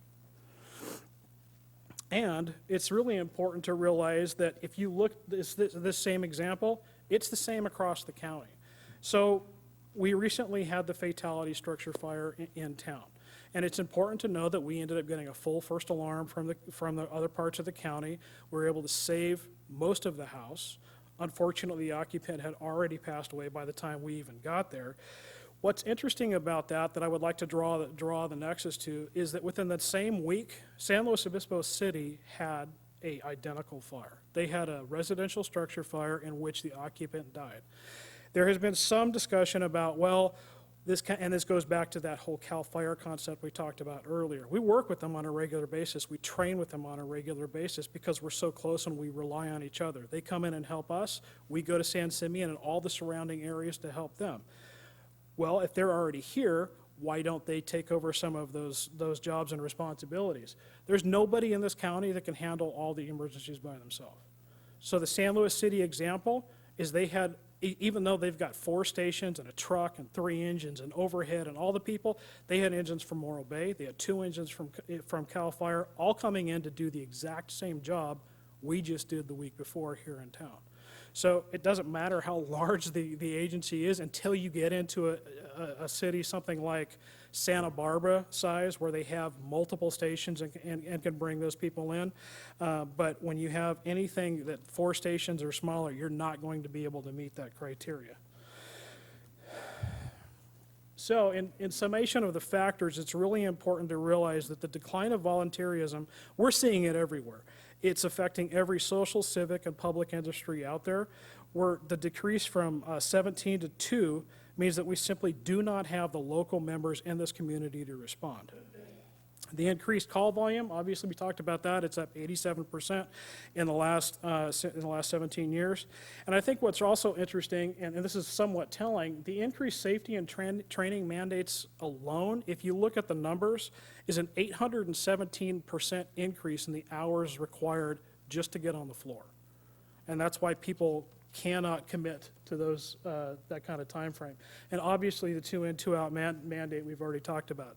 Additionally, automatic and mutual aid responses, we respond and cross-staff apparatus every single day, which means we have the personnel to be on the engine, but we also cross-staff our rescue with those same personnel. We cross-staff our water tender with them, and then every time we get a mutual aid or automatic aid fire request, we're able to send those people out, and then behind that, we will do a callback and bring people back in to still provide service to the community. That being said, here's an example in that in the last 2 years, with us now having all of our person water rescue qualified, they've been able to affect every single rescue that's happened within the community without any of the in-Corps volunteers responding. Now, that's not to say that they're not participating. It's not to say that they're not invested and interested and still want to be a part of this community and what they do, but there were no local in-Corps volunteers available, and if we didn't respond, there would be nobody to bring them in. Last year alone, because of the various fires solely with the water tender, obviously there is an expense encumbered by sending them out and then backfilling behind it. We were able to recover over $80,000 in payments from the federal and state governments in offsetting those expenses. And obviously, if we don't send the water tender out, we don't have that capability. And like I said, we work very closely with CAL FIRE. One of the problems right now is that fire season, as you'll know, is getting longer and longer every single year. It's getting warmer. We have shorter rainy seasons. They're committing their engines and personnel on a longer basis, which means they're getting sent out like they are right now all over the state. Now, it just so happens that this engine that's staffed and committed to Cambria is the Cambria engine, but that is a rarity with what's going on right now, and it's because they've sent so many other apparatus out, they've kept this one here. When they do send them out, there's usually very extended delays in regards to getting a cover engine here because of where they're coming from. They might have engines coming from completely different parts of the state to be able to cover the various holes and voids within the community. And when they do, they will have engines coming from Monterey or King County, and they just don't know the community, and there's sometimes delays in the response there. But it's been very nice to be able to work so closely with an organization that we have such a good operating relationship with. And I think one of the last things on here is that there were numerous recommendations in the recent grand jury report that we have been able to address positively. The first is increased staffing. We've been talking about that ad nauseum now. More restrictive fire codes. We passed the most recent fire codes this year, and they are the most restrictive to date, and they're in line with what all the other agencies in the county are doing. The tree removal process, we've developed a blanket tree permit for that from the county, and that's still in effect. In fact, I had somebody ask me about it earlier here in this meeting. So it eliminates that bureaucratic level of making that happen. And then one of the other key things was the hydrant maintenance program, which I'm happy to say is almost 30% done right now. And one of the only reasons we're able to do that is because we have the personnel to do it. There's not enough time in the day and enough people on the engine to go out and do all these things we're talking about. It's important to realize that this is not just my opinion. I'm not just up here giving you what I think is the right thing to do. There have been numerous studies done by FEMA, numerous other fire departments, areas outside of this country, and then also Johns Hopkins University. I didn't print those here. We would need, I don't know how many trees to do that. There's a lot of paperwork involved, but I'm more than happy to get them to you if you truly want to review them. But every last one of them suggests that this is the correct staffing pattern and how you should be moving forward. It is also important to realize that this, outside of that, it's fully supported by a number of different organizations. Obviously, NFPA, IFF, International Fire Chiefs, all of these believe and have written reports that provide substantive information that actually supports this concept. One of the most interesting that I think of is actually not on the list, but I wanted to share with you, is our local county local hazard mitigation plan. Now, obviously, you're aware we've gone through the process for Cambria and have developed a multi-jurisdictional plan, but just a couple of years ago, the county did one, and I think it's important for you to hear this verbatim. And this is speaking specifically to the communities of Cayucas, Cambria, Nipomo, and Oceano. Each of these communities is developed with primarily low-density residential uses with supporting commercial uses. With the general absence of dense or hazardous land uses, basic fire protection and response needs are met by providing a minimum level of structure fire protection. However, Cambria and Nipomo's fire needs are greater than the others because their intermixed wooded areas are wildland urban represented a higher level of risk than the other coastal communities. Fire protection services should be improved in these communities by providing additional firefighting equipment, increasing water supplies, and continuing to add full-time professional firefighting personnel to augment existing forces. It's important to see that there's national organizations out there that support this concept. This is local and specific to our county and specific to Cambria. It would be horribly remiss to not address this. We did this for years and provided a service of 3 people on the fire engine for a long time. It was an effective model, but it is also an outdated model. There is a major advantage to using this and going back to this concept, and absolutely there would be a cost savings. Obviously, there is going to be an encumbered cost associated with bringing these people on and maintaining them, and that's something that would be addressed in the additional item down the road here. And it has to be a very real concern and evaluation of the fiscal responsibility to maintain this. Most of the meeting we've been talking about already is directly connected to fiscal responsibility, and I'm very sensitive to the concept that we're talking about adding to that. Unlike the advantages, which there's really only one that we can come up with, which is the fiscal responsibility, there are numerous disadvantages, and they're basically the inverse of everything we've already talked about, so we don't have to spend a lot of time on them. The increased life and safety risk to firefighters and public by having only 3 people on there. We maybe could not immediately affect the 2-in, 2-out requirement, the respiratory protection mandate from OSHA. There are definitely higher levels of risk liability in regards to personnel potentially getting injured. There's a number of homes in the community that is 2 and 3 stories, and we frequently are carrying people out for whatever the issue is. And having 4 people carry that gurney instead of 3 is a big deal when you're carrying them down that many stairs. So the liability issue is pretty significant. There's definitely a greater potential for injury and loss, not only within the department, but within the community. And it changes our fundamental firefighting practices and reverts them to that defensive posture instead of offensive. And when I say that, what we're really talking about is if we're not able to make entry into a home and aggressively maybe put that room and contents fire out, we might lose the entire structure because all we can do is basically drown the outside of it and then hopefully not let it spread to the neighboring homes. That's one of the major concerns we have. So from a risk management perspective alone, the extra personnel eases the load on everybody else.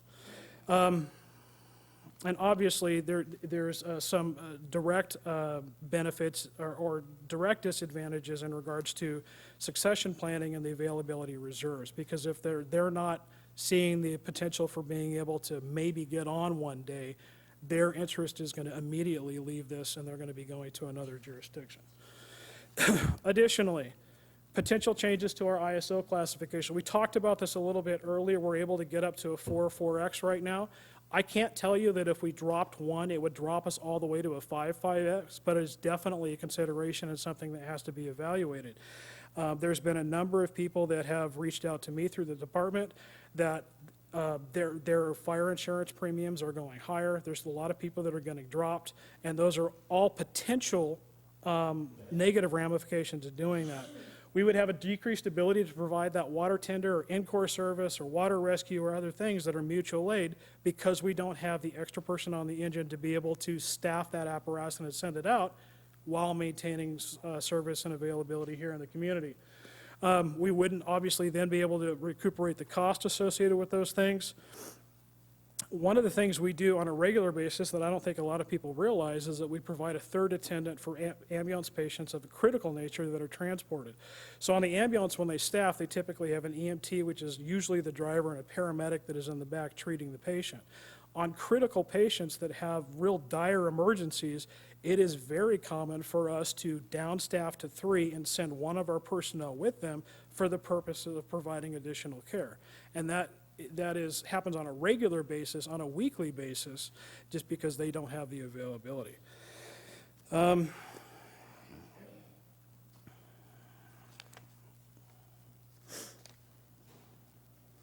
Obviously, if we do this, it would be contrary to those few recommendations that we've talked about in regards to the grand jury recommendation, and it would absolutely decrease our ability to continue with the special projects. The hydrant program is an absolute example of that. The only reason that's happening right now is we have the ability to take one of our personnel off our engine, have them go out on our utility with a radio, still be in the ability to respond and go out and perform those functions. And that's how we've got to that almost 30% compliance right now. But if we don't have that person, unfortunately, that program pretty much dies. And that's just an example. It really depends on where you feel the comfort level is and what we want to do. So, in conclusion, what I think is really important to stress here is that we're in the process of trying to develop a master plan for the agency and as a department of the CCSD, which in fact was another recommendation from the grand jury. We're trying to address the very real concerns of fire danger in Cambria. We've just recently seen what's happened in Northern California. We're seeing what's happening in Southern California right now. It absolutely shows our vulnerability. And if adding one of those extra people might have the ability to stem some of those concerns, I think it absolutely is worthwhile. We want to, in that master plan, address expanding our fire hazard fuel reduction program, which would encapsulate a lot of these different parcels that may not being addressed right now. It'll capture a lot of the homes that aren't being cleared and providing the right level of fire safety.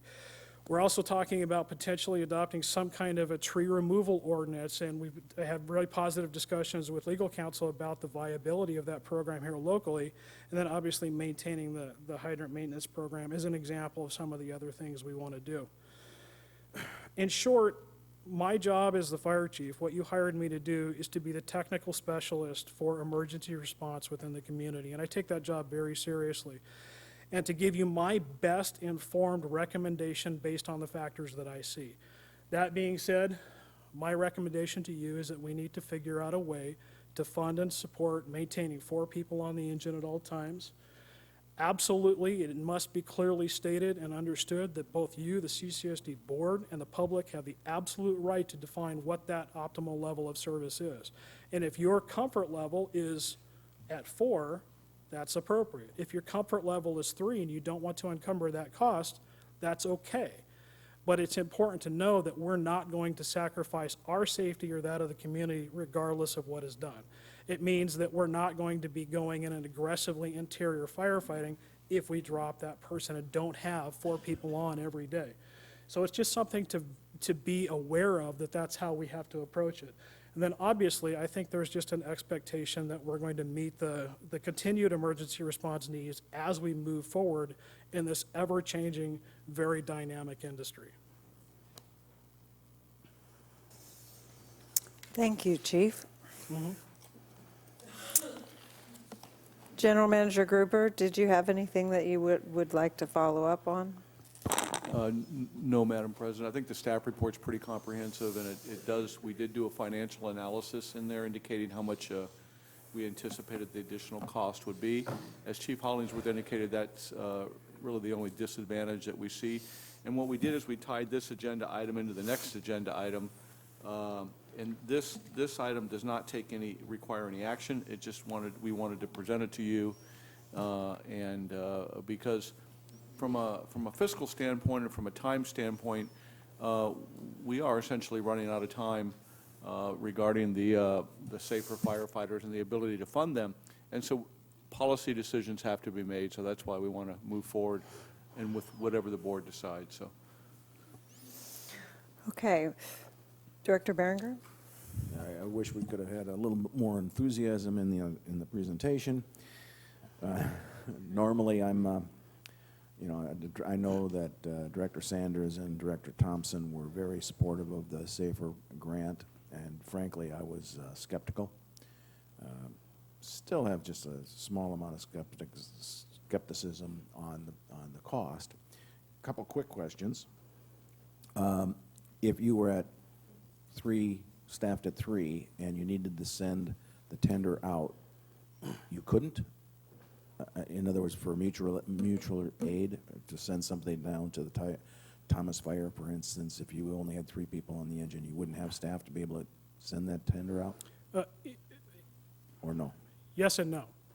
The internal policy, as I am enforcing it right now, is that if we have a local mutual aid response, something that is within our borders of the county, we're authorizing 1 person to respond that water tender for the purpose of getting the apparatus there and then facilitating what work can be done. However, that is inherently dangerous because now you have 1 person operating on a continuous basis.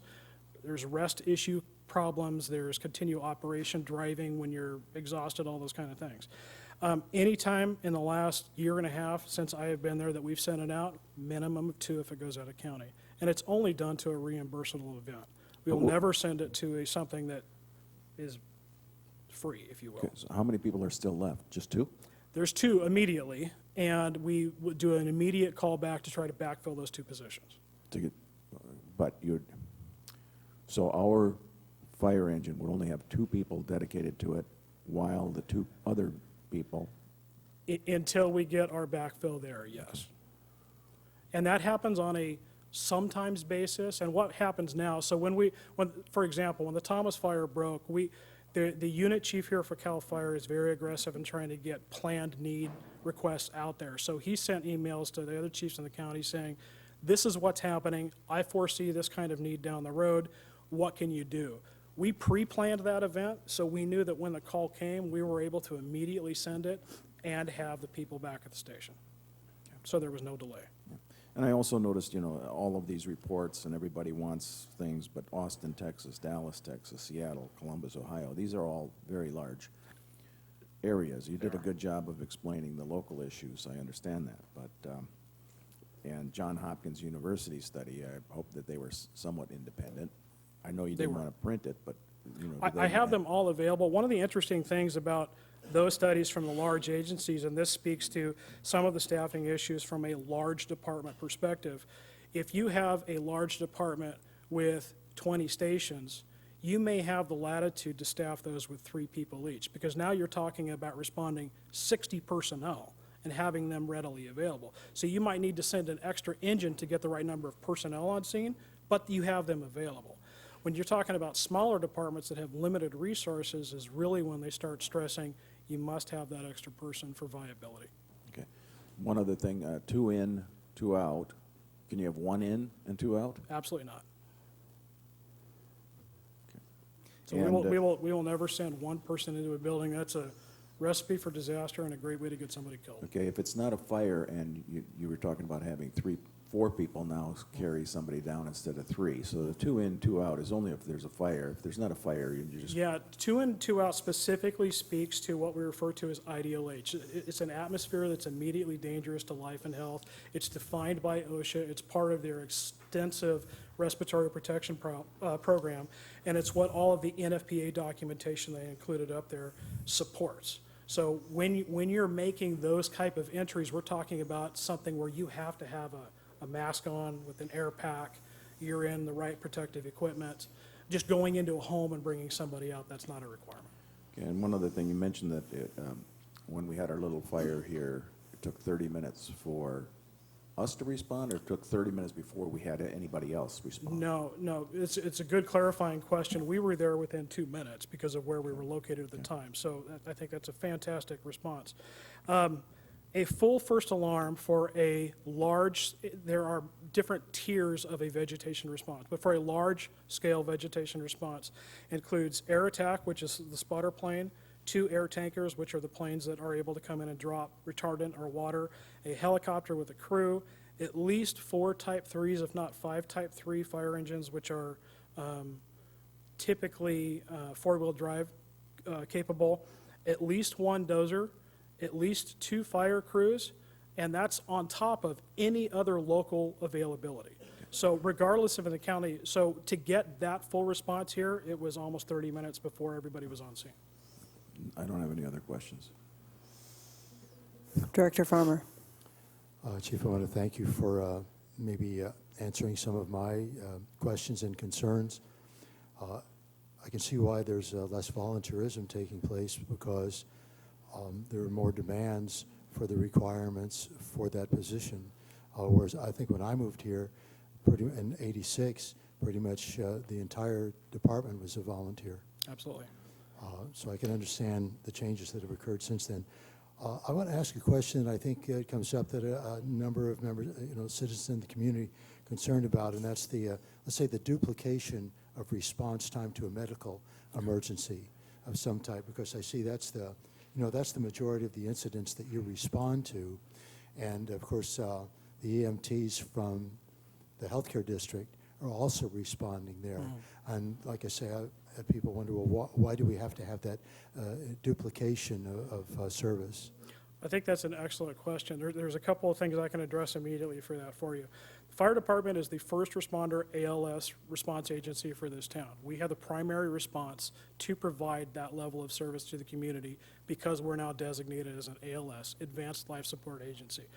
That means regardless of where the ambulance is, we have people here that are qualified and trained and ready to provide that level of service. The ambulances can frequently be unavailable because they are transporting others or covering other areas of the community. But then once we're able to initiate treatment, we can then turn over transport to them when they're available and capable of transporting that patient. One of the concerns that's also been expressed is, well, why do we see you? Why do we see CAL FIRE? Why do we see the ambulance? And I think that's a really legitimate question. And there was a contract that was signed by a previous chief a number of years ago that really captured the idea of send everybody in the world to a problem.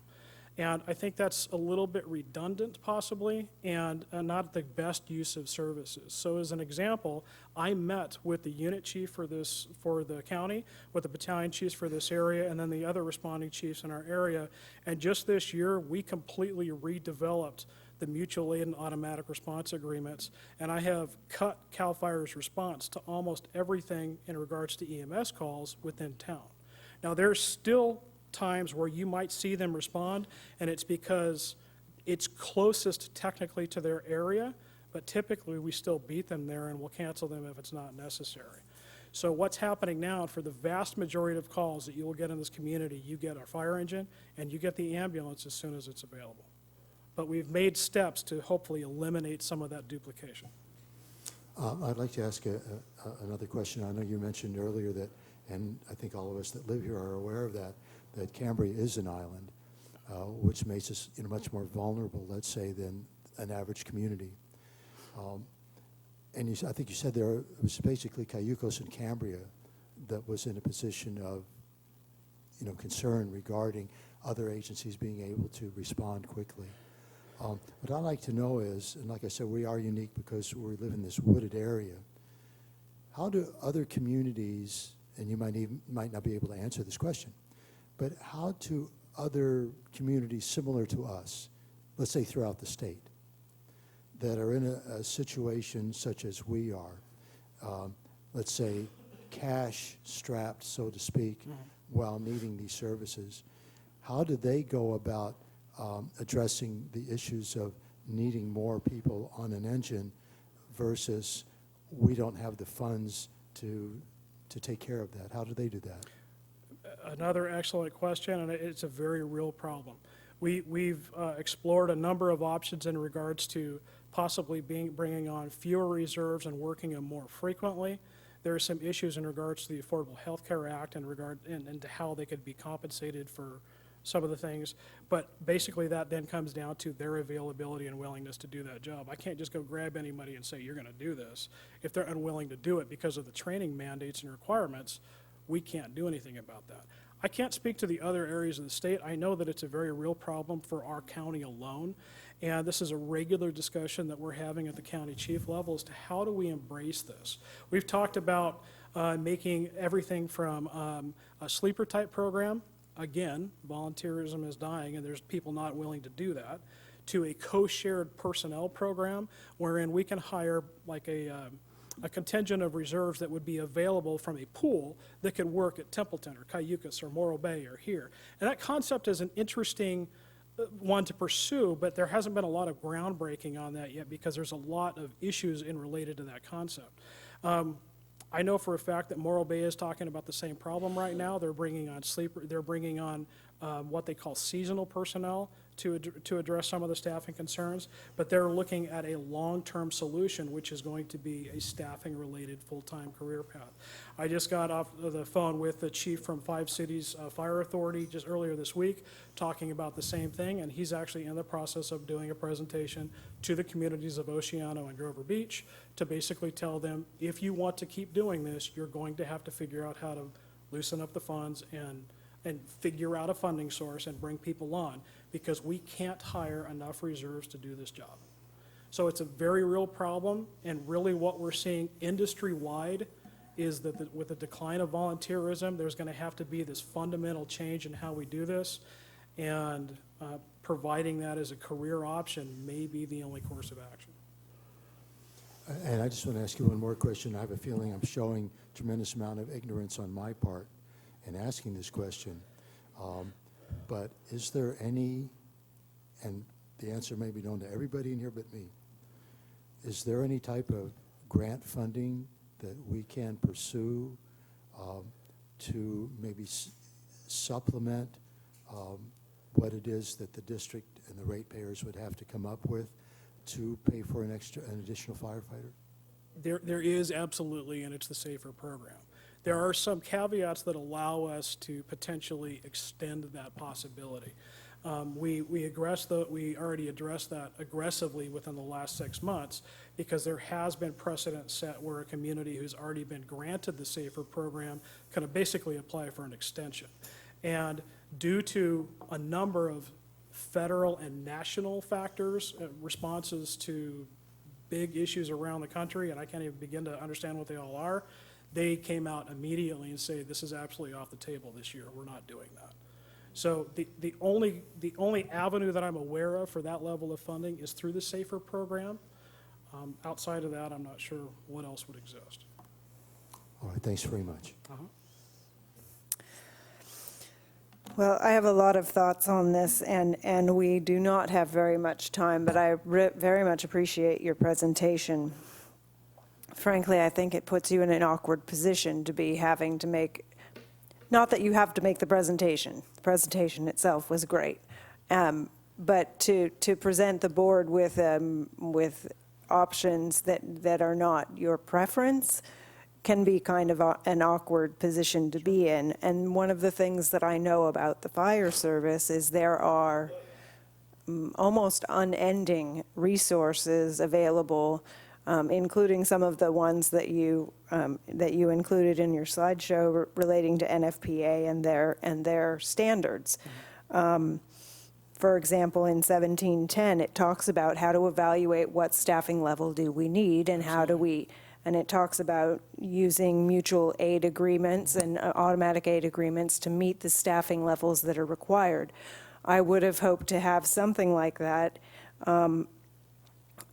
It talks about, specifically, it talks about having the on-duty fire suppression members sufficient to perform the necessary firefighting operations, given the expected firefighting conditions, and then specifically goes through what those conditions are, so I would have liked to see some sort of more independent analysis like that that gives us that, because it's obviously NFPA, which is the National Professional Firefighters Association or something? No, it's the National Fire Prevention Association.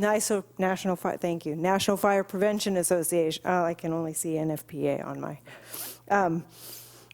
Obviously, they are biased in favor of safety for fire personnel, which is my bias as well, in addition to the safety of the community. But it does provide some more objective standards to be doing those evaluations. It also talks about providing for the sorry, let me just find it because I'm not the professional in this situation.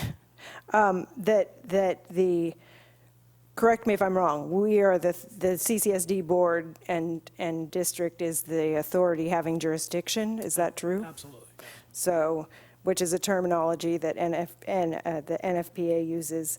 It talks about providing a statement that lays out, establishes the existence of the fire department, the services that the fire department's required to provide, the basic structure, the expected number of fire department members, and functions that the fire department members are expected to perform. I would have liked to see something that kind of laid all of that out. You did provide some of that information, but having that as a more, and I don't want to be critical of your report because you gave us a lot of information, but it seems to me that it might be helpful for us to be able to justify going out to a tax, because that's going to be that's the next item that we won't get to today, which is we've got to balance the BRP tax possibility with the possibility of adding a tax relating to supporting a fourth firefighter when there may be other solutions. And I just want to make a really clear statement here. CAL FIRE is CAL FIRE. If we're not relying on them, does that mean their staffing goes down at the CAL FIRE Wildland station that's here, Station 10? And if that's the case, do we have wildland fire technical expertise? We have to rely on them, and we're structure fires. There's a lot of questions related in here that could be answered by having one of those statements that speaks to what is it that we will provide or are going to try to provide for the community, because I'm not against fire safety. Believe me when I say that's not where I am going. Where I'm going is we have to figure out a way either to limit the amount that we're going to spend or to find a way to find the money. And there's only so many times we can pick people's pockets, even with their permission. There's only so many times that we can do that. So it's going to be a difficult decision to set priorities, and I definitely don't want to leave any of our staff, whether it's fire department, water department, wastewater department, facilities, I don't want anybody to be unsafe, for sure. But this may not be the way that we can afford to do this. So I fully support your staff. If my house is on fire, I do expect that I am going to have somebody there helping put it out that is professional and knows what they're doing. I count on that, just like everybody else in this community, and I don't think you would specifically exempt me if they don't. So I do support the fire staff. I am concerned that we cannot reach the level of funding that we may need for that on an ongoing basis. Would you like me to address any of what you just brought up? Mostly rhetorical, because I think that it's an important discussion the community needs to be involved in, and I think this is ripe for if I may steal Director Behringer's term, this is ripe for a town hall, that we do need to make sure that we are clear, and having those kind of more objective, I mean, I don't know how hard it is. I don't know if you have to hire a consultant to do some of these analyses, but I think that it's important that we have not just fear-based, we need to have this so our firefighters in our town is safe, but can really justify it in a more objective way. That information is absolutely available. I specifically, and this is entirely on me, excluded some of The more all of technical. charts and technical stuff, because I wanted to make it as simple and as understanding and yet capture those And concepts. of course, I'm a data which girl. I fully appreciate. I do, and there's a lot of other things that you talked about that I think we can easily address. There is one point of clarification, and I Please. misspoke earlier. When you're talking about the authority having jurisdiction, it is me, it's not the board. That is clearly defined in the fire code. Okay. You are the governing body by absolute means, but Okay. it falls to me. Okay, thank you for that clarification, because again, I'm not a professional. Director Behringer, and then I'm seeing Mr. Gruber. Thank you very much for the presentation. I think it was compelling. I'm interested. It's interesting to me that there are some people that wouldn't fully support that, and I think the further analysis is worthwhile. I think this is something we don't vote on. This is something that we give an intention. In general, got to say in general, I would support trying to move forward with this extra person on a longer basis. I know that my predecessors, both Mike Thompson and Greg Sanders, were very adamant about that. When they knew that the fire safe guy, the grant was ending, they were trying to get it in there. I do think we have a challenge as far as funding.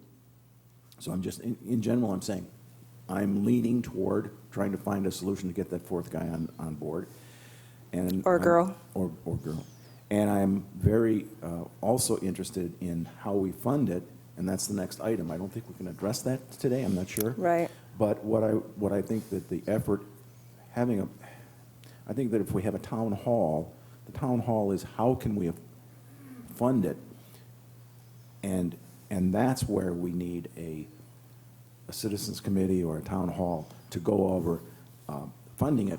This is just one element of other things that everybody else wants funding. You want a forest management plan. You want, there's things in The here. that are BRP. BRP and all those things. And I think item 7E, if we postpone that, maybe to the next meeting, we shouldn't wait too long. No, I don't think we And I can. think that in the interim, if we think and put our hats on, and after early January, if we have some ideas of who we would have on a committee to help us, much like the VRP has done a fantastic job, maybe we can, really focus on it. But I think the SAFER grant is over. March. In March. Yeah, so we need to address this right away. And if we're going to get anything on a ballot, we need to Right. react to this by, certainly before March. Well, and if I might interrupt you just to say that I think that it is safe to say that we can direct staff to come back with what it would look like to have a ballot measure and some of those details, so that we can have a more informed discussion of that side of it, which is part of 70. So if that's amenable to each of the directors to have staff bring back the details on what would it look like if we had to fund it through a tax measure that was a partial tax or whatever. Could I suggest that? Yes. Possibly, because we've run out of time, could 7E, if it's okay with the board, because that's going to take a while to deliberate, I'd say 45 minutes to an hour, just like Chief's. Right. If we could add that to the Tuesday agenda, if that would be okay, if not. Well, I think that 7E, the way it's written, I think we need to parse it out a little bit more. It's a little bit too general. But I would certainly appreciate Tuesday's agenda for us to discuss how we would want to approach this issue with the public. In other words, should we have a standing committee? Should we have Right. a town hall? What are some of the other options? There's others for instance, when I looked at 7E, I guess I can comment on it. I see no reason why we should take all of the Mission County disposal franchise fee and put it onto firefighting. I think that's, our general fund is weak enough. We need to use those kinds of funds to continue to support other things. So I don't know. So, Another suggestion, which is a more representative way of getting the consensus of the community versus a town hall meeting, because Well, maybe not there town usually hall. is something that like the healthcare district did. They did a comprehensive survey, and we just agree on, these are the things that, that need to be funded. What would you support? Priorities, yeah. Priorities. And I think it's important to speak to that. I think that we don't want our staff taking time doing something that we're not going to use. Right. I think it would be efficient and effective to tell staff that we would like to have back the numbers and a schedule of what it looks like if we're going to try and put, we either are or we're not going to go forward with putting a tax to support the firefighters, but we are going to need that information whether we do it for the BRP or for the firefighters. Don't you think that staff could spend a little bit of time Well, putting that together, or no? I think the BRP is too far out. It's too, there's too many legs on that spider. So that should be treated differently. And I don't think we can have anything on a ballot by February or by the end of this year. Even the middle of the year is when we'd have to do it. But I think combining both the firefighters and the ranch, or the firefighter, the extra firefighter, and a forest management thing, I think to get $100 on my property bill, I would rather be able to say, okay, this is for an extra firefighter, or this is for, and Right. to take care of the ranch. I think you can get $100 from me, or from most people, to do that, but to get $100 now all of a sudden you have the BRP. I'd rather see, my personal opinion, I think it'd be more successful, Prop 218, if we didn't have it just as a single issue, and that is the firefighter. That's just my position. I don't know what other people, but. Well, and that's going to have to be the discussion that'll have to wait. But I do want to, so what I'm hearing from you is that you don't want staff to spend any time right now on going to there, because we need to have further discussion. Is that what I'm hearing from you? Yes, but also, I don't mind having not necessarily a staff report, but a discussion of this. No, we for sure Next need to Tuesday. have a Yeah. discussion, and whether we can do it next Tuesday is going to depend on how cooperative people are feeling. I don't have a problem adding it to the agenda if it's copacetic, but I don't know, Mr. Carmel. And then I have a light from Vice President Farmer. It depends what you want. Could you, describe the agenda item specifically so we know what we're looking at? 7E. Oh, sure. It's prepared. Vice President Allows us Farmer? to talk about all kinds of options. Because- It's a general discussion, and I think you can Okay. prioritize probably pretty quickly after your Thank you. discussion. Okay. I don't know that we'd have all the information regarding a special. No, I wouldn't expect that would be. I wouldn't expect you to put together a report like We'll bring that back Yeah. in January. Vice President Farmer. I really don't have that much more to say, because I think both you and Director Barringer have addressed the issue very thoughtfully and relatively completely. But I just want to say that I think, even though we don't want to put more demands on staff time, that I feel like we do need to have more information, to the board, so we can ask more detailed questions, and Okay. as well, therefore, further inform the taxpayers and the property owners as to how we're going to be moving forward. 7E isn't set up to essentially say that we are going to put a tax on the ballot, right? It's about discussion of priorities, correct? It's provide direction. Okay, so. But it could be on the January agenda if we got good, clear direction from. Right, so if we Tuesday. take it on Tuesday, 7E, and then we can have a fuller discussion of the board priorities relating to all these various things, then the staff would have direction to move on, so we're not too much further behind. And I move we adjourn. There does not need to be a second. Thank you, Chief. We are adjourned.